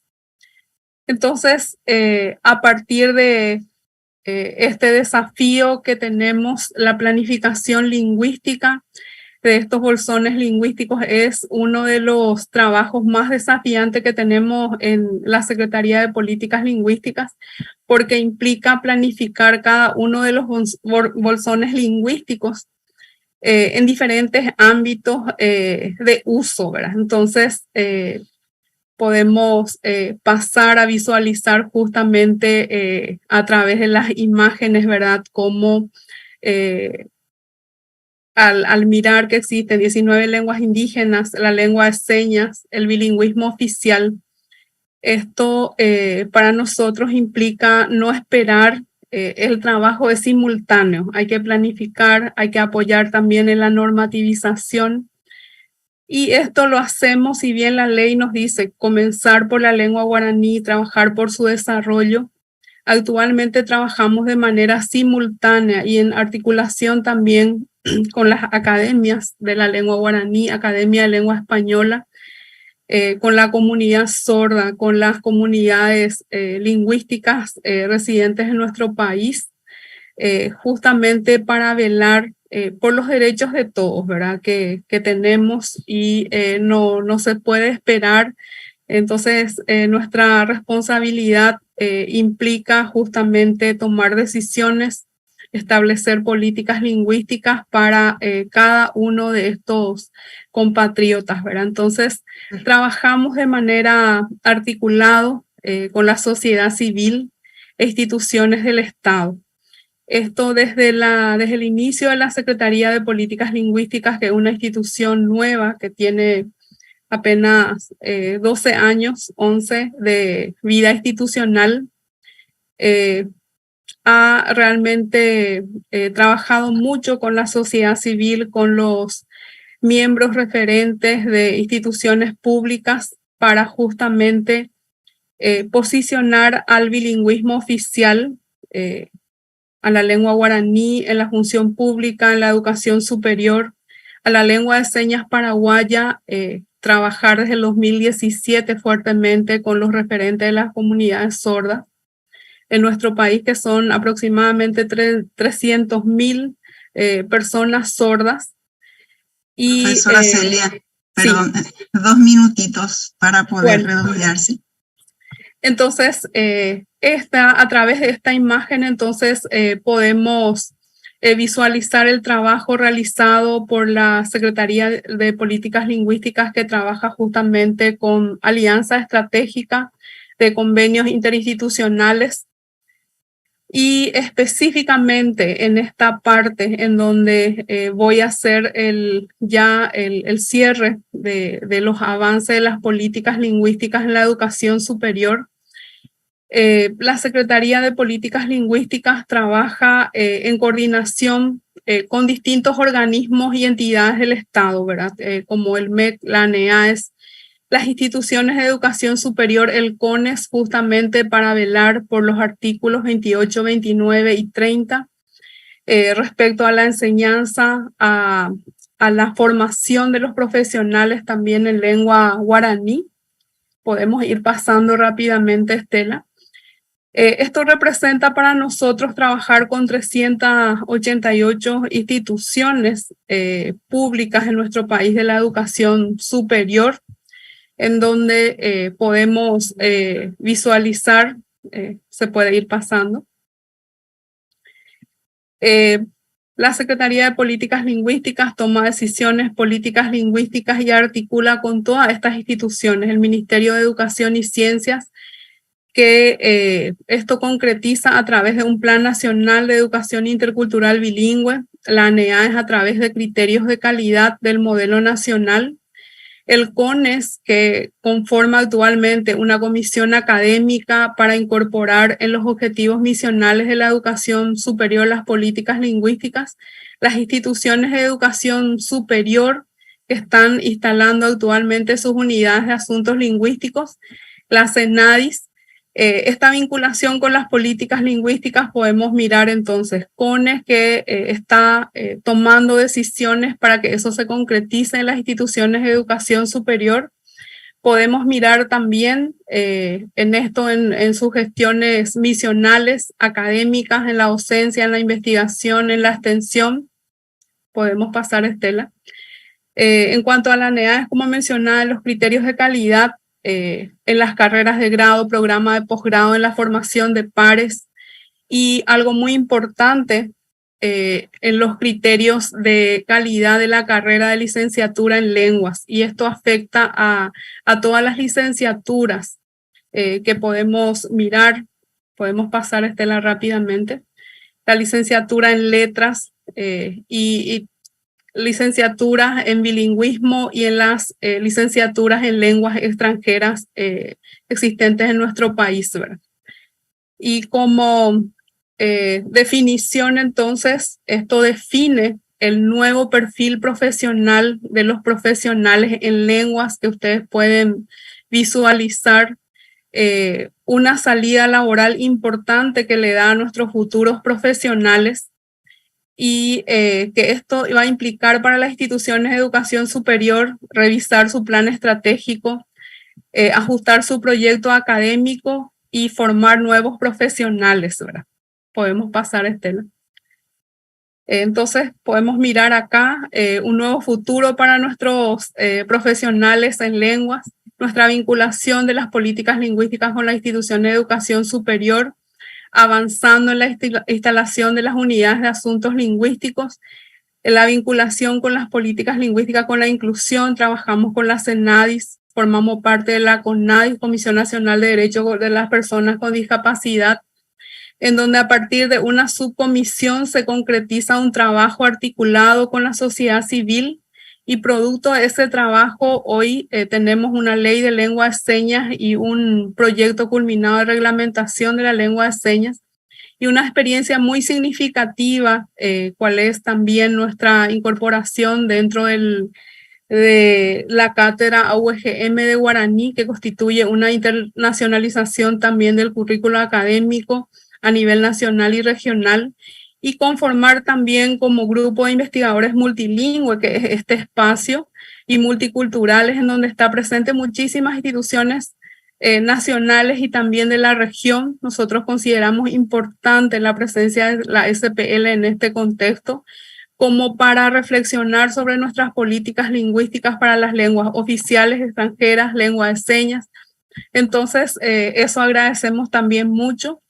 Y como recomendación final, entonces, ahí tengo una conclusión para dejar una recomendación a las instituciones antes. A todos los actores educativos de la educación superior, ¿qué implica esto, verdad? Porque hoy me acompañan también referentes importantes. Nos gustaría, desde la Secretaría de Políticas Lingüísticas, que las instituciones de educación superior realicen un diagnóstico del contexto lingüístico-cultural de la comunidad académica hoy, a la luz de estos desafíos de las políticas lingüísticas. Administrar un test de proficiencia lingüística a los estudiantes y diría también a los docentes de la educación superior. Definir una política educativa con enfoque bilingüe intercultural. Incorporar un eje sobre el abordaje de la política lingüística en el plan estratégico institucional y a partir de ahí incidir en el plan de desarrollo, en el proyecto académico y que llegue al aula a través de la planificación didáctica de los docentes. Establecer un plan de formación continua con enfoque intercultural bilingüe para los actores de la comunidad académica. Proponer ofertas académicas relacionadas a la planificación, investigación y documentación lingüística.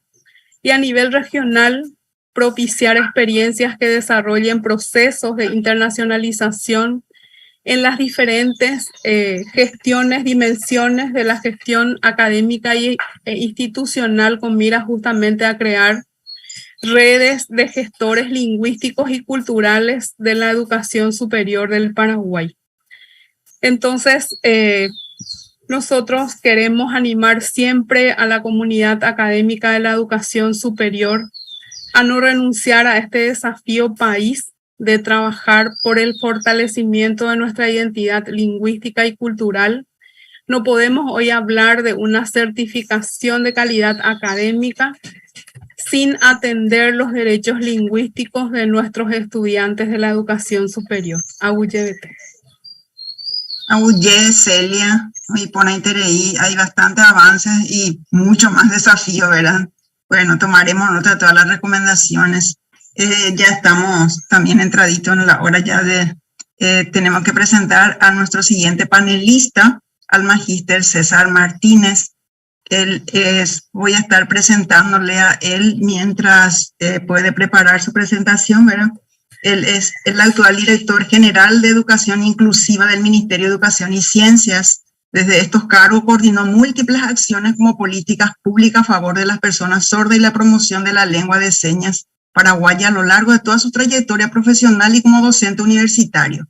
Apoyó la creación del Centro del Relevo mediante la cooperación internacional, promocionó la elaboración del himno nacional paraguayo en lengua de señas en su versión actualizada, colaboró con la elaboración del Signario de Lengua de Señas Paraguaya. Actualmente es representante del Ministerio de Educación y Ciencia ante el Consejo Nacional por los Derechos de las Personas con Discapacidad y miembro colaborador de la Subcomisión de Información, Comunicación y Lengua de Señas. Entonces, él nos va a hablar de los desafíos de la educación inclusiva en la educación superior. Destacamos la colaboración del intérprete de lengua de señas en este momento, o sea, en este panel. Gracias. Le escuchamos, profesor César. Bueno, muchísimas gracias. Creo que me escuchan perfectamente, ¿verdad? Entonces, ya quiero, voy a iniciar nomás. Antes que nada, muchísimas gracias por la invitación y titulé un poco más que una presentación, una reflexión para hacer con ustedes en los desafíos de la educación inclusiva en la educación superior. Quisiera, a ver un poco si ahí está. Se enmarca realmente dentro de los objetivos de desarrollo sostenible del sobre todo en el número 4, ¿verdad? Que habla de educación de calidad y donde menciona taxativamente garantizar una educación inclusiva, equitativa y de calidad y promover oportunidades de aprendizaje durante toda la vida para todos. La palabra para todos siempre fue instalado, no solamente en los Objetivos de Desarrollo Sostenible, ya en la década del 80 al 90 siempre hablábamos de una educación para todos, pero la gran pregunta que nos hacemos es quién entra en nuestro todos, cuando decimos todos, ¿verdad? ¿Quién queda fuera realmente de esa política? Otra palabra fuerza del objetivo de desarrollo número 4 es equitativa, la equidad más que la igualdad. La equidad que significa darle a cada uno lo que en derecho le corresponde, ¿verdad? Entonces eso es un poco una reflexión inicial. Y cierro esta primera lámina diciendo que ya no podemos hablar de una calidad en la educación sin hablar de inclusión e equidad. O sea, esos dos indicadores, esos dos parámetros tienen que estar presentes cuando ya hablamos de una educación de calidad. Entonces, ante eso hay una necesidad de fortalecer la capacidad de los sistemas universitarios para ofrecer oportunidades equitativas y de calidad para todos. Y me sumo y suscribo y les vuelvo a reiterar nomás y les presento un poco lo que la UNESCO plantea como desafío en la educación superior. Esta ruta que UNESCO plantea para que podamos trabajar en educación superior. El tema del acceso equitativo desde el inicio, y estamos agradeciéndole también al intérprete de lengua de señas del Centro de Relevo, es esa capacidad. Ya que estamos hablando de lenguas, la lengua de señas, los intérpretes, los profesionales intérpretes están presentes en nuestro plan de inclusión, de acceso, de pruebas de admisión, etcétera, tanto en las universidades públicas como privadas, los intérpretes de lengua de señas. ¿Hay un acceso equitativo o partimos de la lengua castellana solamente guaraní? El Estado paraguayo reconoce a partir del 2020 la lengua de señas como una lengua natural de las personas sordas. Entonces eso es un requerimiento necesario. Si tenemos una persona con discapacidad auditiva, una persona sorda, deberíamos garantizar ese acceso equitativo. Luego el gran desafío, el aprendizaje centrado en el estudiante, siguiendo la ruta, la participación y bienestar. Y dos elementos fundamentales que cierra esta ruta, ¿verdad? La movilidad y empleabilidad, que preocuparse la universidad de esa movilidad y esa empleabilidad. Y el último paso de esta ruta, el éxito, el pleno desarrollo personal y el proyecto de vida. Ya no hablamos, cuando hablamos de inclusión, sobre todo en educación superior, de haber culminado la carrera, ni en grado, ni posgrados, ni doctorados, ni posgrados, ni postdoctorado, como se suele decir ahora, ¿verdad? Sino que hacer el proyecto de vida, acompañarle desde el punto cero hasta el final, ¿verdad?, al estudiante en su proyecto de vida. Ese es un gran desafío que se plantea desde educación inclusiva, sobre todo en educación superior, ¿verdad? Después tenemos la necesidad de menos barreras, más apoyos, para que puedan acceder, permanecer y promocionarse o graduarse. Las barreras que pueden ser débiles, políticas de apoyo directo e indirecto, la cultura institucional, el apoyo de la familia, actividad laboral, el Estado como teniendo en cuenta que todos somos partes del Estado. Yo no estoy hablando acá de gobierno ni de gestión institucional, sino el Estado como en todo su conjunto. La actualización de la malla curricular, los programas de estudio, la metodología. ¿Qué metodología aplicamos nosotros en educación superior? Y hoy planteamos el tema de que ¿cuáles son los grupos entonces de situación de vulnerabilidad? Un elemento es la situación de discapacidad, que son las personas sordas, ¿verdad?, que están en situación de discapacidad. Y hay toda una definición que en 30 segundos posiblemente no voy a poder aclarar, pero las personas en situación de discapacidad, las barreras están en el entorno. La persona que no escucha tiene una deficiencia, es una particularidad, una condición que debe ser derribada la barrera a través de la interpretación de la lengua de señas para poder acceder a su lengua natural. También en situación de vulnerabilidad tenemos el bajo nivel económico, la responsabilidad laboral y familiares y la incorporación tardía, ¿verdad? ¿Qué acciones podemos realizar? ¿Tenemos el marco normativo? Sí, tenemos el marco normativo. Hay un desafío, hay un decreto, está la Ley de Educación Inclusiva, que abarca también, y hay una responsabilidad ya a partir del año 2014 con el decreto reglamentario de la Ley de Educación Inclusiva, en el artículo 2, que menciona claramente El profesor Jorge creo que tiene prendido el micrófono. Por eso nomás. Profesor Jorge. Gracias. El marco normativo que el decreto reglamentario del 2014, que era el tema de la responsabilidad que le daba a la universidad, ¿verdad?, o al Instituto Superior de Educación a normatizar en relación a la educación inclusiva. Ese es todavía un gran desafío en muchas universidades. Las políticas de apoyo al acceso, los cupos de reserva, los sistemas de becas, la capacitación, la formación, la actualización docente, la creación de materiales accesibles. Es necesario, ¿verdad?, tener la capacitación docente en el formato de materiales accesibles, porque ¿de qué sirve tener tener programas, dispositivos, inclusive electrónicos, que puedan acceder, pero no los materiales, los docentes tenemos que elaborar en formato accesible? Y ahí el gran desafío, siempre en esa misma línea de acciones concretas, es la implementación de un diseño universal para el aprendizaje accesible, para como una metodología o un enfoque en la educación superior, ¿verdad? A ver, quiero ir adelantando porque estoy mirando mi cronómetro. Tenemos los lineamientos del sistema educativo inclusivo, la resolución del MEC a partir del año 2018, que abarca las 3 dimensiones: política, cultura y la práctica. También, hablando de calidad, siempre mejorar la calidad en cuanto a gestión, aprendizaje, docencia e infraestructura, como que estas 3 dimensiones deberíamos abarcar. Y en todos los niveles: directivos, administrativos, estudiantes, docente e infraestructura, ¿verdad? Y el gran desafío en educación superior, me voy a permitir estos 2 últimos minutos que me quedan, es hablar definitivamente de un sistema integrado de gestión inclusiva y accesible. ¿Y por qué nosotros hacemos esa diferenciación entre inclusiva y accesible? La inclusión la hacen las políticas y las personas. Son acciones concretas que se escriben, se delimitan y generan las personas.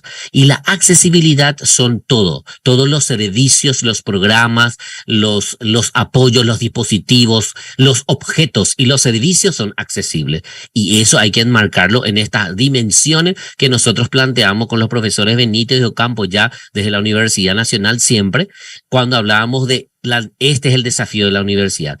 Hay que planificar una gestión inclusiva y accesible, y bajo este paraguas, diríamos, de la planificación, hacer la adecuación ergonómica, arquitectónica, la comunicacional. Hoy, por ejemplo, tenemos un intérprete de lengua de señas que le permite a toda la comunidad sorda entender, comprender la información que estamos brindando. La adecuación metodológica, esto que decía del diseño universal de aprendizaje llevado a la práctica real en los planeamientos docentes en educación superior.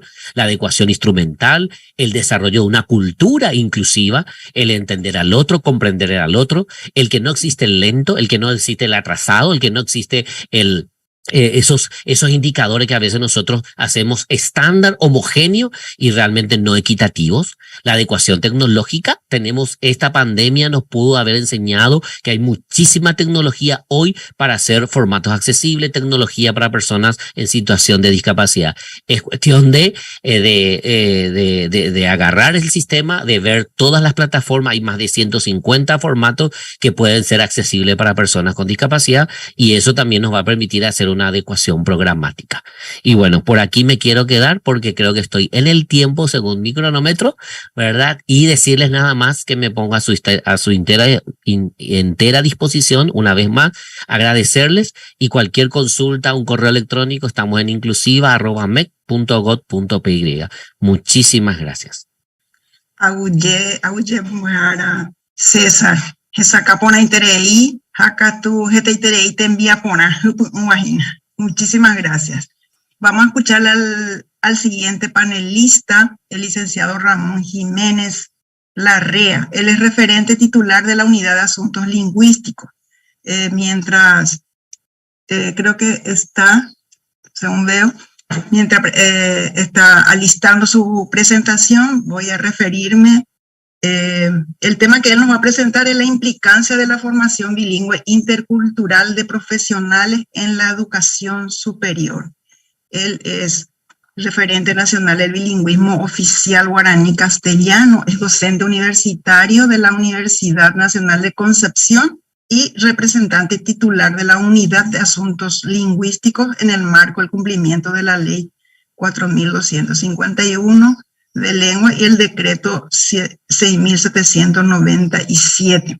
Adelante, profesor Ramón, le escuchamos. Muy buenas tardes, muchas gracias. No sé si desde allí pueden proyectar el documento, el PowerPoint que quiero compartir. Exacto. Bueno, antes que nada quiero hacer estas acotaciones.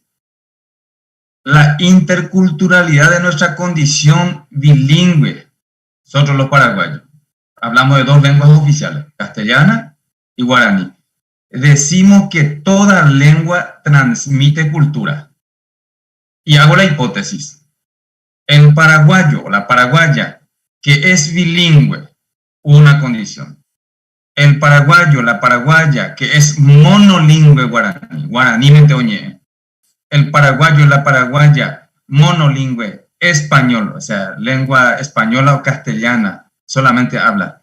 Estas 3 condiciones posee una cultura diferenciada, es mi hipótesis. Sería interesante aclarar este fenómeno sociolingüístico y psicolingüístico, porque, por ejemplo, cuando yo hablo en guaraní, tengo hay posesar especie apene ponaja se apene pa umeja este treimba ponaña en duda tengo peisa ainese añe guaranime añe castellano. A mí me encanta compartir con ustedes este espacio muy interesante, por cierto. Es un debate que acrecienta, uno se apoya mutuamente y hace una interacción de los conocimientos, y bueno, me parece muy buena idea este espacio. Hablo en castellano. Cuando hablé guaraní, hablé en una cultura diferente. Cuando hablé en castellano o en otra cultura diferente, es la hipótesis, ¿verdad? Entonces, yo quiero concluir diciendo que tenemos que revisar esta condición. Si estamos hablando de educación intercultural, entonces estamos hablando de 2 lenguas y 2 culturas. Y esa es la hipótesis que yo tengo. Si yo, Ramón, soy paraguayo y hablo guaraní, transmito una cultura diferente. Y si yo, Ramón, paraguayo, hablo en castellano, transmito otra cultura diferente. Y si soy bilingüe, manejo castellano y guaraní, transmito otra cultura diferente. Entonces es lo que yo quiero proponer como una hipótesis al grupo. ¿Seguimos, por favor?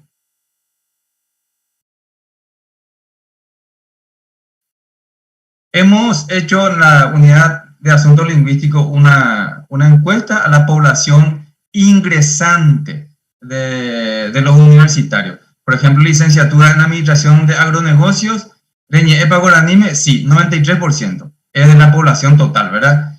Modo para Nieve, ¿dónde hablas más? En casa. Casa, aula y trabajo.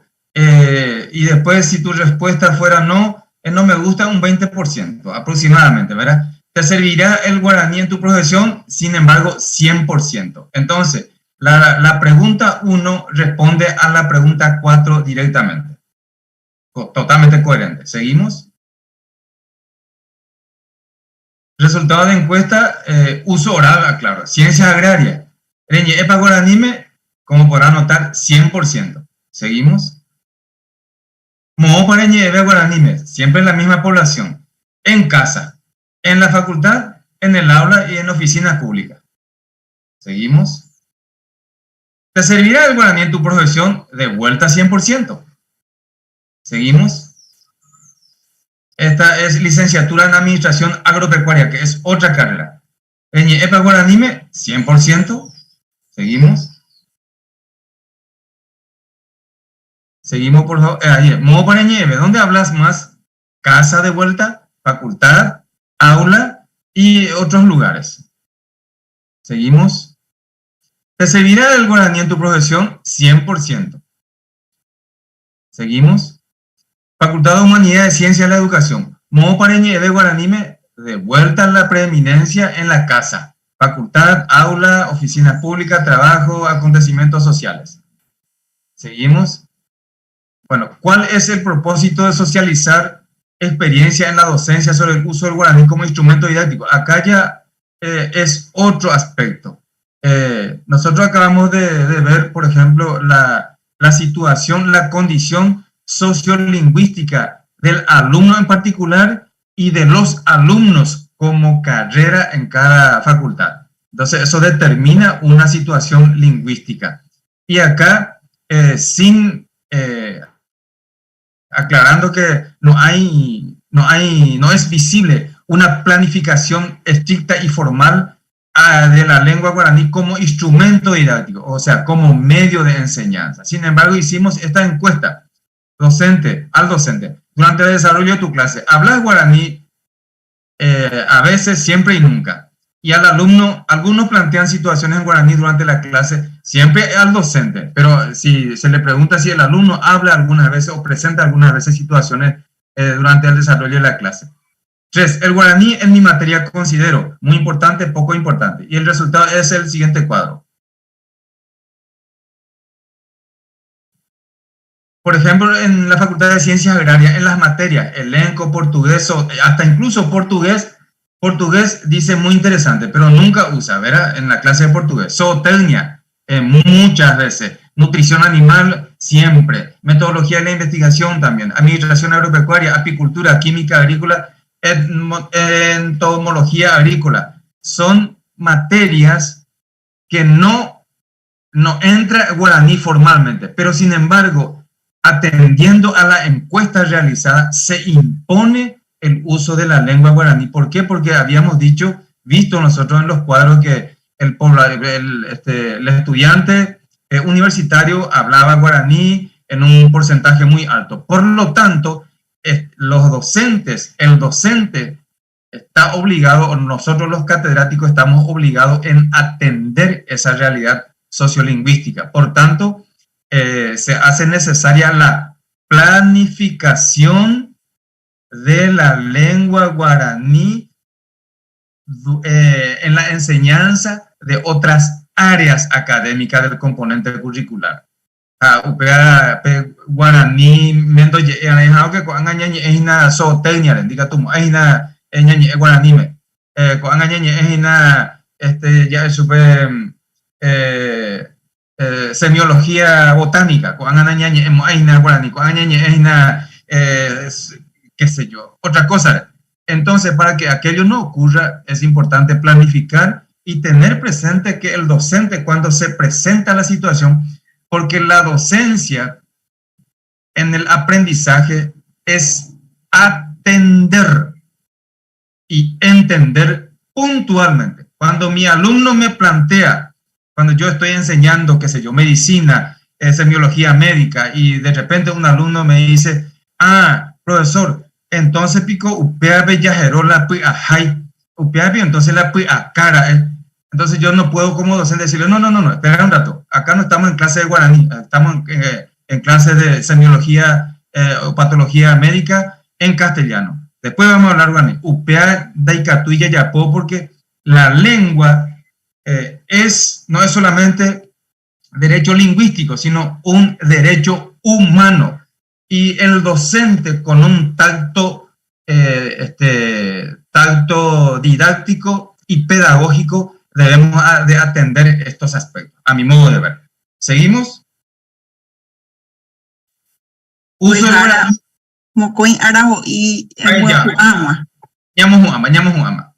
Uso del guaraní enseñando en guaraní. Uso del guaraní enseñando en guaraní. Pero no hay problema que tú y voy.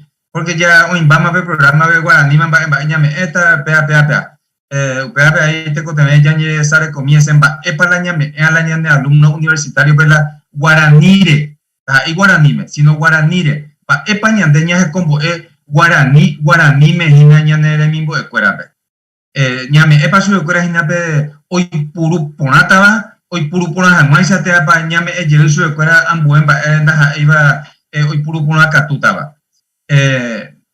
Entonces lleva guaraní no coteme ahí sí ya ñame en guaraní me cuasi guaraní doña ñane voy a pura por una cuestión de ahí sí ya guaraní no coteme guaraní y lleve 20 oye pues APB ñaño gente agulleta y tende deben bajar a Ramón. Ahora vamos a tener la presentación del profesor Marcelo Goiburu. Él es jefe del Departamento de Comunicación de Lengua de Señas Paraguaya en la educación superior. Está el profesor Marcelo Goiburu. Él es docente, intérprete, traductor lingüístico y cultural de texto de lengua española y lenguas extranjeras a lengua de señas paraguaya. Es instructor del curso básico de lengua de señas para la educación superior y el acceso a la justicia y manual digital en lengua de señas. Como dije, él está en el Departamento de Comunicación de Lengua de Señas de la Secretaría Técnica de Planificación. Adelante, profesor. Perfecto, muchísimas gracias por la invitación. Voy a estar hablando con el tema relacionado con la educación superior. Como saben, las personas sordas en la comunidad de personas sordas tienen una historia que no es fácil, que han luchado por muchos años, por mucho tiempo. La educación para personas sordas, en realidad no tenemos. Hay escuelas, pero en la enseñanza, en el aprendizaje, no existe. Porque dentro de la escuela, el idioma que se utiliza es el idioma de los oyentes, que la lengua oral, la lengua oralizada, que no es la lengua utilizada de la comunidad de personas sordas. La lengua utilizada de las personas sordas es la lengua de señas. Y muchos años han pasado con ese estilo, de aprendizaje. Y más o menos hace 10 años atrás ya comenzaron las personas sordas a entender de cómo y también involucrarse más en cómo debe ser su educación. Han tratado de terminar sus estudios en secundarios y luego pasar a la universidad. Y se van dando cuenta en la universidad que no tienen la capacidad para estar en la universidad, pero tienen el conocimiento para adquirir los conocimientos, pero no tienen la suficiente preparación educativa para eso. Por eso es el tema que hay que hacer los ajustes para poder trabajar y en conjunto con la dirección inclusiva, con la universidad y hacer la adecuación lingüística. Y la verdad que en el futuro es importante que tengamos profesores sordos en todas las áreas. Una vez que tengamos eso, va a haber una posibilidad de tener una mejor educación. Ahora tenemos muchísimas barreras, ¿verdad? Para aclarar eso de que al ver que las personas sordas son diferentes, ¿verdad? Es diferente, nuestra lucha es diferente, porque la mayoría necesitan llegar a la universidad porque necesitan el certificado profesional, ¿verdad? Necesitan ese certificado profesional no es como para poder tener un mejor acceso salarial en el trabajo. Más que nada es por eso. Y es una lucha, es un campo que tenemos que estamos trabajando, ¿verdad? Y es diferente la lucha. Es resumidamente en lo que yo le estoy comentando. Si a ustedes les interesa saber algo más sobre eso, le voy a poder estar respondiendo a sus preguntas. Ahora le paso al señor Emilio, al profesor Emilio, el que va a estar hablando sobre su tema. Muchísimas gracias.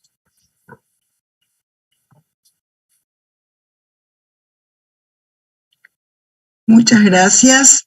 Vamos entonces a escucharle al profesor Emilio Pineda y también al licenciado Severiano Parada. No sé si está, son referentes. El profesor Emilio Pineda es presidente de la Federación de las Personas del Paraguay. El licenciado Severiano Pineda es miembro titular del Consejo Nacional de Educación Indígena. Su tema, avances y desafíos del uso de la lengua de señas paraguaya en la educación superior.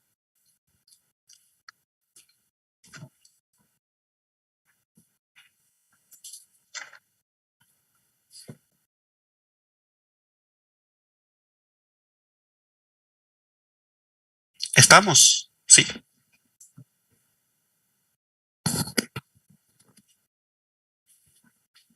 Sí, con el tema de la lengua de señas. Es importante aclarar primeramente que muchos desconocen, es que los niños sordos, la mayoría tienen padres oyentes. Y es por eso que ellos crecen sin recibir una lengua en su familia. La comunicación es nula con la familia. Entonces, los niños sordos, su aprendizaje es muy tardío. Cuando tienen contacto con otros niños sordos, con otras personas sordas, ahí comienza su comunicación. Conocen su propia lengua visogestual. Entonces, desde ahí arranca el problema, desde la escuela, desde la educación básica, porque el programa escolar no incluye la lengua de señas, no está en el currículo. Entonces los alumnos utilizan la lengua de señas para comunicarse en sus horas libres, en el recreo, cuando se encuentran por ahí, en algún encuentro, pero en el aprendizaje de las materias escolares no se utiliza la lengua de señas para enseñarles. Ese sistema de enseñanza oralizado hasta ahora es el que más ha tomado fuerza, y cambiar a la lengua de señas como utilizando la lengua de señas para el aprendizaje, aún eso todavía no se ha logrado, porque no hay profesores capacitados en lengua de señas para enseñar las materias. Se incluye intérpretes de lengua de señas en las aulas. Entonces, el problema es que las personas sordas empiezan a aprender y necesitan un modelo lingüístico donde pueda adquirir su aprendizaje. Y no tienen eso. Y ese modelo debe ser una persona sorda, natural, donde pueda tener como modelo. Y también muchos oyentes piensan y llegan al error de que cuando tienen un intérprete, la solución es solo poner intérprete de lengua de señas y ya está solucionado su aprendizaje. Esa no es la solución, porque el aprendizaje no es completa. La mayoría de su aprendizaje es estando en contacto con otras personas sordas. Entonces, el nivel de aprendizaje es muy variado, es muy diferente.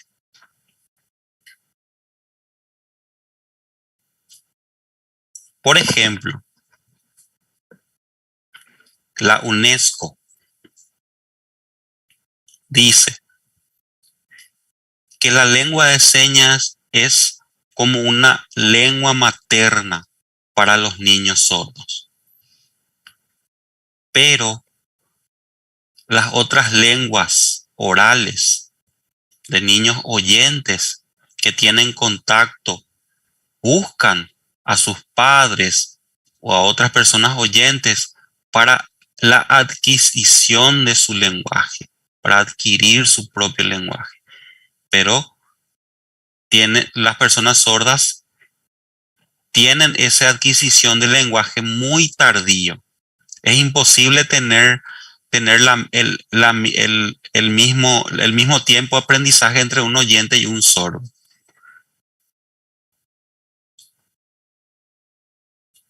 Y entonces el problema en el aprendizaje es el acceso al aprendizaje de la adquisición del lenguaje.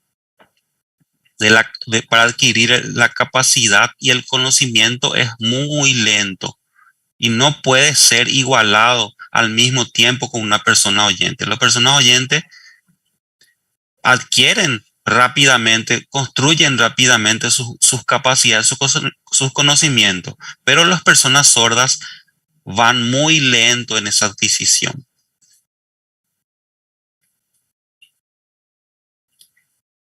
Y ese problema llega hasta la educación superior, donde las personas sordas llegan con una capacidad muy baja. Y las personas sordas oyentes tienen la capacidad más alta y constantemente dependen mucho de los intérpretes de lengua de señas. Porque no saben, no comprenden lo que leen, no pueden hacer sus propias investigaciones, siempre dependen de los intérpretes de lengua de señas. Entonces ese es el problema. Aquí en Paraguay hace falta una construcción educativo bilingüe adecuado a la lengua de señas desde la educación inicial. Desde ahí debemos arrancar para que con el castellano, para que puedan llegar a comprender y leer lo que escriben y leen. Aquí en Paraguay hace mucha falta aún. Hay que cambiar el programa educativo, agregar la lengua de señas. Hay leyes, está la ley de lengua de señas, es muy lindo toda la ley, pero hacen falta mucho aún por trabajar, muchas cosas aún por hacer para que se pueda cumplir esta ley. Muchísima falta aún hace. Y esa es la situación aquí en Paraguay. Nuestro grupo, el primer grupo que hemos accedido a la Facultad de Filosofía para estudiar la carrera de Ciencias de la Educación,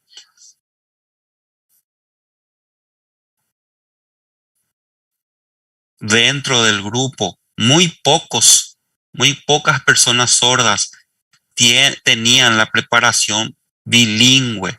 Yo era el único prácticamente. Había otros que estaban. La mayoría eran monolingües. Solo la lengua de señas. Y ahí chocan con la barrera. Entonces se tuvo que conversar con las autoridades.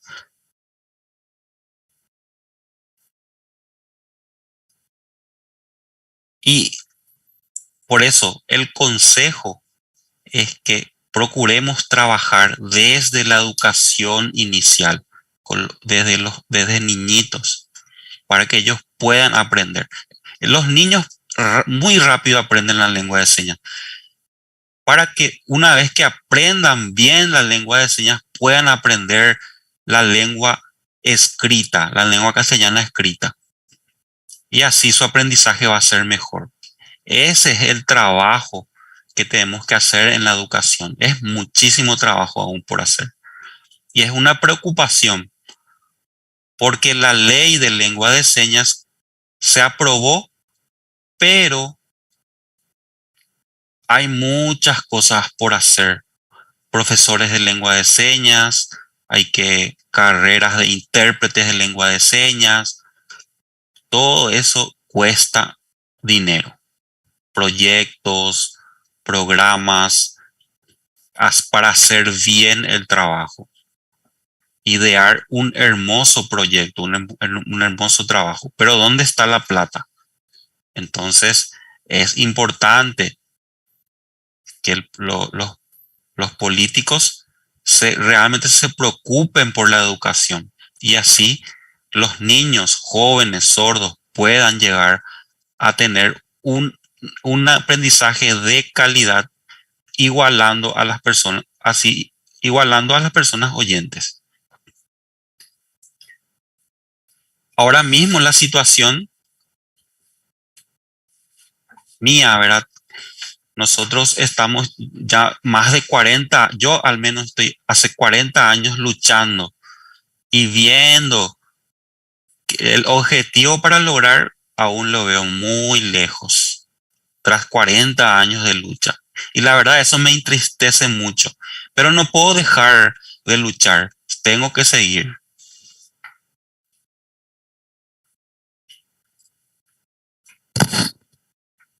También veo que los grupos indígenas, las comunidades indígenas, tienen su propia lengua, ¿verdad? Que están mucho más avanzados en su propia lucha, ¿verdad? Y así nosotros también necesitamos seguir luchando. La lengua de señas es un idioma visogestual. Y una vez que adquieren el aprendizaje de la lengua de señas, luego el castellano. Pero es muy difícil. ¿Por qué? Porque la comunidad indígena, ellos son diferentes etnias y grupos. Pero las personas sordas son de diferentes ciudades, regiones, están muy apartados del uno al otro.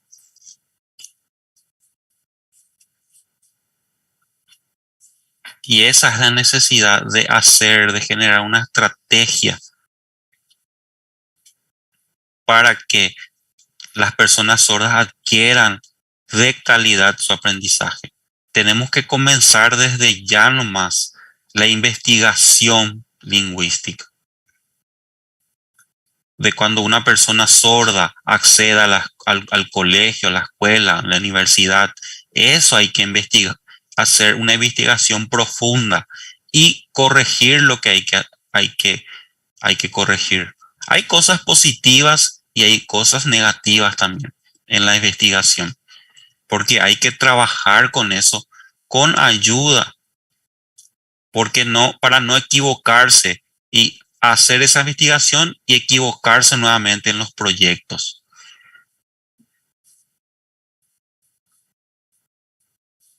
Entonces, el trabajo de la ley de lengua de señas que ya está, lo que tenemos que hacer es trabajar, y agradecemos a la Secretaría de Políticas Lingüísticas, donde ellos nos dieron nuestro espacio a las personas sordas, a la comunidad de personas sordas, donde hemos trabajado hasta poder el decreto de ley presentar al Parlamento. Y agradecemos que el gobierno, las autoridades, realmente agradecemos porque nos han aceptado. Anteriormente teníamos esa barrera, pero ahora se nos han abierto esas puertas. Y eso es algo que hay que aplaudir. Pero no es un trabajo que ahí termina, es un trabajo que debemos seguir avanzando, continuar. Dentro del programa de educación, debemos fortalecer los recursos humanos. Y de esa forma vamos a poder lograrlo. Ojalá que podamos lograrlo. Yo ya estoy viejo. Y los nuevos líderes jóvenes, ojalá que ellos continúen trabajando y luchando por esto, por esta lucha. Y ese es en resumen todo lo que les quería comentar. Muchas gracias. Muchísimas gracias, qué interesantísima presentación. Como el nombre de nuestro panel que llega a su finalización dice implicancias y desafíos de la formación bilingüe, intercultural e inclusiva en la educación superior, escuchamos muchísimos desafíos, que es justamente uno de los objetivos también de este congreso, ¿verdad? Ir recogiendo, analizando. El profesor nos dijo muchas verdades, muchas necesidades. Dice el profesor Ramón, es muy importante la conformación e instalación de la UAL, Unidad de Asuntos Lingüísticos, creo que es, en las universidades. Tea, ñanemo barete ve, ñanemo ñañe putumo ve abei, ñane putumo beta abei. Y creo que una de las acciones que se pueden considerar, ¿verdad? no sé si no encuentro acá preguntas, entonces a los participantes aquí, si quieren hacer alguna consulta, aunque pasamos ya 5 minutos de nuestra hora, les agradecemos desde ya este tiempo tan valioso. No obstante, si alguien quiere consultar algo, entonces están nuestros panelistas.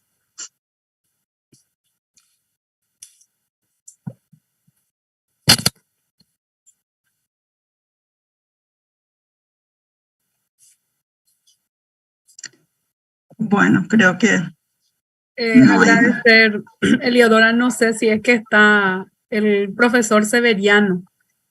Él está en el Chaco y está intentando acceder. Es un referente también de pueblos indígenas. Si por ahí está. No lo estoy viendo, Celia. ¿Estará? No, no está. No está. Ya. De mi parte, agradecer, Eliodora, a ustedes, a la universidad, al Instituto Superior de Lenguas, por esta iniciativa, ¿verdad? De reunir a académicos, a gestores lingüísticos, a autoridades, porque estos espacios para mí considero de suma relevancia, y también mostrar a la comunidad académica de la educación superior que la Secretaría de Políticas Lingüísticas gestiona, planifica la diversidad lingüística de esta manera, en coordinación con los referentes de las unidades de asuntos lingüísticos, con los referentes de la sociedad civil. Es un trabajo desafiante en donde invitamos a toda la ciudadanía a participar en este proceso de construcción y de fortalecimiento de nuestra identidad lingüística y cultural. Es un gran compromiso que tenemos y tenemos mucha esperanza por las instituciones de educación superior, considerando que es el último peldaño de formación profesional en donde se tiene que fortalecer esas competencias lingüísticas de los estudiantes y entregar a la ciudadanía profesionales con alta calificación profesional, que ame su lengua y que pueda justamente atender los derechos lingüísticos el día de mañana como servidores públicos de nuestra nación paraguaya. Muchas gracias, Aguyemant. Muchísimas gracias, Celia. No sé, el profesor Miguel Ángel Morel, si quiere hablar o simplemente estaba aplaudiendo, ¿verdad? Bueno, sí, gracias, mi querida. Solamente para agradecer esta oportunidad que me facilitó el profesor Ramón Jiménez. Entonces, muy sinceramente lo que acaba de decir la señora Celia, que es un desafiante proceso en el cual estamos, y quería animar al compañero que estuvo hablando de que ya está medio viejo, dice, y un poquito me afectó porque quisiera alentar a que siga a realizar esta clase de tarea para que podamos de alguna manera también buscar, reforzar, como dijo, fortalecer la señora Celia, nuestra identidad cultural. Muchas gracias. Gracias, profesor Miguel Ángel. ¿Alguien más desea agregar algo o preguntar? Entonces, agradecerles a todos. Muchísimas gracias. Muy importantes aportes, muy lindas conclusiones. Y les invitamos a participar mañana en el tercer día de nuestro congreso, de nuestro tercer congreso de lingüística aplicada. Muchísimas gracias y hasta luego.